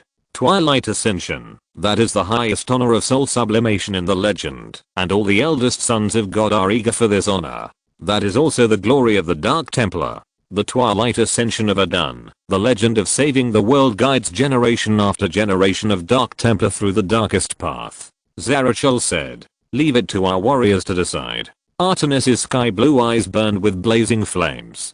Tell the warriors, I need the bravest warriors among the Templar to guide the power of Twilight. The brave among the Dark Templar are also ready to fight for Ea. Salute Adun. Zarachul said. Pass the order down. The time for the decisive battle has come. Augustus said to both the Protoss present and all the revolutionary forces in the channel. The purpose of the Battle of Ea is to defeat the enemies of humanity. Fight, warriors of the revolution. Ea is now the center of the world. Fight, warriors who have returned to the Kala, named after the stars of Ea.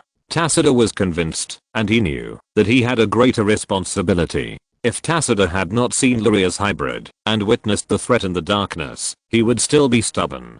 Tacita, who truly loves everyone except himself, will only silently dedicate his life. The images on the screen disappeared one by one, and then only a battle map of Ea was left, with a curtain of green lines in the background and the Protoss human joint fleet, and countless flying insect-like Zerg fighting in Ea's orbit. Connect to the channel of the Hyperion. Augustus said to the intelligent adjutant on the holographic screen. I'm Jim, Augustus. Raynor's image appeared on the screen. He was wearing a wide-brimmed navy hat, and had his hands behind his back. How is the situation on the ground? These days, the bugs have launched a fierce attack on the fleet in orbit. We have lost a lot of ships and many good brothers have died. The army and marines are about to launch the final attack. Jimmy, what I want to talk to you about is what will happen after the Overmind is killed. Augustus said.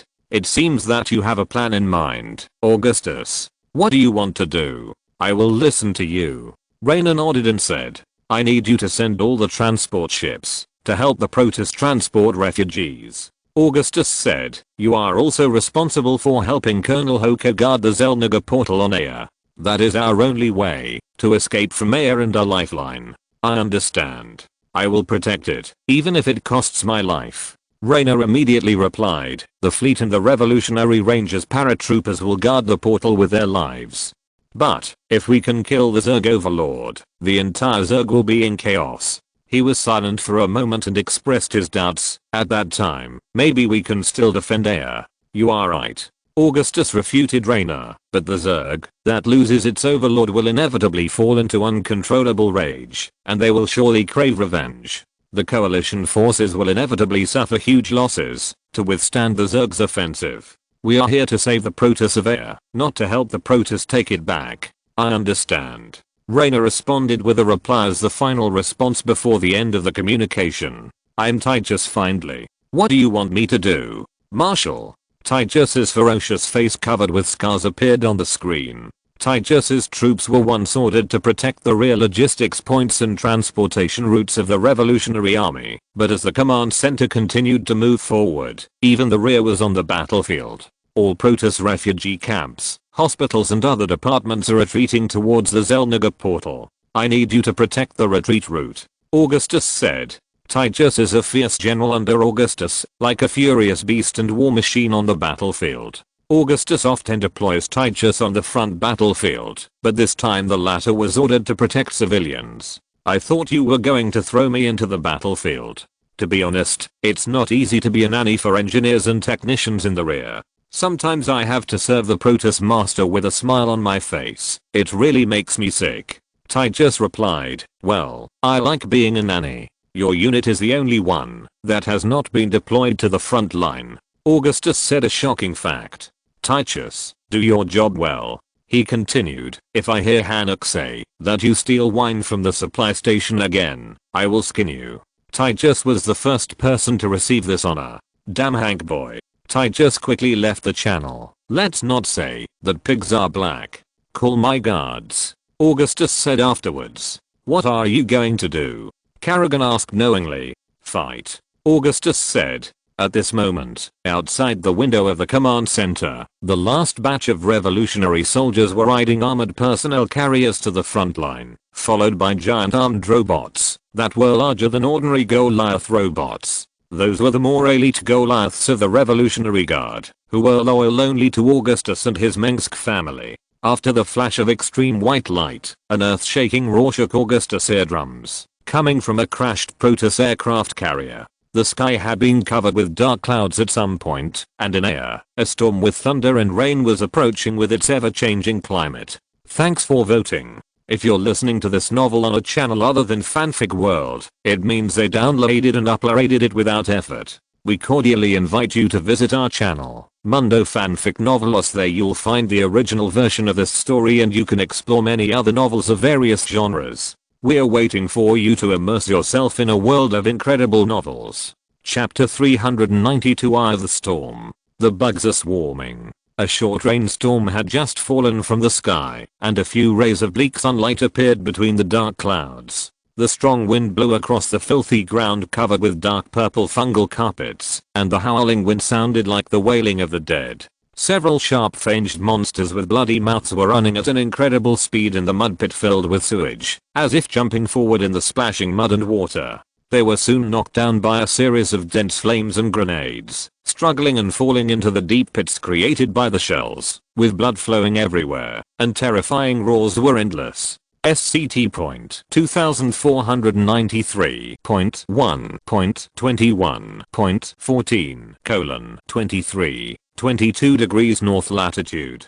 This image will be added to the final archive database. Augustus held a P220 pistol in one hand and detonated a springtail with a dark brown shell, watching it being torn apart by the exploding bullets, and its uncontrolled body fell to the ground with inertia. This reliable electromagnetic pistol was derived from the old P180. It seemed outdated during the First Total War, but it was undoubtedly a reliable weapon that the soldiers praised. No matter how dangerous the environment, the P220 never jammed or misfired. The one in Augustus's hand came from a Revolutionary Army lieutenant who died when attacking the main nest of the Garandal Zerg.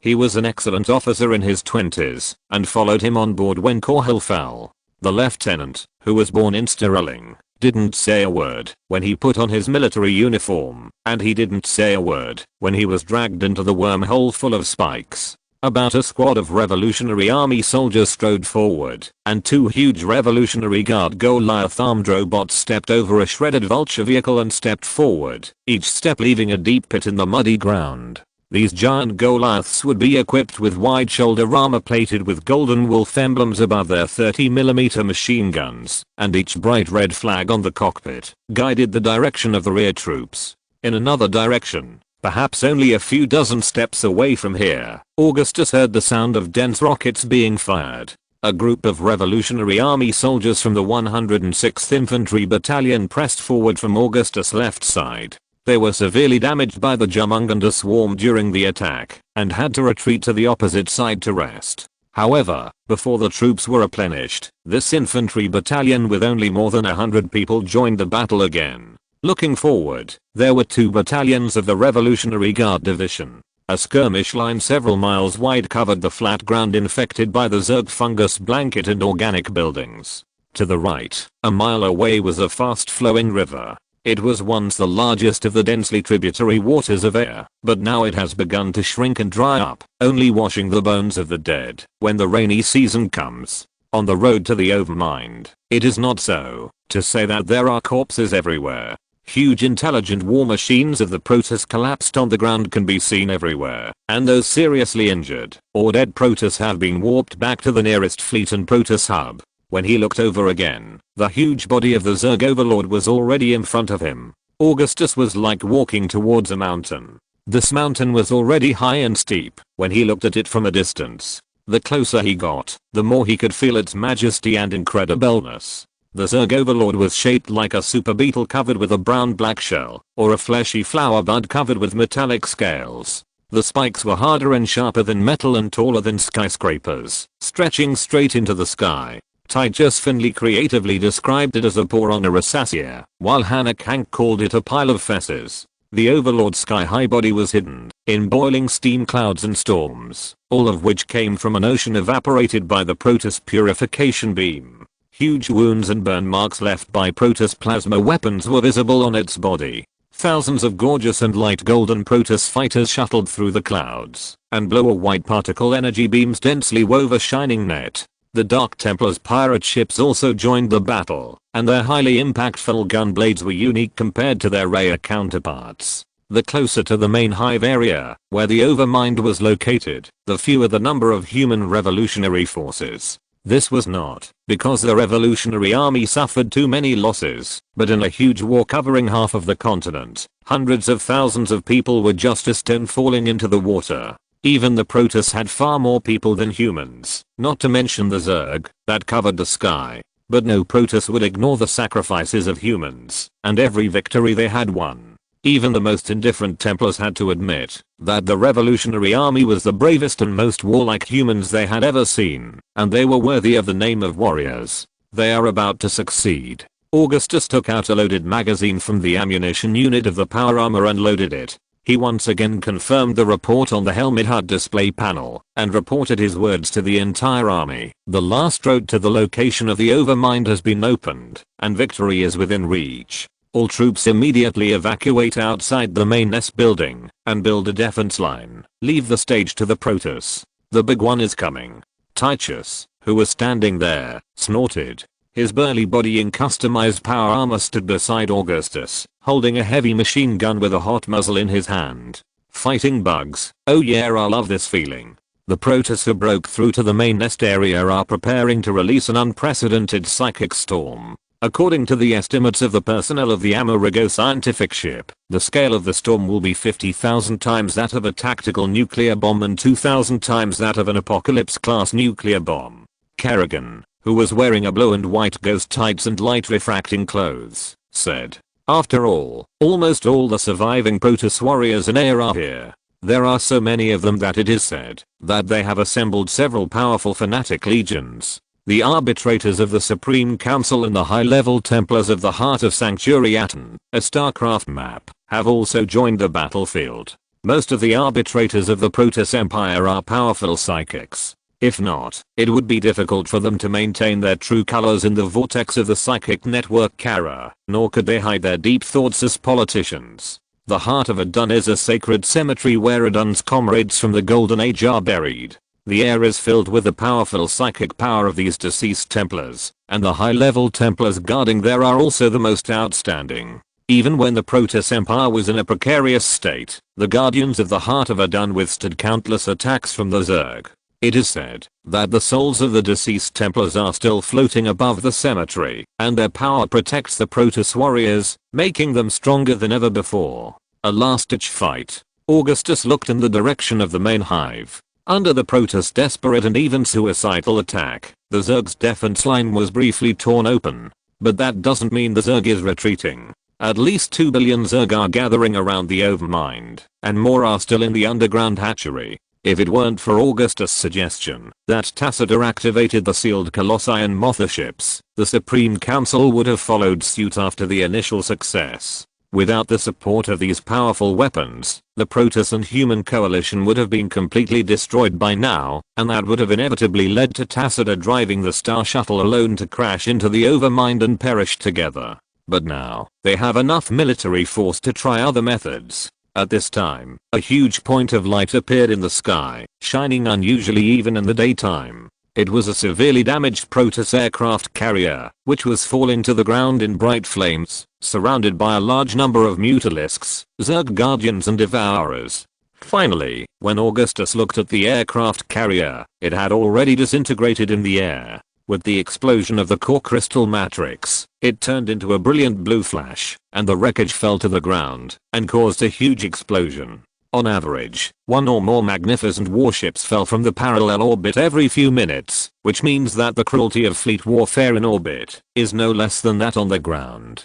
Don't stop. Keep moving forward. Kilovsky's troops are not far from us, Augustus said as he continued to move forward with the troops. Augustus originally rode a command vehicle to the front line, but with the targeted attacks on such vehicles by Sliffen and the Belog Zerg, he had no choice but to choose a vulture vehicle and walk. Since most of the Zerg in front have been cleared out, only a few Zerg that emerged from the tunnel worms are still harassing the human soldiers. As they got closer and closer to the Overmind, a golden-red command center was already in sight. It was a steel building with rust-colored and golden roof beams, and the coils of the radar base station and the orange-yellow lights were like a circle of shining light. Surrounding the command center were sunshade shacks and supply storage points made of weathered tree branches, and wounded soldiers with bandages on their bodies were receiving new clothes, blankets and clean, pure filtered water. The soldiers who no longer had to fight were still anxiously discussing the war on the front line. Wounded soldiers were constantly being transferred here. Some of them had lost their hands or legs, and some had bandages on their eyes. The young soldiers called for their mothers, and the older ones asked about their families' recent conditions. These wounded soldiers will continue to be transferred to hospitals further behind, or even to the rear base of the Midrin Peaks. Thanks to the advanced medical technology of the Protoss, even the most serious injuries will be properly treated, and the mortality rate can be reduced to a minimum. If the soldiers of the human revolutionary army lost their limbs in the war, the Protoss would be happy to equip them with mechanical limbs. These mechanical limbs are much better than all the mechanical prostheses of humans, and the maintenance life is very long compared to humans. But if they need to replace these mechanical limbs, they may have to seek help from the Protoss. It is necessary to ensure that all the wounded can receive timely treatment. As long as they can be sent to the Protoss as soon as possible, everything will be fine, Augustus said to a doctor. Most of the population of the Protoss Empire is made up of engineers and scientists of the Calais class, including doctors, because in the Golden Age and even in the centuries that followed, the Protoss were in conflict with other unknown civilizations and races, and casualties were inevitable. It was not until the promulgation of the Dawn Law that the Protoss stopped and banned war weapons. The psychic energy near the Overmind is surging, and the C-index is rising exponentially. Boss, I think our sensor array that detects the psychic index has been broken, because it cannot process so much information. When Augustus came to the command center, Viktor Kaczynski of the Engineering Corps was telling him what was happening. We haven't figured out whether it's from the Overmind or the Protoss, but it is obvious that the Protoss are taking action. Whether the equipment still works or not, we must keep a close eye on it at all times. Augustus followed Kaczynski into the command center, followed by Titus and Kerrigan. The Protoss Templar and Dark Templar are working together to release a powerful psychic storm, which is what their ancestors once did. Even if they have not practiced it, it is not difficult for the Protoss to control psychic energy. Research shows that the psychic energy used by the Aya Protoss and the Shakuras Protoss is essentially the same, but combined together it can stimulate a more powerful force. If the Protoss uses this in weapons, it will be quite amazing.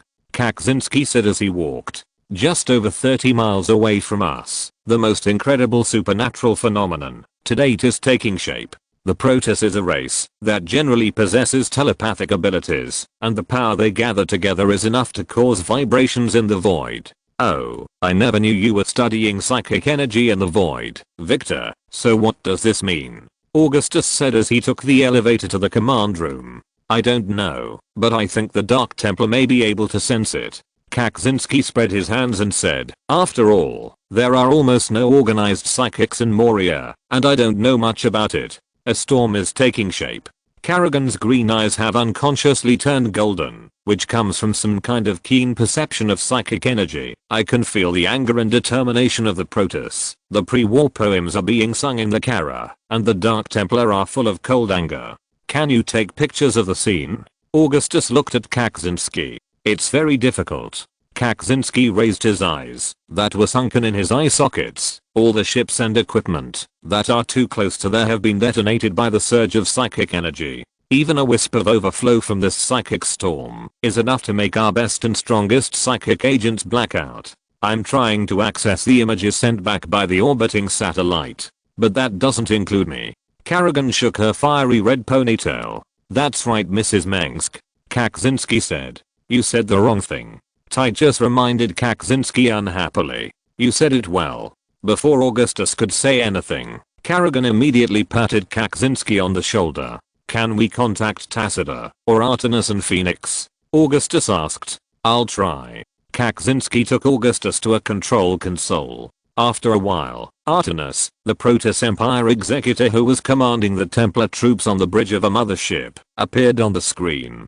The battle situation is too unfavorable for our warriors, and my troops have suffered heavy losses. Artemis said, I have to regroup the troops. It sounds bad. Artemis, how are you doing? Augustus asked immediately. We are trying to use the power of Twilight to kill the Overmind, but its servants are coming at all costs. Then, the screen also showed images taken by the orbiting satellite. The extremely bright green and blue lights occupied both sides of the screen, and the two colors of light converged in the middle to form a deeper blue and pure white, as if a supernova was exploding. The images on the screen were interrupted from time to time, flickering continuously, and various instruments made crackling sounds, as if they were on the verge of collapse. Chapter 393 Death of the Master. The psychic index is still surging. Forefathers of Moria, we are witnessing a miracle. Victor Kaczynski kept tapping on the control panel with both hands, and the image on the holographic projection screen became larger and clearer. The psychic energy composed of blue and green light continued to blend, and the storm formed by pure energy waves tore through the muddy land with gullies. Under the light ball filled with dazzling light were the phantoms of thousands of Protoss warriors, and dazzling light overflowed from their eyes, as if the burning and bright souls were shining through their bodies. The scattered light finally gathered into a turbulent storm, like the hot solar wind of a star. With the huge land occupied by the Zerg overlord as the center, the supernatural energy spring tore the earth and the sky, and the extremely shining energy vortex was churning.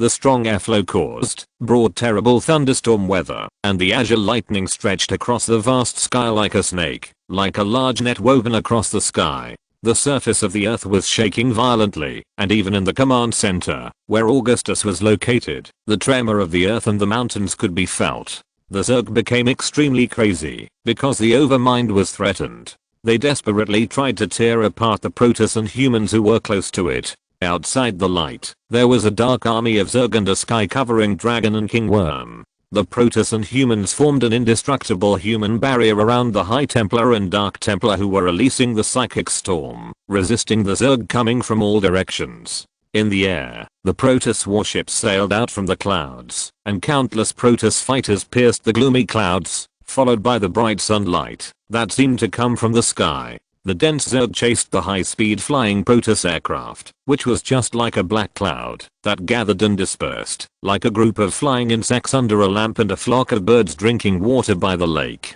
In this shocking picture, the Zerg was the embodiment of natural disasters and darkness, and the Protoss's Golden Army seemed to be the only force fighting against evil. If you pay close attention, you should never ignore the human revolutionary army and their fluttering red flags in the battle. The Templars and Dark Templars must concentrate on the psychic storm being released, which greatly reduces the number of warriors we can use. Marshal Augustus Mengsk, if you have other troops that can be mobilized, please provide some assistance to the warriors during this period. The signal from Artemis seemed to be completely unaffected by the super psychic storm, and the equipment in the command center and even the welded steel plates outside groaned under the pressure of the strong wind. We will do our best. Augustus nodded, and at the same time, ordered the nearby revolutionary army to immediately report their positions and the number of people available for mobilization.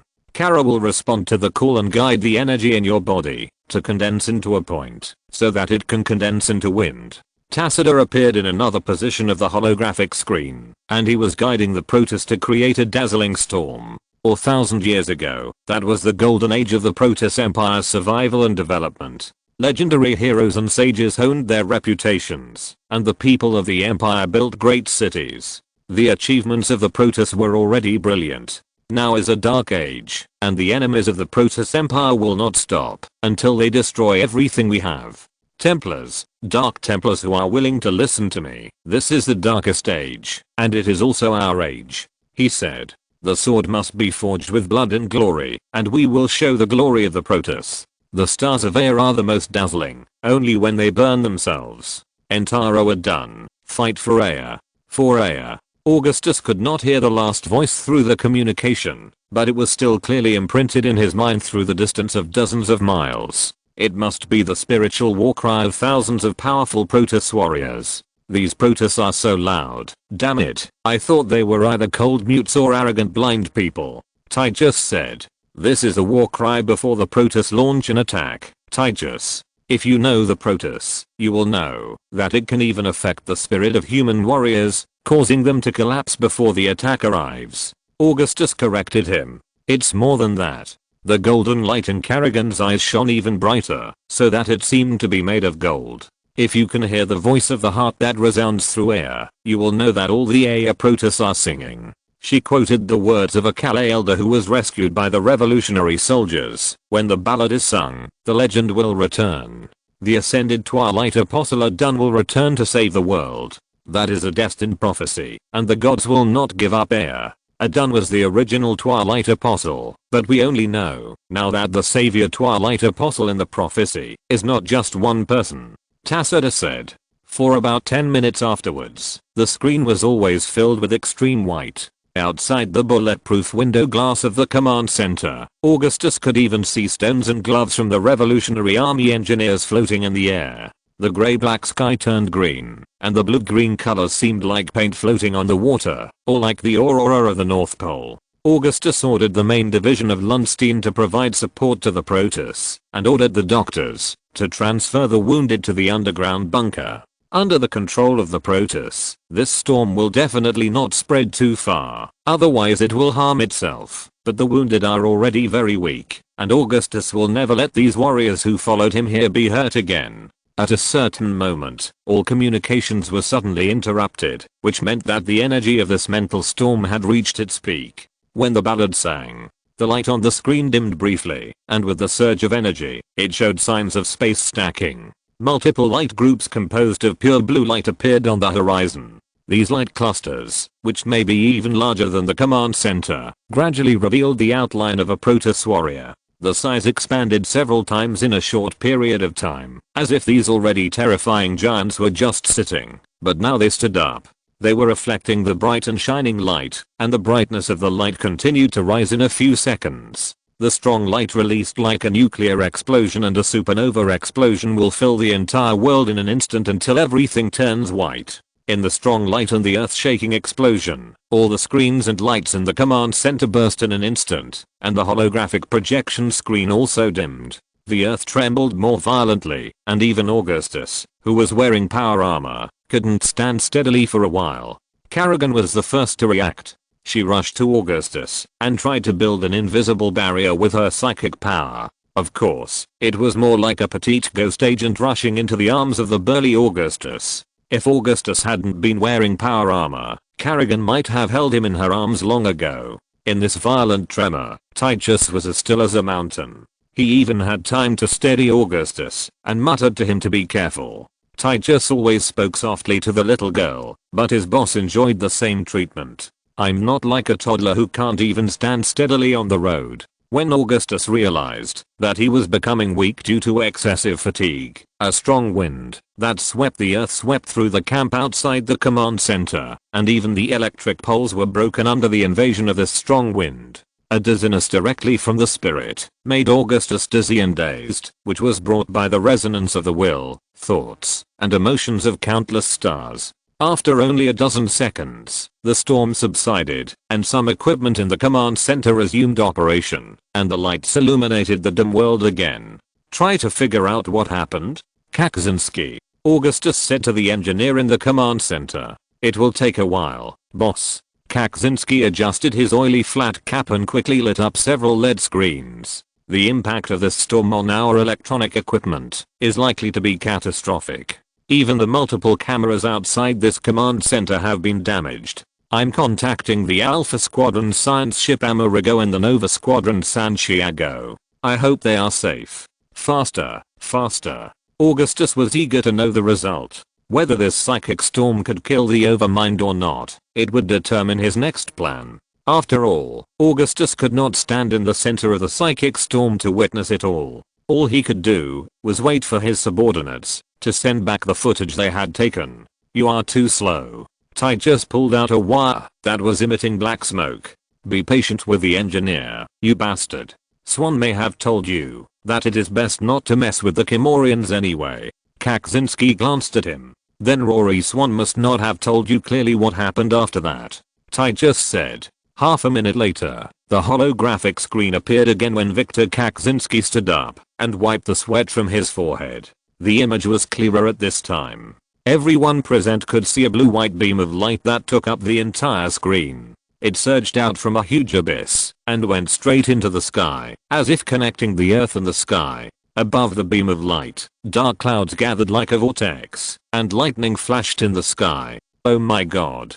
Titus leaned over. What is this? Where are the Overmind and the Protoss? Obviously, the Protoss attack created a supernatural thing, a super tornado created by endless psychic energy. Kaczynski said, I don't know how to put it. Anyway, that thing may have opened something bad while destroying the Overmind. That may be related to the void that the Dark Templar mentioned, that illusory other universe, the other side of the world we live in. It took Kerrigan a long time to recover from the impact of the psychic storm. Being too sensitive to psychic energy may not be a good thing. How did you know? Augustus was shocked. Guess. Kerrigan shrugged. There is a clear difference between human psychic energy and Protoss psychic energy, but I can also sense that there is a large amount of void energy condensed in it. I think the Protoss also detonated the void energy in the Overmind before ousting it. Such powerful psychic energy is enough to cause unnatural weather and other more terrible things. I'm afraid we have to ask the Protoss to find out what happened. Augustus had a bad premonition in his heart. He had changed too many things, and some of them might not be for the better. Tassida. Did it succeed? Augustus asked him immediately when Tassida's image finally appeared on the screen. The expression on the face of the Protoss is not as obvious as that of humans, and Augustus also found it difficult to get any information from Tassida's expression, because he couldn't figure out whether a Protoss was originally expressionless. This battle will surely go down in history. Nothing is more exciting than a glorious battle. Before Tassida could answer, Phoenix's face soaked in blue nutrient solution appeared with his passionate and powerful voice. A glorious victory. The light of Kala shines upon us. Artenis' voice followed, and the young executor almost danced with excitement. But Artenis regained his composure after a pause. After all, he was not a 200-year-old child. I can confirm that at the cost of sacrificing many high-ranking Templars and Dark Templar Masters, we finally killed the Overmind and burned its entire ugly body, but with it came this terrible storm formed by uncontrollable psychic energy. Tacida's voice was much calmer. Well, what does it matter, anyway? We have already stabbed the Overmind's ass. Ty just kept talking about the ass. Protector's Amaret told me that this may last for several years before it finally dissipates. It may also completely affect the terrain nearby during this period, making this area closer to the chaotic environment of the Void. Tacita explained to the humans. The Void? Augustus looked at Tacita and said, this storm is composed of pure Void energy from the Overlord, the psychic energy of the Templars and Dark Templars. Such a huge energy is enough to tear open a rift between reality and the Void. If this rift can still draw energy from the Void, it will not even dissipate naturally. Tacita said with some worry. Fortunately, it is still quite stable now. Augustus, you must order your warriors to retreat immediately. After the death of the Overlord, a large number of surviving Zerg have lost their last bit of sanity. They are frantically trying to avenge their former master. Tacita continued. That's at least good news. Augustus nodded and said, Adjutant, tell all the troops that we have successfully killed the Overlord. Everyone begins to retreat in the direction of the Midrin Peaks to the ruins of Eldridge. No need, our mothership and the Arbiter will recall the Revolutionary Army's troops together. Tacita said that the Star Elves would never abandon their allies. Now, we must return to the safe Antioch province before making a decision. Chapter 394, Automavia. He has already fallen. Why is the Supreme Council of the Protoss Empire still stubborn? The sky above Antioch province was gloomy and bleak. Under Augustus' feet was a piece of soft and sticky flatland after the rainstorm. Puddles reflecting the grey sky and the cold sun trembled with the movement of tank convoys and Goliath-armed robots. After the final battle, the Supreme Council still had considerable combat power, which made the arbitrators believe that it was both feasible and necessary to retake air from a swarm that had lost its master. Tacita, the former executive officer of the Protoss Empire, was beside Augustus, and next to him were Serac Aragon, Titus Findlay and Darken Phoenix. The core figures of the human Protoss coalition were basically present. Above their heads was a huge Protoss mothership, and this incomparable and magnificent ship was already full of Protoss warriors and exiled refugees. As the sun and the clouds moved, the color of the light gradually changed from cold pale white to brilliant colors, and the sun's rays outlined a beautiful arc between the rolling mountains. This is a lush wilderness, located at the junction of the westernmost province of Antioch and the central province of Corsica. It is a beautiful virgin land that has escaped the destruction of the alien insects, and the fragrance of green plants and flowers is everywhere. Due to its proximity to the equator, the area has an astonishingly long sunshine period, and the local vegetation is extremely prosperous under the nourishment of sufficient sunshine and abundant rain. The humid air is filled with the exotic fragrance of the blooming male joy tree and the fragrance of pine resin, and pure water droplets condense on the vegetative soil and the verdant moss. There are lush and varied flowers and delicious berries growing among the bushes. Most of these delicious berries and fruits of the trees are non-toxic and much more popular than those mushy Revolutionary Army rations and dry pies. The Protoss is a species that can survive only on sunlight and water, but humans are different.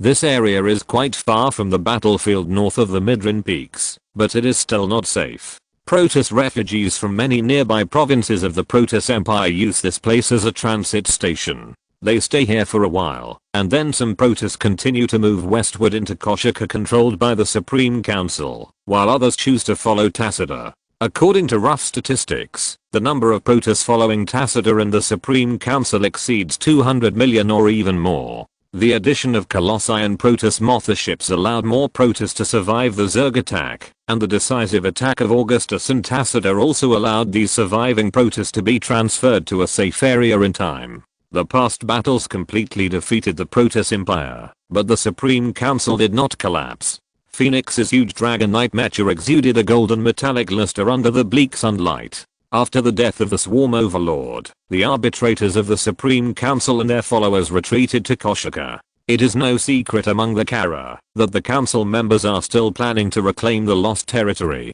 A few hundred yards to the right of Augustus was the lower reaches of the River of the Light in the Antioch province. Hundreds of engineers of the Human Revolutionary Army were building a floating bridge for vehicles to pass through, and thousands of Protoss wearing various gorgeous silk robes were waiting on the green grass beside the river to cross the river. The Protoss Empire had been severely damaged by the long-lasting battle with the Zerg, so that they did not even have enough troops to escort the Protoss civilians in the occupied areas. In those areas that had been occupied for many days, even the Protoss believed that there was no possibility of anyone surviving there.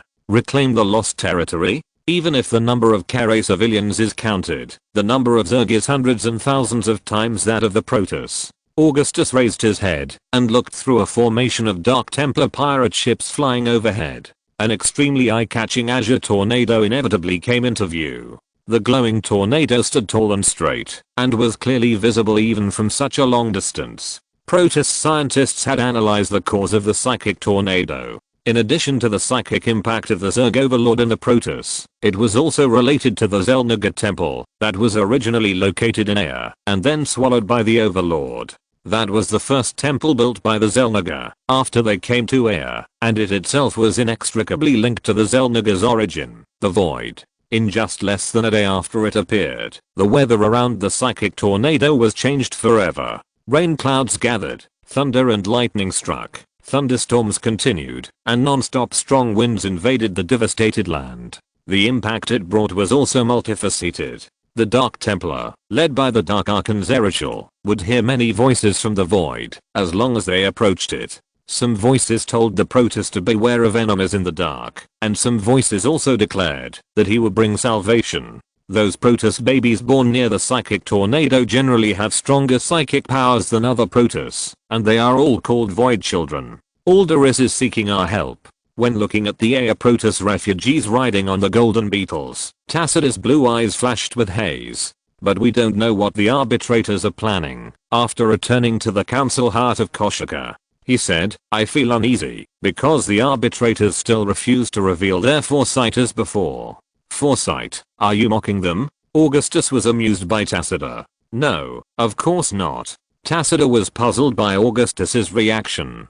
I think the most urgent task is not to counterattack and regain lost territory, but to resist the violent swarm and save more Protoss at the same time. When Augustus said this, an armored personnel carrier full of revolutionary soldiers was speeding past. From their white armor and Blood Eagle emblems, it can be clearly identified that they belong to the Alpha Squadron incorporated into the Revolutionary Army. Most of these soldiers in white power armor wore helmets, their faces hidden under non-reflective masks, but from their sitting postures, even these former Federation soldiers who had undergone social transformation were quite exhausted. Heavy trucks were pulling supplies and anti-aircraft guns, and human and Protoss warriors were protecting the refugee team on both sides of the march. Everyone's face showed a tense expression, without the joy of killing the Overmind. Everyone knew that the war would not stop, because of the death of the Overmind. And the war may not stop since it started. The sky was full of golden and blue spaceships full of Protoss refugees, and the queues on the ground were also very long, with no end in sight. The Protoss refugees looked no different from many human refugees that the Human Revolutionary Army had seen. Their pride had been shattered with the fall of their homeland.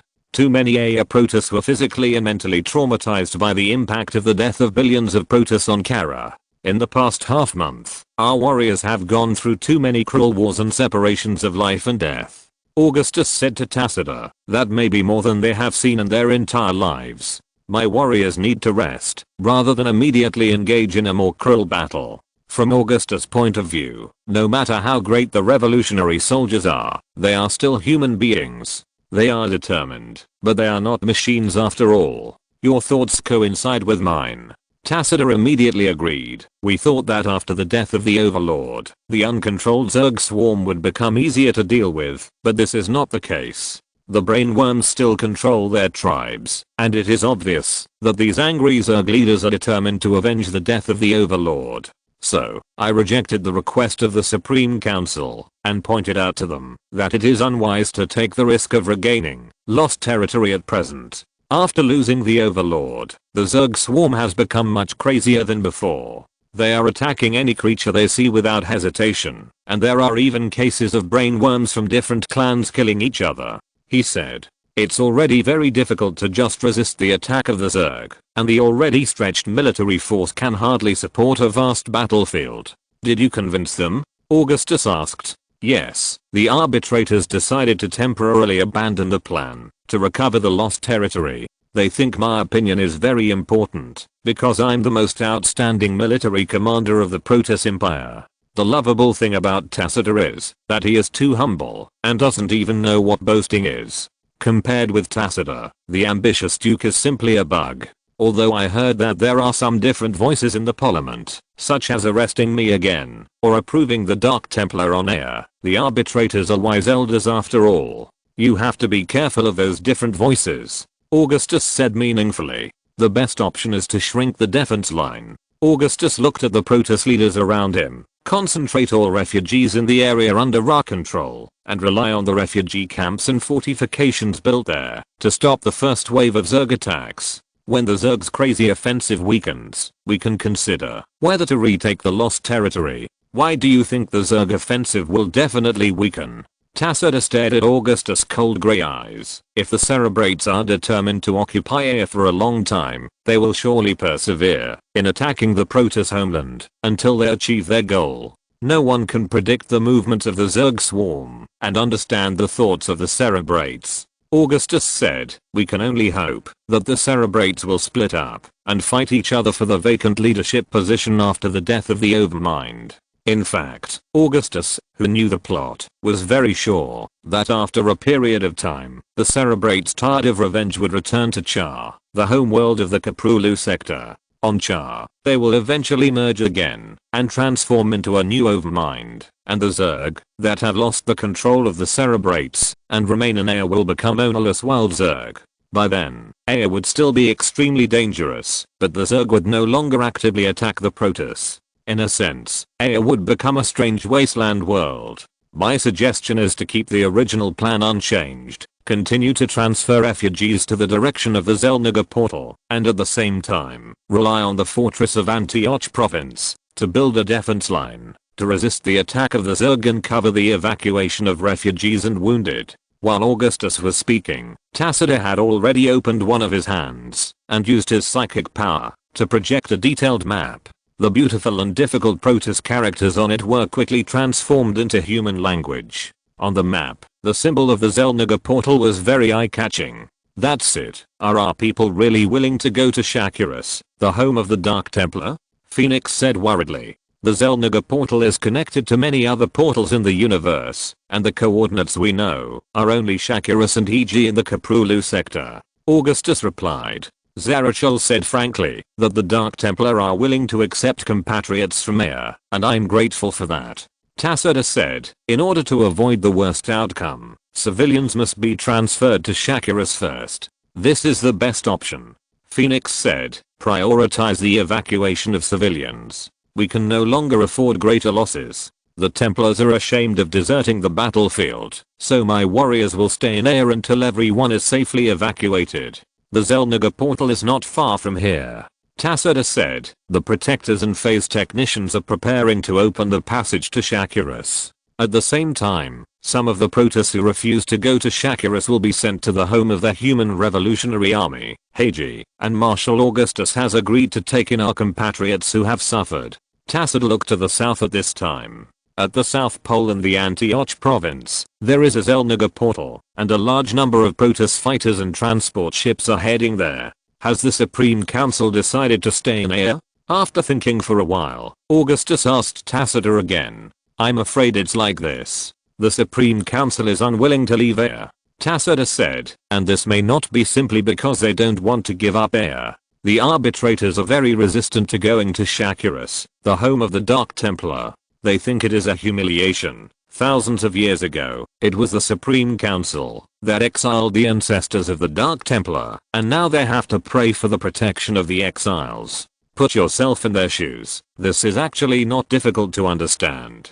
Carrigan also said, "The arbitrators of the Supreme Council once drove the Dark Templar out of their homeland. Now even if they are down and out, they will never ask for help from their poor relatives. By now, the Protoss on air have shown a tendency to split. The surviving Supreme Council represents the conservative forces and old forces of the Protoss Empire, while Tacitus' followers are willing to improve relations with the Dark Templar. However, after the final battle, the Supreme Council and Tacitus have not clashed again. As a ruling class, the arbitrators know how to keep their promises better than human politicians who are used to going back on their words. Since they have declared Tacitus a hero, and declared that all his crimes have been wiped out, they will not settle accounts later. It's time to go. Augustus looked up at the sky, and noticed the black clouds rising from the horizon.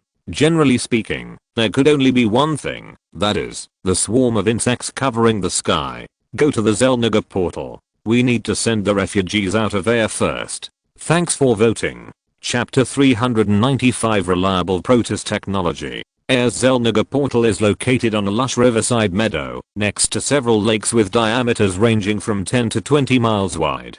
The pure blue lake water is calm, like a smooth mirror, with colorful fish swimming below. Occasionally, aquatic giants swim quickly from underwater, and huge shadows chase the glowing fish. The magnificent and beautiful golden Protoss buildings are hidden among the lush green vegetation. The ancient obelisks, stone statues and clusters of Kel-morian crystals buried by mud and green vegetation emit a blended blue-green luster under the sunlight. The plain is surrounded by beautiful mountains. The two highest peaks, Arwen and Kian, are the magnificent Protoss mountain cities. The light bridge across the mountaintop connects the charming waterfalls and the floating islands thrown into the air by the anti-gravity matrix. Various strange and elegant warships and spacecraft are constantly sailing out of the sky and the stargates in the geostationary orbit. There were spaceships full of Protoss refugees and long lines of refugees everywhere. Human soldiers and Protoss warriors jointly guarded the outposts monitoring the entrances.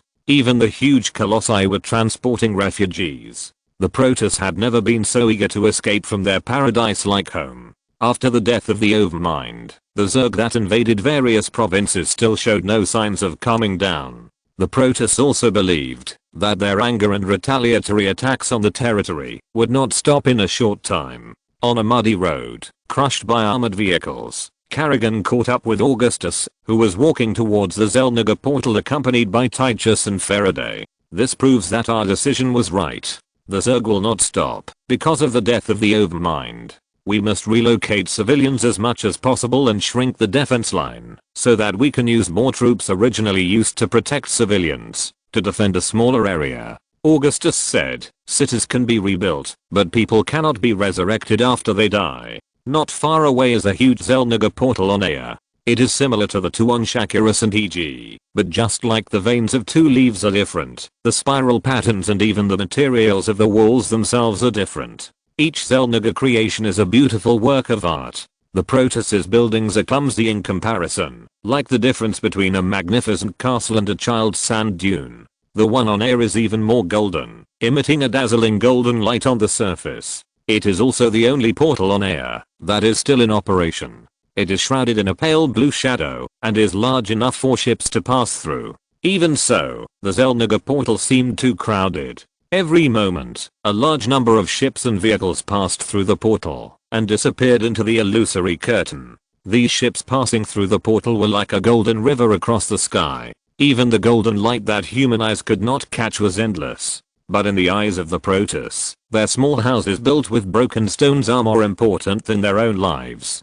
People can't understand the Protoss. Their brains are not normal. Titus still complained about the rigidity and stubbornness of the Protoss as always. He once thought that the Kel-morians among humans were a model of stubbornness, but compared with the Protoss, they were still a small witch compared to a big witch. At least Tacitus knows how to make choices.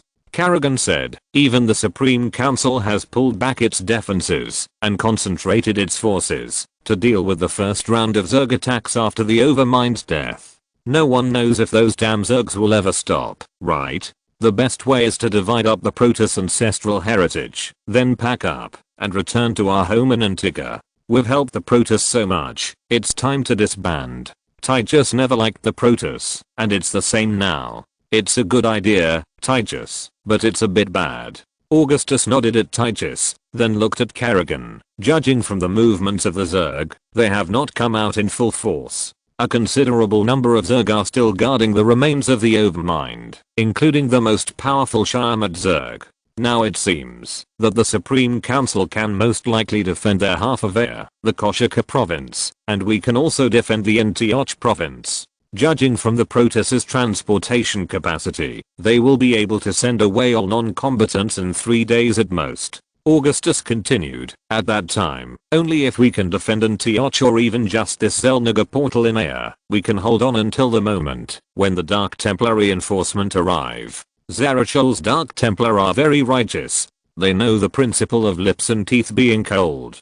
Kerrigan said, I think this is more about the feelings between the same race than other interests. Augustus said, the Protoss are a highly emotional race, and the judgments they make may be completely different from those of real humans. But if we fail to defend this damn place, the planet called Sakuras will be finished, and the bugs will eat us, and the planet together, leaving nothing behind. Ty just snorted, I can't believe that there are people in this world who are more noble than you, Augustus. I'm not noble. In fact, I hold grudges. Augustus shook his head and continued to walk forward along the muddy path. In front of them was a row of whiteboard houses painted with eye-catching red crosses, and a hospital converted from an abandoned Zelnaga watchtower and altar was in sight. I haven't done anything wrong recently. Hank can testify for me. Old Titus is pure and innocent. Titus immediately said vigilantly. In cahoots with each other. Kerrigan said. By this time, no one cared that it was a blasphemy to start construction on the buildings left by the Zelnaga, because even houses that could shelter from the wind and rain were in short supply during this period. At this time, Augustus heard a burst of singing from these white houses. Those barracks were prepared for the wounded in the Revolutionary Army. They were all seriously injured and could no longer fight on the front line. The wounded will be temporarily sent to Shakuras and finally transferred to the revolutionary planet EG. I'm very happy that they are singing. My respectable soldiers have not been defeated by injuries. Augustus followed the sound and walked into the barracks, but there was no joy in his tone. What is that song? Titus asked Kerrigan impatiently. It's a ballad from the New Wilson area of Korhal. The general meaning is that the world is so big, and the places where the sun shines are so beautiful, but the most charming is our hometown. Kerrigan said. Damn, I almost cried. Titus muttered. Korhal is gone. No one will believe crocodile tears, Colonel Finley, said Corporal Faraday, the captain of the Marshal's Guard. I hate you, Corporal Faraday, you arrogant cub. I don't believe you dare to tell Augustus Mengsk, the future master of Terran humans, what to do. Titus looked irritable, but he was not a big fool who only knew how to fight. Don't be ridiculous. Faraday said. Augustus finally found the singing revolutionary wounded outside an open barracks, and was surprised to find that they were sitting by a burning fire, roasting the meat of wild beasts native to Air on branches. Some soldiers with crutches were marinating meat with wild onions, rosemary, wine, and ginger. Only a few seasonings came from supplies, and the rest were made from local materials. Several soldiers with bandages on their faces leaned against the wall in silence, occasionally humming a few words along with the others. Most of them were scratched by the sharp spikes of the alien insects, or even just stained with a trace of poisonous mist from the scorpion insects. Generally speaking, the revolutionary soldiers have to endure the changeable climate and hot environment of Air, but this is a paradise for life to survive and reproduce. Food can be found almost everywhere, and it is quite delicious. Greetings, Marshal Augustus Mengsk. I'm Captain Binger Raymond from Castelling. Marshal, you may not remember that I was your criminology and history teacher. The last time we met was at the graduation ceremony of Stilling College, when you hung the dean of the department who committed academic fraud and roasted him on the fire until he confessed. Binger Raymond is the highest ranking person here. He is a typical Korhal nobleman, handsome, well-spoken, well-educated, and knowledgeable, and a good student in the aristocratic school. Raymond's sharp face is a model of tenacity and perseverance. His light eyes are bright and energetic, and his right leg is empty. Captain Raymond, who has lost a whole leg, leans on a cane, but it is even more elegant because of this. This kind of person is often the focus of celebrity gatherings. Everything about his past is made more mysterious by his calm military temperament now. Teacher Raymond, I'm so glad to see you again, but I didn't expect it to be here. Augustus immediately stepped forward and hugged Captain Raymond and was ashamed that he didn't remember much about him. The latter is already in his 40s, with some graying hair on his temples, but his body shows no signs of aging and is still strong and powerful. This world is really small. He sighed. Yes, I knew you were a man of great things the first time I saw you. Captain Raymond smiled. You are from the Mengsk family. You will definitely achieve great things that are not inferior to the Mengsks of previous generations. I guess that was probably because I jumped off the 11th floor on the first day of your class to skip class. Augustus' words made both of them laugh. I almost fainted at that time. Raymond soon stopped laughing. Who knew that your hoverbike was parked down there? Augustus Mengsk was the nightmare of all teachers when he jumped up and down installing, but he happened to be the son of the largest investor in the academy. However, although Augustus was out of line, he never did anything bad. He was always a stinky kid who wanted to uphold justice for the heavens. But no matter what, Augustus was still full of emotion when he saw his former teacher. At that time, no one had ever thought that they would meet again on such a planet in such a capacity. At the same time, Augustus also knew that this coincidence was not uncommon. Ka has a total population of only over 40 million, of which men and women aged 16 to 45 have received military training in the Revolutionary Army's military training camps, and 1 in 10 people is serving in the Revolutionary Army's active departments. As for the Steel Spirit Academy where Augustus once studied, his former brothers, teachers and even the guards at the door were assigned to combat units and other departments. The Revolutionary Army even joked that even the cats and dogs walking in Ka's Steel Spirit Academy went to the battlefield with swords and guns. This is not only because the Revolutionary Army's Augustus Mengsk is a graduate of the school, but after the Federation bombed Ka, even the many Ka nobles and vested interest classes who once opposed the Mengsk family's uprising stood on the side of the Revolutionary Army because the Federation took away everything from them. Wow, I never knew Augustus was so unruly when he was young. The great spiritual leader of the Revolutionary Army actually did such a thing in the past. Titus opened his eyes like copper bells. He has done even more outrageous things. Kerrigan just sighed. This world is really amazing.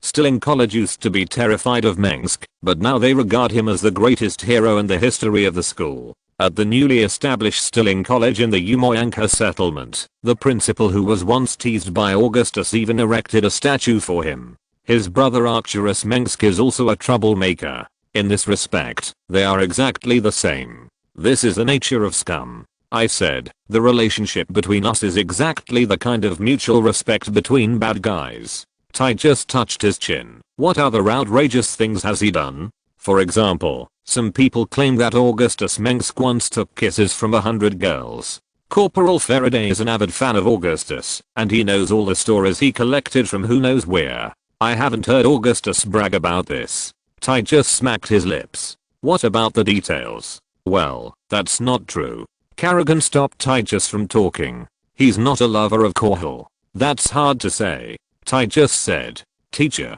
the Proteus phase technician will soon replace your legs with a new one. It is said that it is the same as the previous one. The new mechanical limb is powered by Kadarin crystals, which can pass through powerful forces and never lose power. Augustus said to Captain Raymond, I have seen the amazing technology of the Proteus. No one knows how they did it. Raymond said, but if that's the case, why don't they replace the Proteus Templars who drive the Dragon Knight Mecha with such limbs? Maybe, before the Dragon Knight Mecha appeared, they didn't have such a tradition. Augustus spread his hands and said, then smiled and took the grilled skewer from a soldier's hand and praised it loudly for being delicious, ignoring the fact that part of the skewer was burnt. As he spoke, a revolutionary soldier wearing a golden mechanical right limb walked out of the barracks. His arm had a perfect shape, with blue psychic light flowing on the surface. The joints and shoulders were inlaid with blue Kadarin anima crystals, and the movement of his arm was exactly the same as the other intact one.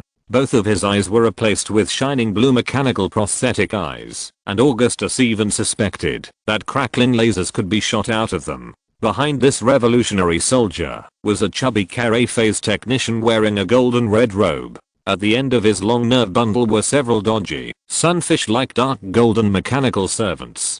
"Hello, I'm Carre Phase Technician Carax." The Protoss Phase Technician walked up to Augustus and said, "Marshal Augustus Mengsk, I provide simple and practical mechanical limbs for your men. If you can use me, just let me know." Chapter 396, The Eternal Friendship Between Star Spirits and Humans. Phase Technician Carax, I sincerely appreciate your help. Augustus stared at the fat and generous Protoss technician in front of him, and said very kindly, "Most Protoss have slender bodies, and their movements are elegant and fast, but Phase Technician Carax is different. He looks clumsy, and not good at running and fighting. As a Calais engineer, Carax is shorter than the Protoss of the Templar class. He has all the qualities of an excellent Protoss Phase Technician, master-like profound knowledge, strong sense of responsibility, loyalty, and reliability. It should be like this. I'm just doing my duty." Phase Technician Carax stretched out a hand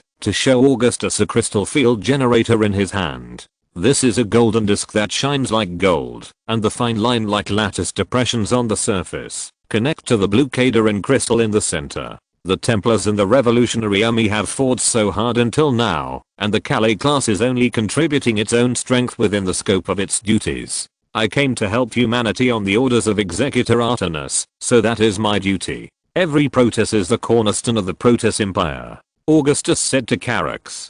"Carax, I wonder how many more prosthetic limbs like this you can produce." He thought of the Revolutionary Army soldiers who retired due to injuries in various wars in recent years. Although these soldiers have been well taken care of, Augustus still hopes that they can be treated. Human prosthetic technology has developed rapidly in the past 20 years, but it is still not satisfactory. Of course there is no problem. Only a control core and a mechanical platform are needed to continuously produce customized mechanical limbs. Many technologies from before the Protoss Empire are used.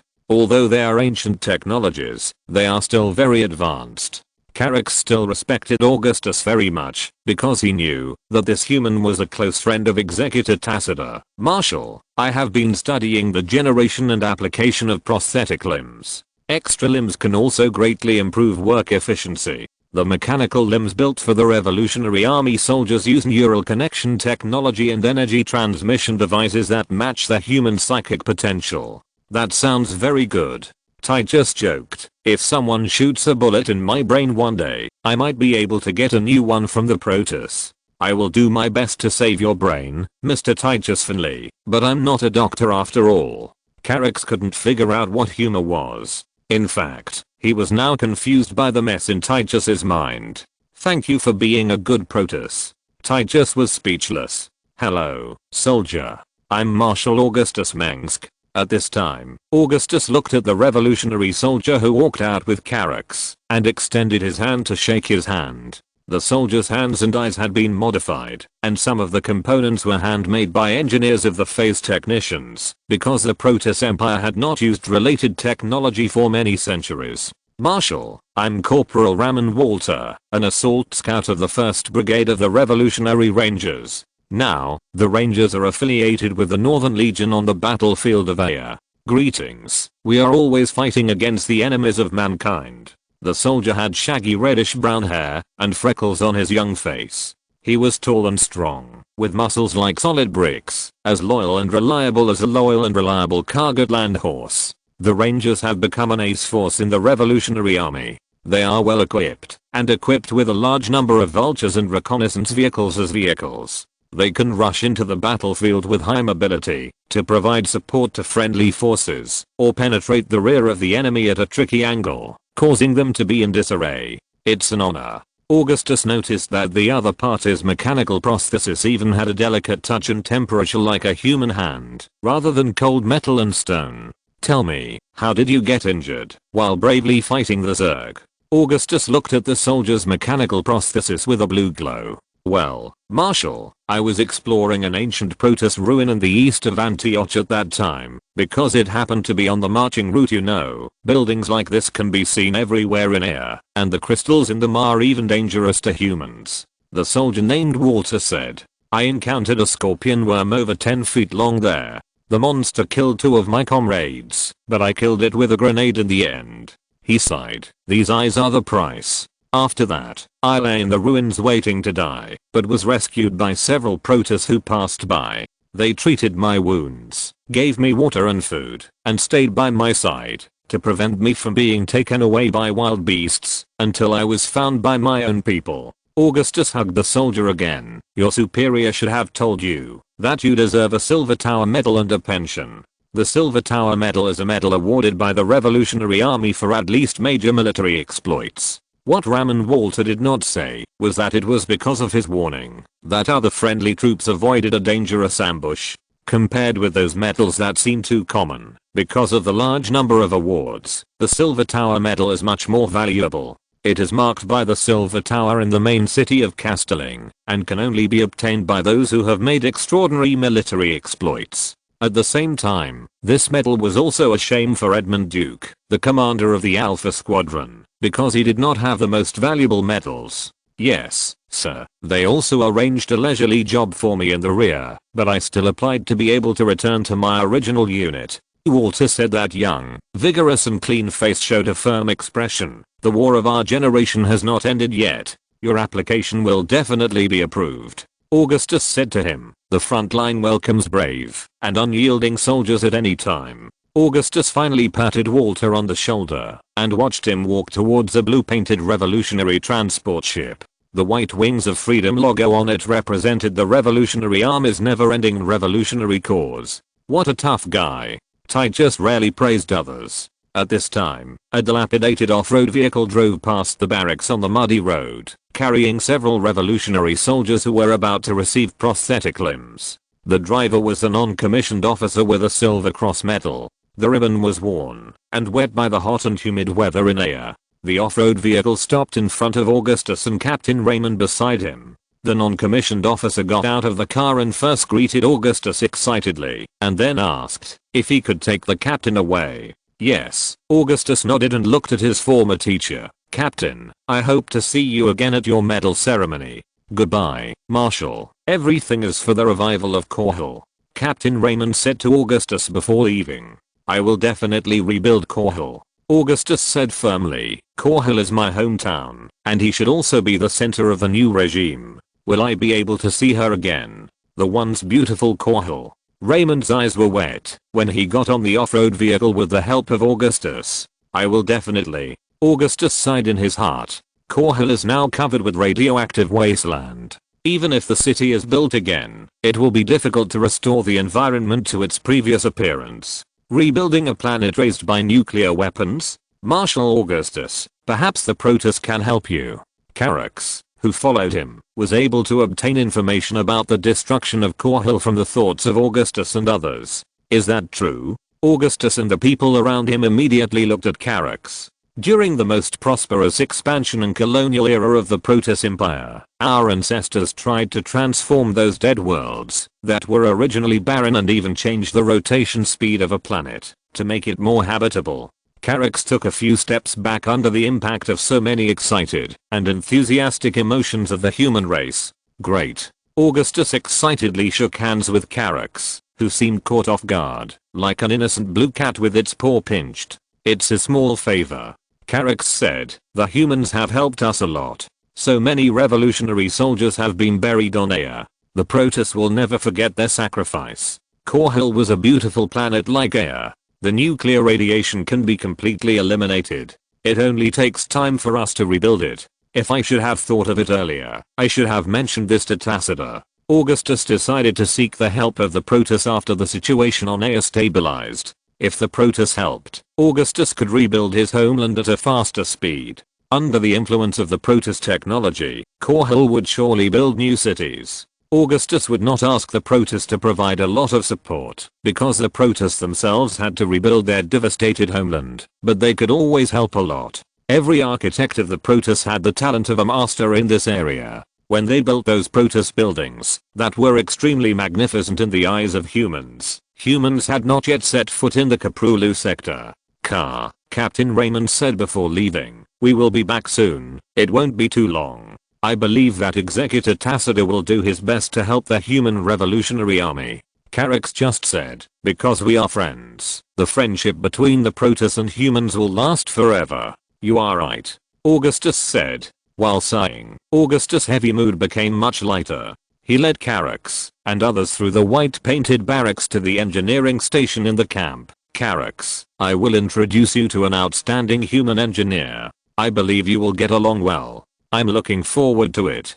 Although Carax looked very clumsy, even Titus in power armor could not catch up with him when he was walking fast. Hearing what you said, I immediately guessed who it was. I want to tell you that the Protoss named Carax, Rory Swan, is best at dealing with motor oil and screws, but that's all he is good at. Titus said to Carax. Those who know Titus Finley here know best, and old Titus words are the most pertinent. Rory Swan had just arrived here today. He had been building fortifications on the front line of Midland. Along the way, Augustus met many soldiers who were resting, among whom there were also many Calais phase technicians. In the days of fighting side by side, the Revolutionary Army and the Protoss became more and more familiar with each other, and prejudice and arrogance disappeared with the friendship forged in blood and fire. Augustus also saw the phase technicians of the Shakiris Protoss among them. Their dark purple robes were very different from those of the Aya Protoss. At the same time, the phase technicians of the Shakiris Protoss were also proficient in void energy and combat, which meant that there was no obvious class distinction between the Aya Protoss Templar and the Calais among them.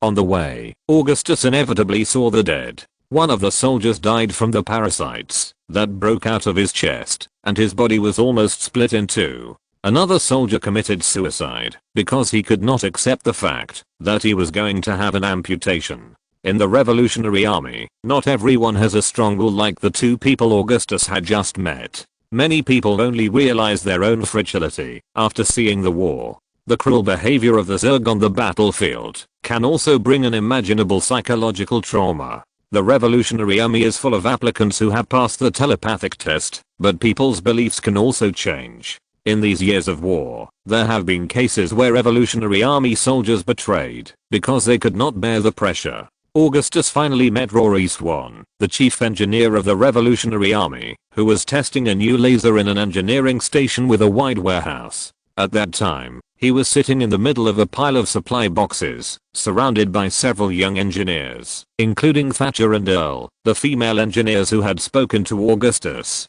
Hello, boss, Mrs. Mengsk, Sergeant Faraday, Titus Finley, you shameless drunkard. Swan is now considered young, and his hot temper is also scary, just like his fellow tribesman in Meinhof. Don't run after get off work. Titus shouted. A Protoss engineer, nice to meet you. Swan ignored the angry Titus, and said to Carax behind Augustus. As an outstanding engineer, Swan knew how to make friends widely. After today, you will work together for a while, Augustus said to Swan. Since the camp of the Human Revolutionary Army is close to that of the Protoss, their activity areas are also overlapping, and the functions of the public areas are even indistinguishable. Humans and Protoss work together to transport refugees, while resisting the retaliatory attacks of the Zerg. Both sides have become accustomed to having the other by their side during battles. Interesting. I have always wanted to observe the effectiveness of these primitive ballistic weapons. Carax is already familiar with shaking hands with humans. No problem, brother. Observe however you want. Swan said with a smile. Brother? Carax said. No problem, brother. Chapter 397 Ale Rangers. On the surface of air, the Zelniga portal. Bidding farewell to January, a month of countless sacrifices and blood. Time has come to February, when grass grows and birds fly. In the season of rebirth, the faint light of dawn shines on the scarred earth. Taiga Camp is a human military camp near the Zelniga portal. It is named after a local herbivorous reptile called Taiga hunter by the Aya Protoss. Many eras ago, this creature was regarded as a symbol of divinity by the Protoss tribe. The camp is composed of hundreds of modular building panels dropped to the surface of air. These square buildings distributed in a symmetrical grid are white or grey as the background, with sharp golden and red lines on the edges. The drinking water storage tower is next to a tranquil lake called Sanger Lake, which means a small pond in the ancient Kalani language. These practical and clearly functional human buildings are located among the lush vegetation. When the heavy factory starts producing tank parts, the air can still smell the sweet fragrance of flowers. There are many such camps for the Revolutionary Army. They are linearly distributed around the most central Xel'Naga portal, and the longest one stretches as far as 120 miles away. Such revolutionary camps and Protoss fortifications guard the wide area near the Xel'Naga portal together. Even on both sides of the Antioch flooding river, there are traces of human and Protoss activities. In the first few days of resisting the Zerg's counterattack, the outermost defense facilities changed hands several times, and the intensity of the war was no less than the battle in the main nest area of the Overmind.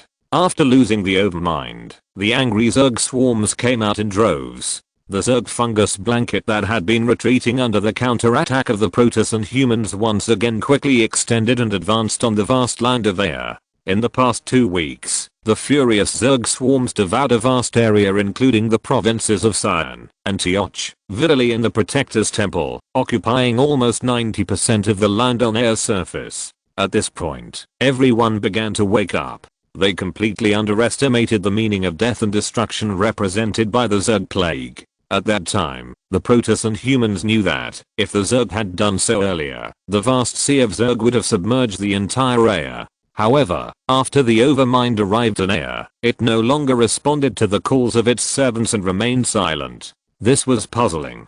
Billions of angry Zerg swept across air. They were almost unstoppable under the trend of the hive wool and hormones, but the offensive still stopped outside the Antioch province. The armies of Augustus and Tacita resisted the endless sea of Zerg like a steel gate, and finally turned a retreat into a tense tug-of-war, and protracted war on local battlefields and defense lines. By this day, the Zerg's attack was weakened again compared to yesterday, and this situation has lasted for several weeks. As a result, Augustus and his Protoss allies began to believe that the situation was developing in a good direction. The coalition forces of Augustus and Tacita defended the Antioch province, and the supporters of the Supreme Council relied on the foundation of the Protoss Empire to preserve the last dignity and honor of the arbitrators in the capital of Koshika. At the height of the war, the armies of both sides at the border of Antioch and Koshika tacitly offered each other as much support as possible. Aside from friendship and kinship, the wisest and most far-sighted leaders among them also understood the principle of the loss of the lips and the coldness of the teeth.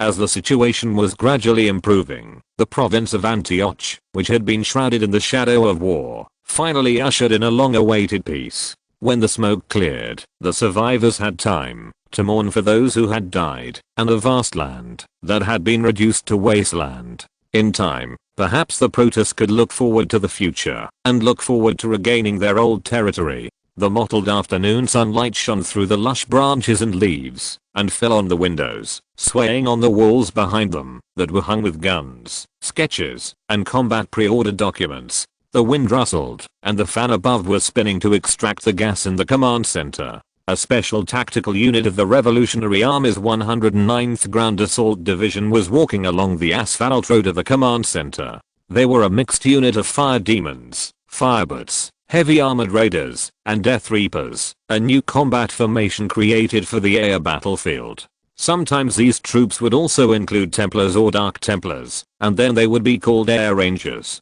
The war that spread throughout air did not eventually spread to the vicinity of the Xel'Naga portal. With the support of ancient war weapons, the coalition forces that still had a certain amount of military strength allowed this undeveloped beautiful virgin land to escape the ravages of war. Outside the window was a preserved green space, with the shadows of the Aya rainforest red cedars with twisted and thick branches swaying. A tall psychic jammer was in operation, and its main building, built of a large number of curved pipes and new alloy steel, was shrouded in a pale orange light, the light emitted by the Protoss Kel-morian crystal variant that could amplify the power of the psychic jammer. Although the Zerg has found a way to overcome the effects of the psychic disruptor to a certain extent, it is still effective. The wisdom and experience of the Protoss engineers are unmatched. Compared with humans, the Protoss master craftsmen have outstanding talents and extremely profound knowledge. They have the Protoss powerful astral telepathy and a memory that is far stronger than humans, so that the Protoss engineers can easily draw engineering blueprints. This ancient and elderly race is fully capable of being a teacher of humans in many fields. The little knowledge they reveal is enough to make the engineers of the Revolutionary Army overjoyed. If the Protoss technology itself is not based on the development of Kadarin crystals and crystal matrices, the enlightenment they bring to humans is much greater than it is now. Further away is a makeshift weather station and a canopy for parking vehicles, all of which are made of materials from the air joy tree. This is a beautiful and precious tree species, with bark that is softer and sharper than leather, and the cross-section of the wood is like an impressionistic oil painting, which can remind any Protoss who see it of the idyllic scenes of eras past. The tall triangular wooden structures and geometric fences are painted with bright varnish. This beautiful wooden structure is the imitation of Protoss architecture by the Revolutionary Army engineers. The neat fences divide the green vegetation and colorful flowers. The tender green shoots in the nursery were planted by the Revolutionary Army soldiers when they first arrived here. In order to cope with the problem caused by the shortage of supplies, Augustus ordered the soldiers in the rear to make rational use of the land on Ea. So, as Augustus saw now, the Revolutionary Army has begun to grow vegetables on Ea. Due to Ea's rich and fertile land and hot climate, the newly planted crops always mature quickly. Humans have also discovered many new crops here that can be promoted in the future. A Revolutionary Army engineer is nailing nails on the roof of the weather station. On his sweaty shoulders stand two primates called Little Hands by the Protoss. These two creatures, shaped like a ball of brown fur, are trembling with the engineer's movements, and sometimes they jump up with a snap as he turns around. This cunning creature is a master of stealing. They are good at taking advantage of opportunities, and taking advantage of trouble. They always mess up the work of humans and Protoss. This strange creature is a miracle in evolution itself. Augustus was leaning on the command chair facing the window. The sun was shining on his face, making him feel comfortable and relaxed. In the past, Augustus had hardly rested. If the Zerg didn't rest, he couldn't rest. Kerrigan was standing behind Augustus, holding Augustus' head with her sexy and powerful hands, letting the back of his head rest on her soft chest. Her wet long red hair was casually draped over her back, and her loose red hair was as soft as silk. This was the first hot bath Kerrigan had taken in the past few weeks, and it was as hard won as the victory of the coalition. The furnishings and the smell of incense in the command center created a comfortable and elegant atmosphere. The walls were hung with golden wolf head badges and swords. The bright textiles given by the Protoss and the crystal water bottles with flowers created a noble and elegant atmosphere. Augustus closed his tired eyes and heard Titus shouting, "I'm tired, I'm sleepy, I don't want to do it anymore. Augustus, when can we pack up and go back to Antigua?" Titus swayed back and forth in front of Augustus, and there were purple-red spots left by blood on his golden-red power armor. The spade beauty on Titus's armor had been replaced by a Protoss woman in a thin veil at some point, and Augustus could only think that he was adapting to the local customs. Titus was not interested in the Protoss. He just thought it might have a kind of charm effect. He had just returned from the battlefield and had just crushed hundreds of Zerg heads with iron blood more than 10 minutes ago, but now he was afraid of hardship and difficulties. "Colonel Finley, if you want to return to Antigua now, I won't stop you, but there is no bus back to Caprulu now." Augustus praised Titus. "What do you think, warrior? I heard that you have saved a lot of Protoss refugees, and the Protoss who know you all praise your bravery.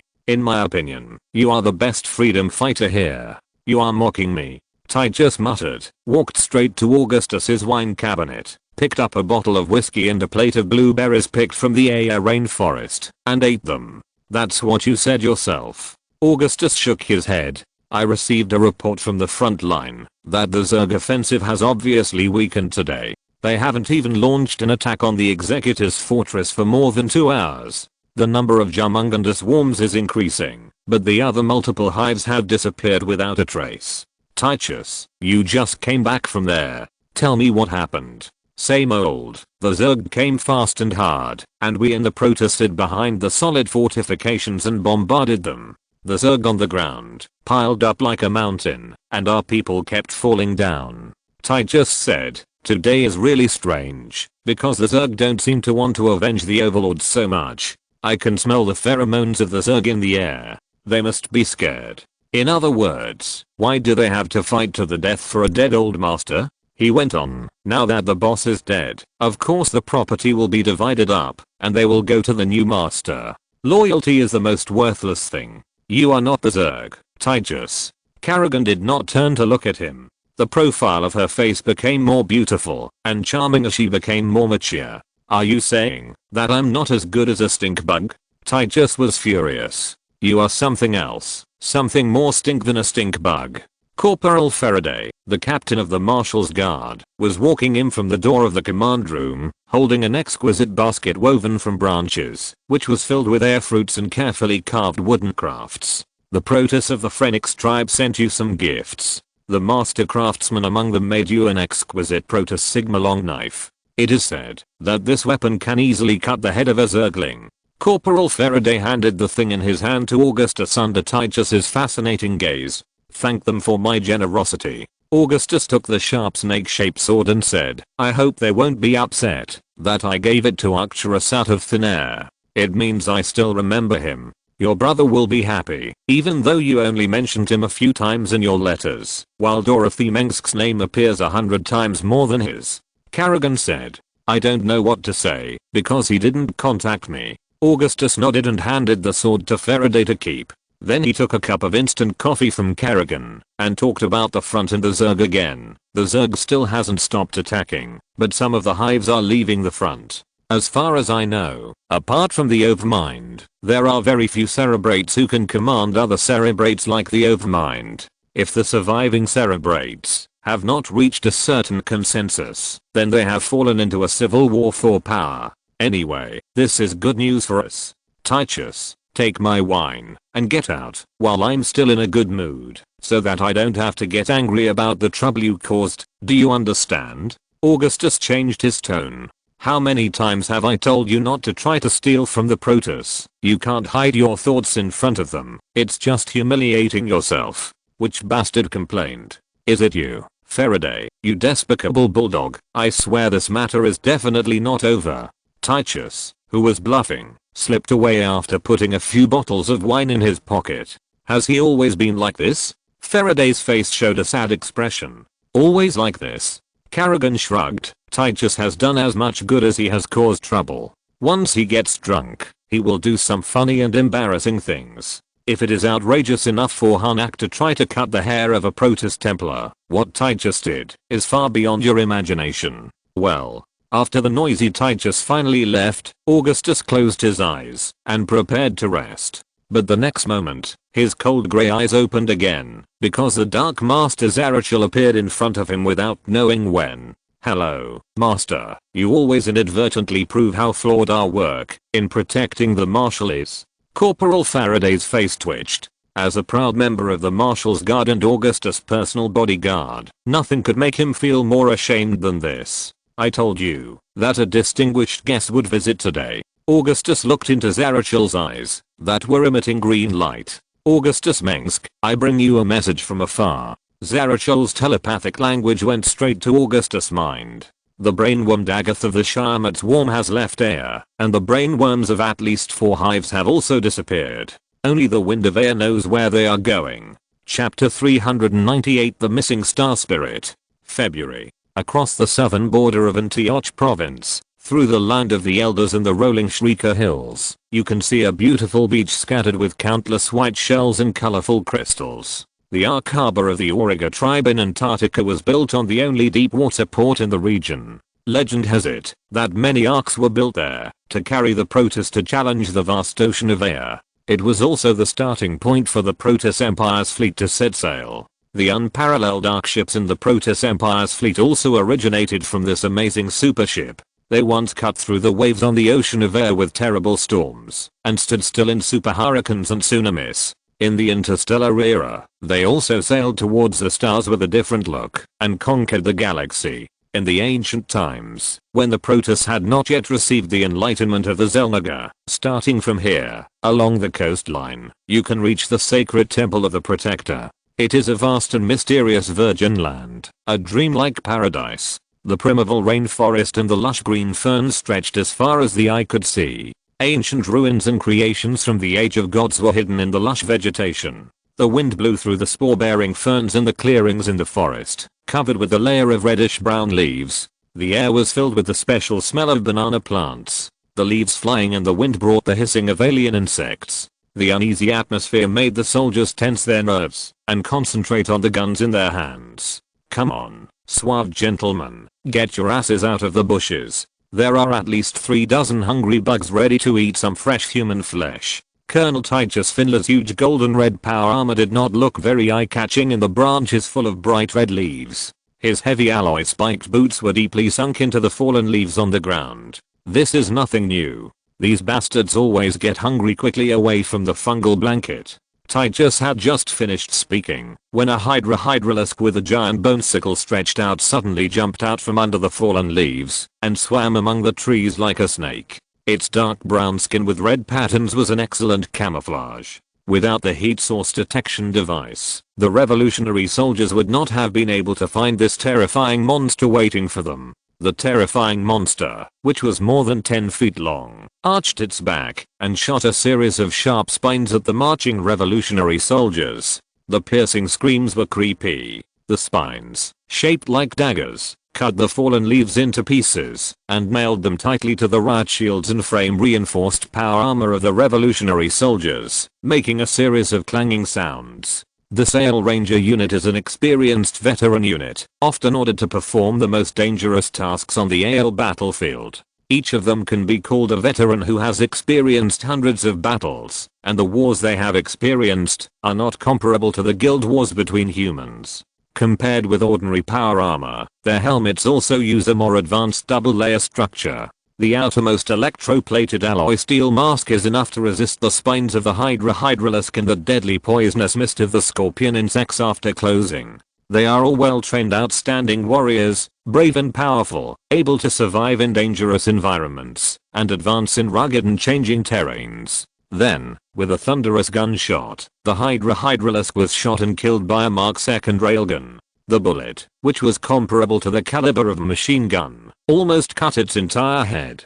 Good job, Peer. A cheer suddenly came from the communication channel of this team, and the revolutionary soldier holding the heavy railgun just pointed at his mask with 2 fingers. The soldier was a level 4 psychic, with a talent for shooting that ordinary people did not have. Before joining the Revolutionary Army from a nomadic tribe in Hiji, the son of a local chieftain had no idea that he had a certain talent for psychic powers, because he only used his keen senses to herd and hunt. He's quite capable. I have to admit that there are some tough guys among Ward's people. Titus was an unpleasant troublemaker, but he knew that he should not offend his soldiers easily, especially when the other party was standing behind him with a dangerous weapon. One of the crimes Titus had committed in the Federal Marines was that he had attacked his superior in anger. Before he could celebrate, more Zerg appeared while Titus was talking. There were hundreds of Zerglings and Hydralisks with the same skin color as the Hydralisks just now, and Titus was sure that he had just seen a cunning scorpion worm flash by. Okay, bad boys. Fire. Titus was the first to pull the trigger on the Whisper Persuader heavy machine gun, and more than 30 Revolutionary Army soldiers behind him also opened fire. In a face-to-face firefight with the Zerg, only one thing is better than all strategies, that is to shoot as many bullets as possible and kill the monsters before they kill you. The Densei 12 grenades, P-30 pistol bullets, C-14 mail gun bullets and rockets razed the surrounding forests to the ground in an instant, and the Hydralisk also used spines to fight back. The Zerg that dodged the first round of shooting alternately jumped and ran in the rainforest and pounced on their prey. The eyes emitting dangerous red light no longer had any rationality. This was another group of Zerg that had lost the control of the brain worm. Their masters had disappeared or left air. The wisdom of the king worm and the queen worm was still unable to control the large number of members of the group. Titus swept down 7 or 8 Zerglings and watched more of their kind being blown to pieces by grenades and electromagnetic grenades. A roaring Hydralisk was wounded by an anti-tank rocket, and in anger it started killing its own members. Even so, some Zerglings still made it through the hail of bullets and arrived in front of the soldiers. These screaming little monsters may not have the hard chitin armor of Hydralisk and Ultralisk, but they have a huge number and speed. Their velociraptor-like sharp claws are also maliciously called can openers by human soldiers. The soldiers of Air Rangers have long been accustomed to the scene of grinning monsters rushing towards them. Even when the Zerglings are about to pounce on their faces, they still keep firing with determination and fortitude. There is no point in running away when facing the Zerg. With a few blue phantoms, these Zerglings just crossed the firepower net of human warriors and collided with the hot and unstoppable psychic blades of the Protoss Templar. Each Templar is an elite warrior with hundreds of years of combat experience. Their flexible and graceful sword swings are like the Zerg themselves crashing into the sharp psychic blades. The Templars stood in front of the revolutionary army, forming an insurmountable wall.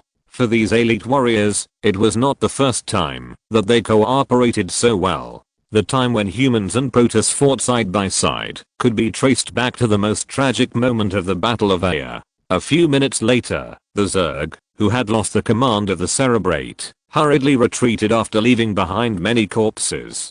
Compared with the Zerg, that were still under the control of the main nest, they were closer to wild beasts that followed their instincts to seek benefits and avoid harm. Not bad, buddy. I now begin to think that you are more loyal than the Tal'Darim Protoss. After killing the last Zerg, Tychus stretched out a hand to a Templar next to him and tried to high-five, but the other's blue eyes hidden under the golden mask just stared at him coldly. Tychus, who was left aside, did not feel any embarrassment. He ordered his men to continue moving forward without caring. As Tychus stepped forward, he was sure that the cold Protoss could not take their eyes off the scantily clad Protoss woman on his shoulder armor, even though the eyes were full of anger. With this, Tychus became famous among the Protoss, and even Tacita, the Protoss executor who had met Tychus, could only call him a wonderful man. If Tychus was fighting the Protoss, then his armor would be enough to attract hatred. These Protoss always have their uses, Tychus said in the communication channel, not caring about the Protoss who could easily read human thoughts. The destination is ahead. He pointed to the depths of the dense forest. At the end of a trickling, sparkling and vast river was the Protoss Aseri hunting grounds, StarCraft IMAP. In the protracted war, this was one of the few areas that had not fallen without support. Be careful, there may be hungry Protoss refugees here, or there may be Protoss troops of the Supreme Council. Tychus reminded his subordinates in the communication channel. Remember, Marshal Augustus asked us to avoid conflicts as much as possible when we meet people from the Supreme Council. He absent-mindedly muttered the order from above, complaining in his heart that Augustus was not considerate of old ties. As a capable general under Augustus, Tychus did a lot of thankless work. If it were in the past, Tychus would probably hold a grudge, but he was also a person who remembered the favor, and Augustus's care for Tychus was not much less than Kerrigan. Just when Augustus rescued Tychus from the slums in Tarsus and saved his organs, it was worth Tychus remembering. Of course, Tychus was sent here purely for his own trouble, because as a commander, he was an impatient person and would slack off on the battlefield from time to time. Augustus was so angry that he almost fired Tychus. In the end, he had to admit that Tychus was not suitable to be a senior general commanding thousands of troops. He was proficient in eating, drinking, whoring, and gambling, and did all kinds of sneaky things, but he was unwilling to take responsibility. Augustus had to hand over the wolf hunters, which were originally commanded by Tychus, to Prior, and let Tychus lead the special operations team. Don't wait for me to call for action. If there is a situation, just shoot directly. This is also the order of the Marshal. Be smart. We don't have any friendship with those guys in the Supreme Council. The Protector Temple where the Aseri hunting ground is located is equivalent to a huge province of the Protoss Empire. Geographically, it is located to the east of the Virari province and the Koshika province, and to the southwest of Antioch. Strictly speaking, it is not an administrative district. The ascetics who follow the teachings of the Kara and the Zelnaga scholars of the Syriac tribe regard this place as a holy place. It is precisely because of this that the Protoss in this area desperately guard the Protector Temple. As a result, several small tribes disappeared forever in the battle with the Zerg. Also because of the geographical location of the Protector Temple close to the provinces of Koshika and Antioch, the coalition of Augustus and Tacita, as well as the Supreme Council, may lend a hand to the Protoss survivors in the area. At this time, nearly a month had passed since the final battle to kill the Overmind, and the Zerg's retaliatory attack had long subsided. A large number of Zerg retreated to the vicinity of the psychic storm formed on the Overmind's body. Although the endless thunderstorms and hurricanes have made that area a dangerous area, that is no less dangerous than Char, the Zerg still follow their instincts to stay there. At the same time, many nameless brainworms, including the Jumunganda Zerg brainworm Yak, are still staying in Air, occupying the vast land of Air, relying on Air's resources and the biomass provided by countless native creatures. The Zerg are still multiplying, which makes it difficult for the Protoss to launch a counterattack against the Zerg and recover the lost land while defending their territory. Even with the continuous return of Protoss colony fleets to Air, the stalemate situation has not improved much. Keep moving forward. Tychus continued to give orders in the channel. Led by Tychus, the team continued to move forward along a stream heading north. After passing a collapsed Protoss outpost, a magnificent Xel'Naga temple standing under the blue sky and white clouds was already in sight. The beautiful buildings with round roofs and dome spires of Air Protoss were particularly eye-catching, but most of them had been burned into charred ruins. The crystal tower suspended in the air fell into a huge puddle of filthy mud. Tychus Finlay's team called the command center. "We have arrived at the destination." "Wait, don't rush to call the Xel'Naga transport ship." Tychus looked at the several revolutionary soldiers on his left and right. "We have to say hello to the locals first." Tychus's side suddenly appeared a few Protoss holding spears. They were obviously not Templars, and they wore scholars' robes instead of shining armor. Entaro Tacita. Tychus followed suit and greeted the locals in the Protoss way. Tychus had mistaken the status of Tacita and had done. For him, being able to remember the names of a few Protoss was giving these damn aliens some face. Tychus didn't need to say anything else. The Protoss Templars and the team greeted their own people. These Protoss immediately celebrated the reunion with body language that Tychus couldn't understand. This hugging method that avoided physical contact as much as possible seemed to him like a frog holding eggs. Since the Protoss were using the Kala to communicate directly on a spiritual level, Tychus had no way of understanding what they were saying, but one of the Templars soon brought bad news. "Tychus Finlay, the guards of the Supreme Council have arrived here before us. I know what happened without you telling me." Tychus pointed to several Protoss warriors in crimson robes who suddenly emerged from the ruins, and bad memories came to his mind. "It looks like they are here to drive us away. The followers of Tacita are not welcome here. I can feel the stain in your minds. This is all because you are too close to the Dark Templar," their leader said. More and more Dark Templar are wandering in the ruins, and the council also suspects that the recent disappearances of their people are related to them. "You have been listed as unwelcome. Before we, the spears of the council, use force, leave." If you're listening to this novel on a channel other than Fanfic World, it means they downloaded and uploaded it without effort. We cordially invite you to visit our channel, Mundo Fanfic Novelos. There you'll find the original version of this story and you can explore many other novels of various genres. We're waiting for you to immerse yourself in a world of incredible novels. Chapter 399. Disputes re-emerge. On the surface of Air, the Xel'Naga portal, the hazy array halo and floating blue rainbow light of the portal are like a huge mirror hanging in the sky. The mirror surface is dark and deep, connecting to another mysterious and unknown world. It could be the core of an aging star, or it could be a paradise on Earth with birds singing and flowers blooming. From the magnificent surface structure to tens of thousands of feet in the sky, it is wide enough for the Protoss motherships and fleets to enter. The strata that once buried these Xel'Naga creations can be traced back to the early days of the chaos of the universe, when the stars were still young and life had not yet sprouted. Even at that time, the Xel'Naga had already created a brilliant civilization. Even until now, their technology is still completely incomprehensible to other races. The Protoss' limited understanding of the Xel'Naga portal tells them that this great creation connects to places where the creators, the Xel'Naga, have set foot. Each door is an irreplaceable miracle and extremely precious, because the Xel'Naga who built them have long since left. The human revolutionary army also learned from the Protoss how to use and maintain the Xel'Naga portals. This knowledge and the secrets contained therein are extremely valuable, because the enemies of the revolutionary army in the Korhal sector obviously cannot know it.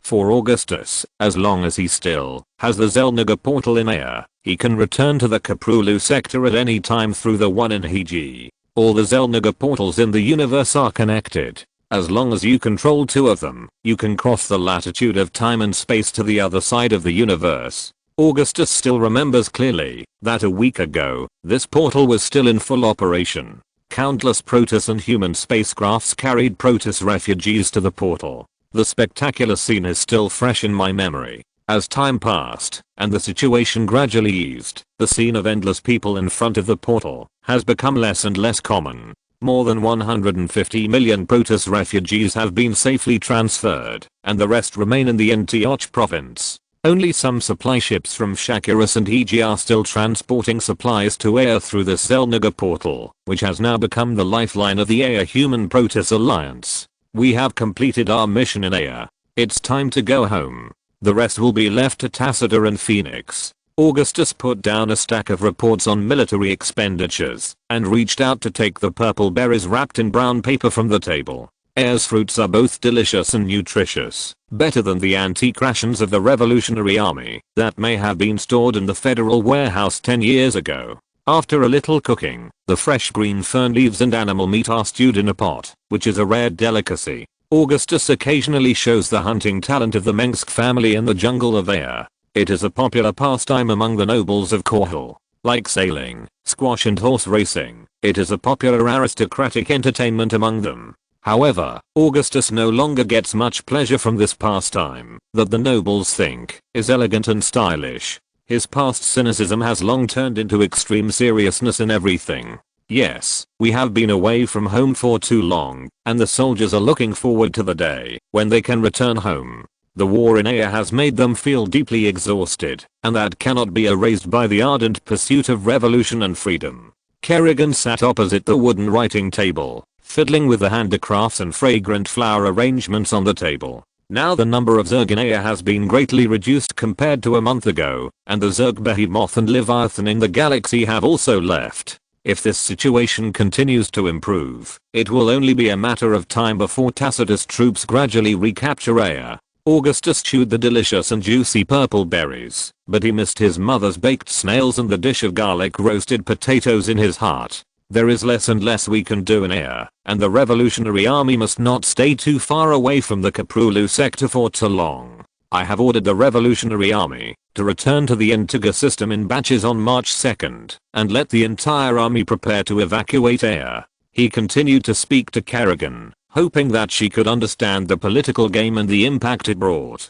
Kerrigan is a good listener, and her military talent is even better than many senior generals under Augustus. But as a powerful telepath who can read other people's minds, what she lacks most is the ability to read people's hearts. I heard that the nobles and high officials of the Terran Federation have taken the credit for expelling the Zerg with their wealth and power. The nobles have made a lot of money by selling military supplies and cargo ships transporting refugees, and the parliamentarians have gained a firm foothold in the new election and are in power. This is their style. Mr. Augustus Mengsk saw it clearly and thoroughly 20 years ago.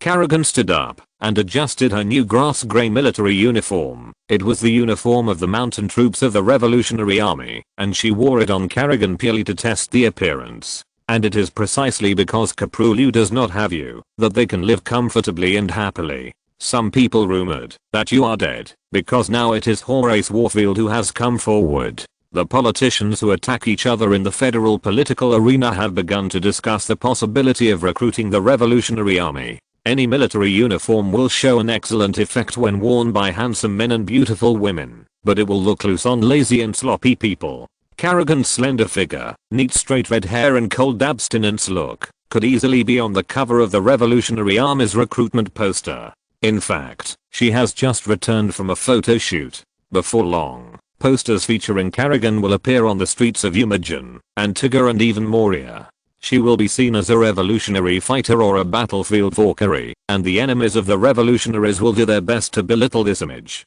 In any case, such a claim is essential. If it is not made, the people of the Terran Federation cannot expect much positive image of the Revolutionary Army from the Federation's propaganda. Koplu cannot do without me, Augustus said. After returning to Antigua, they will remember their fear of Augustus Mengsk. The Terran Federation's regime will not be arrogant for too long. We have established a foundation in this dark universe. Buzz. At this time, a roar from the engine interrupted the conversation between Augustus and Kerrigan. It was a Hercules-class transport ship passing over the Taiga camp, which was full of revolutionary soldiers withdrawn from the front line. As the situation on the air battlefield gradually eased, Augustus began to withdraw part of the main division from the front line. In Augustus's view, killing the overmind and many brainworms has achieved the purpose of this trip to Aya. In addition, more than 500 million Protoss were rescued, and the Protoss finally avoided the disaster of genocide.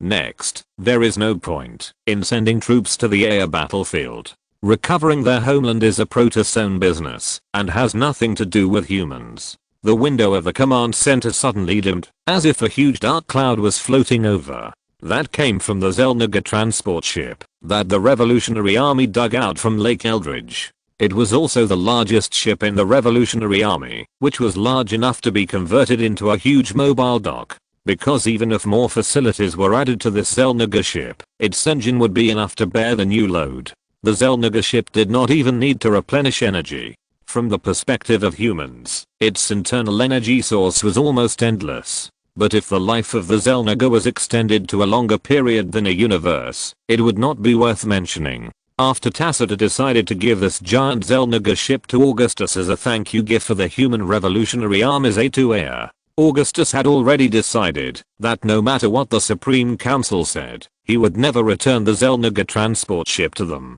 Augustus had ordered the ship to be converted into a giant dock capable of building a Behemoth-class battlecruiser, and a large number of outstanding Protoss Calais phase technicians would provide assistance in this huge project. It would also be a super ship with Xel'Naga, Protoss and human technology. This was also one of the gains of the Revolutionary Army in Aya. Augustus even got the power to station troops near the Aya Xel'Naga portal, because Tacita would neither expel the former human allies, nor think that they would do evil in Aya. With the sound of the alloy steel door outside the command room opening and closing, Faraday, the captain of the Marshal's Guard, walked in with Jim Raynor, who was wearing a naval captain's uniform. The wolf head badge on his hat brim emitted golden light. Augustus, I heard that we are about to leave Aya. This is also a good thing. I haven't seen Elizabeth and John for a long time. The revolution is a cause worth devoting everything to, but I also feel sorry for not being able to accompany my children during their growth stage. Raynor pulled a huge chair given by the Protoss and sat down next to Augustus. It must be said that the masterpieces of the Protoss master craftsmen are both beautiful and comfortable. Only the arbitrators will overemphasize the value of tradition and precious metals and gems that show status. John can walk now, right? Augustus laughed. Mother said that he is much smarter than other children of the same age, so mature like a big boy, while Valerian often cried when he was his age. In the original words of the letter, weren't you the one who cried a lot? Your mother has never seen Valerian Mengsk before the age of 7. Kerrigan pointed this out at this time. You uncle and nephew have a very deep relationship. What's the difference? Valerian is exactly the same as me when I was a child. Augustus continued to say to Raynor, by March, I will arrange a ship for you to go to Umoyan. It's just right that you can take this opportunity to send Matt Horner, Mirahan and Egan Stetman to Umoyan University to improve their knowledge and profession. They have learned a lot of knowledge in practice, but they still need further study. Okay, I'm happy to send our children to school. Raynor also said with a smile, didn't your sister find a job as a teacher at Umoyan University? Maybe they can meet there. That child has no time to teach anything. She has an entire business empire under her name. Augustus shook his head. Dorothy Mengsk is the apple of the Mengsk family's eye. She is a child who has been loved by thousands of people all her life, but she has not been infected with the problems of the nobles. This must be due to the good family education of the Mengsk family. The brothers are Dorothy's role models, which is also her capital in the political field. This woman from the Mengsk family is becoming more and more powerful. She is known as Catherine of Korhal, and that is the name of her grandmother. Augustus likes this sister very much, and he never hides his love for her. Augustus attaches great importance to his family members, just like his brother Arcturus. Speaking of which, I'm really reluctant to leave Aya now, and I don't know if Tacita and his men can control the situation.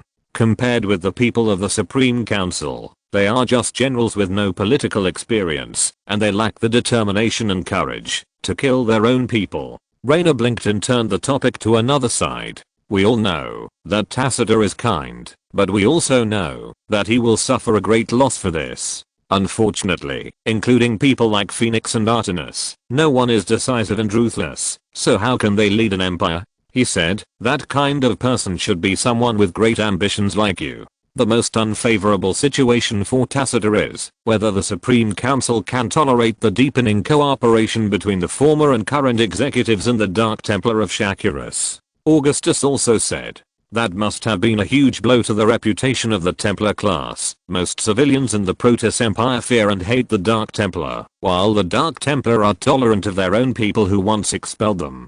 This is ironic. The Protoss who chose to follow Tacitus did so out of respect for this executor, but the friendliness that Tacitus showed towards the Dark Templar pushed those Protoss who hated them to the Supreme Council. Augustus nodded. Now, if we count the Protoss who have left Tacitus recently, and those who have come to join him from the province of Koshika, we can easily find that the Protoss who like the Dark Templar and those who don't like the Dark Templar are splitting into two distinct camps at an increasingly rapid rate. We will soon know whether this will lead the entire Protoss to eternal damnation. The history of the Protoss makes them fear division and civil war, and no matter what Tacitus and the Supreme Council think, everything is moving in this direction. A voice from the mechanical adjutant interrupted the conversation. Colonel Titus Finley called, followed by fierce gunfire and shouting, which seemed extremely noisy and chaotic.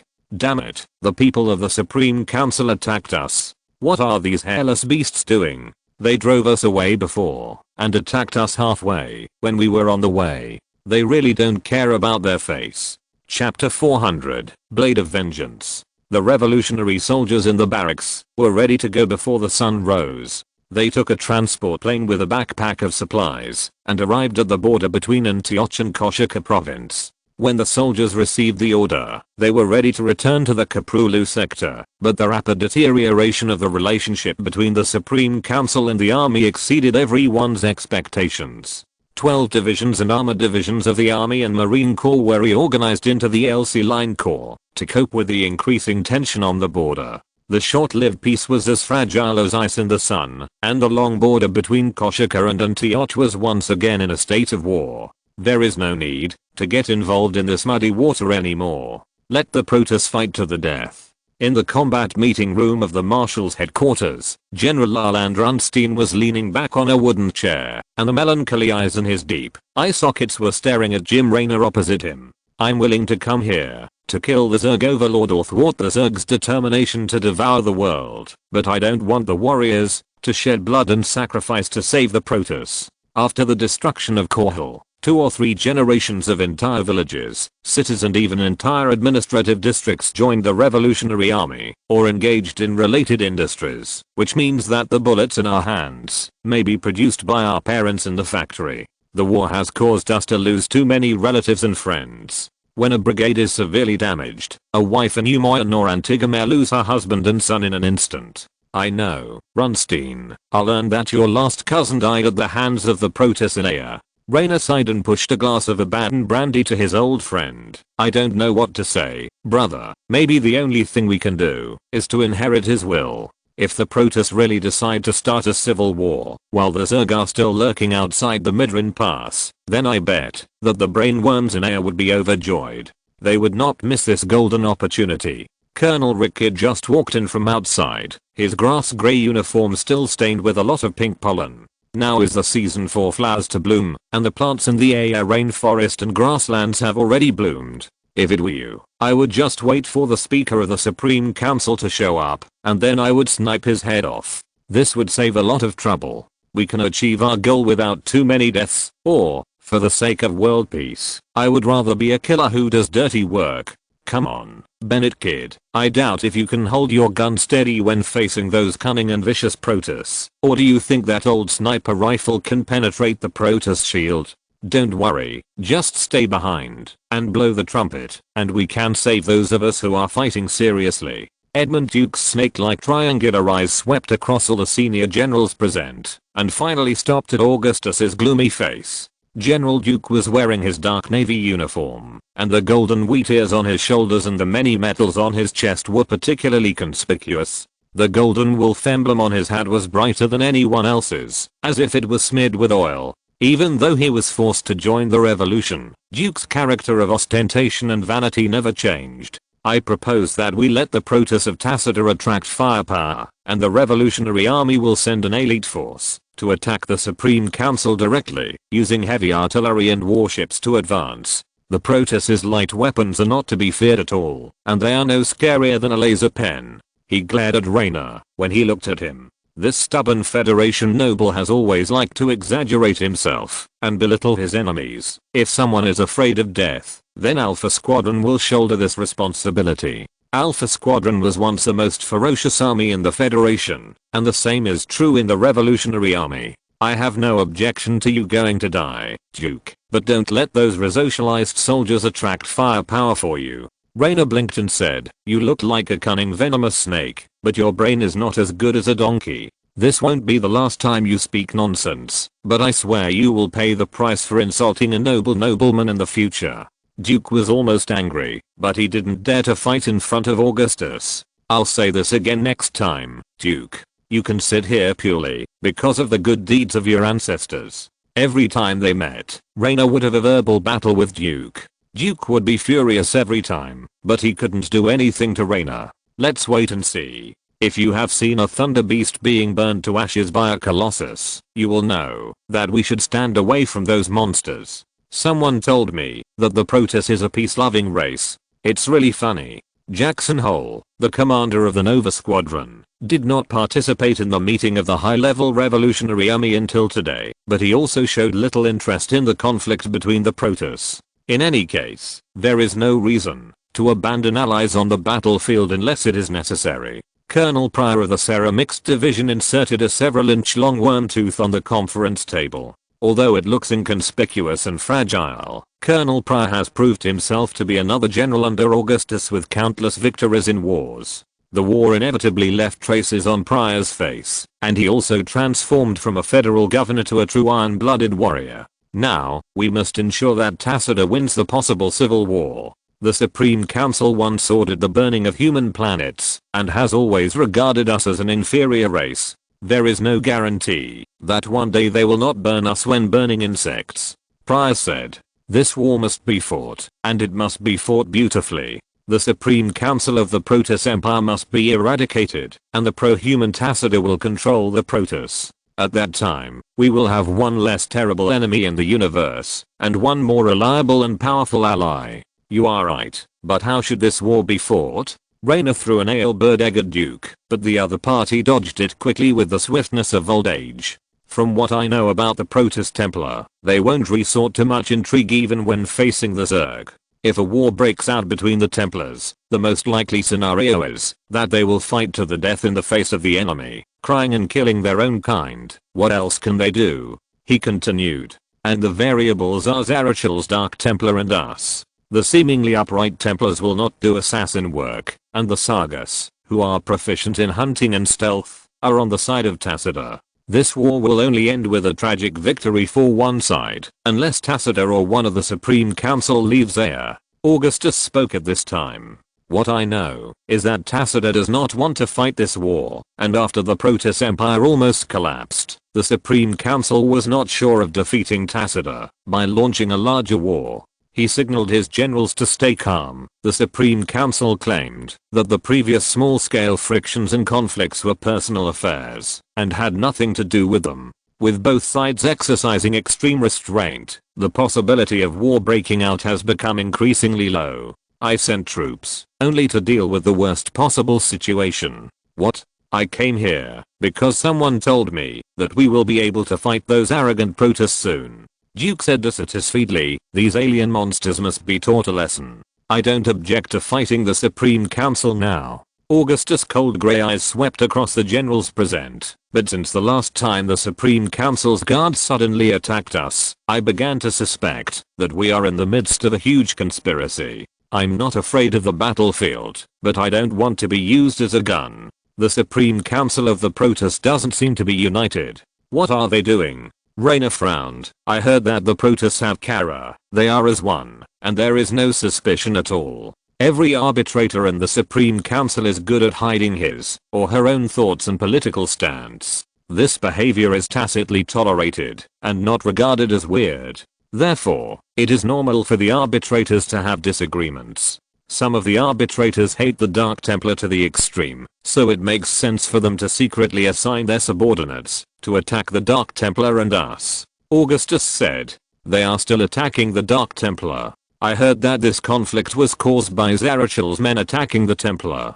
Pryor said, when dealing with the Protoss, I can feel that even under Tacitus men, the two Protoss factions are at odds with each other. They don't like each other and exclude each other. From the information I got, there is constant conflict between the Protoss Dark Templar and the Templar. Tacitus once envisioned reintegrating the two races, but it is too early now. Augustus said, he is too kind and naive to believe that the ancient hatred can be resolved with time. The fuse was that a high-level Templar who supported the Supreme Council was attacked by an unknown Dark Templar in Antioch, and then the high-level Templar's subordinates attacked all the Dark Templar they saw. He said, Zarachel doesn't believe his warriors would attack the Templars, but even he himself can't be sure whether there are any of the hundreds of thousands of Dark Templars who came to Aya who hide their hatred for the Templars. Isn't it enough to just find the murderer? Raynor said. In fact, the Templars under Tacitus were also attacked by unknown Dark Templars.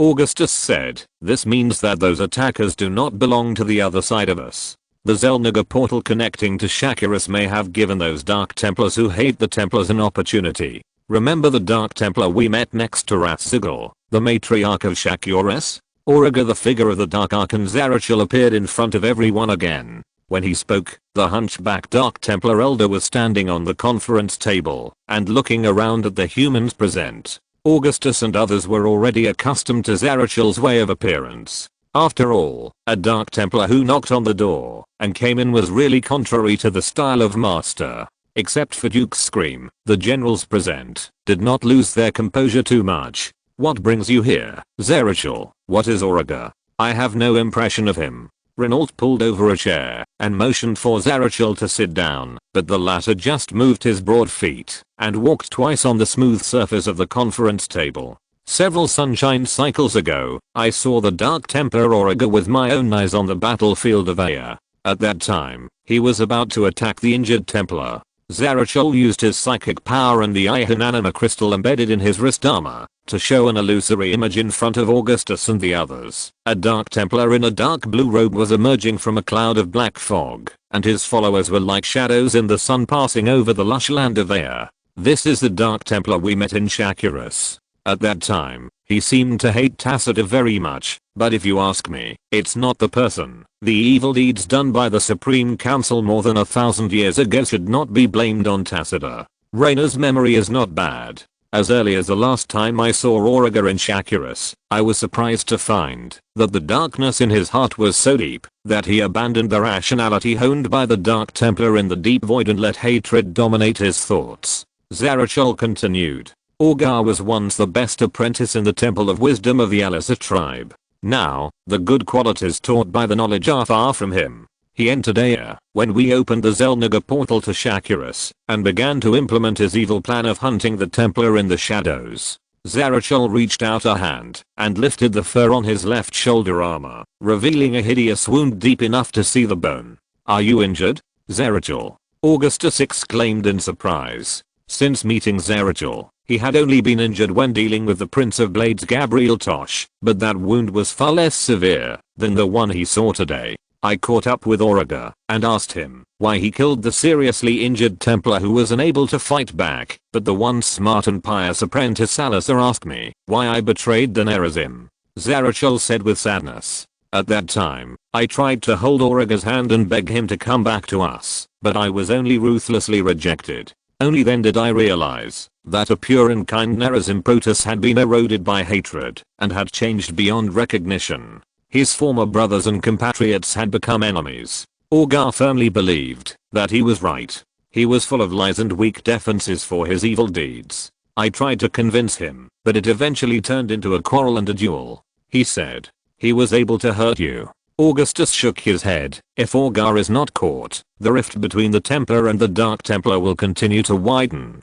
Augar is extremely powerful, Zarachel said. He is the most talented among us. The Supreme Council and Tacita are preparing for peace talks. I hope everything goes well. Augar is a Protoss character in the official map Dark Vengeance released after the release of the StarCraft Brood War expansion.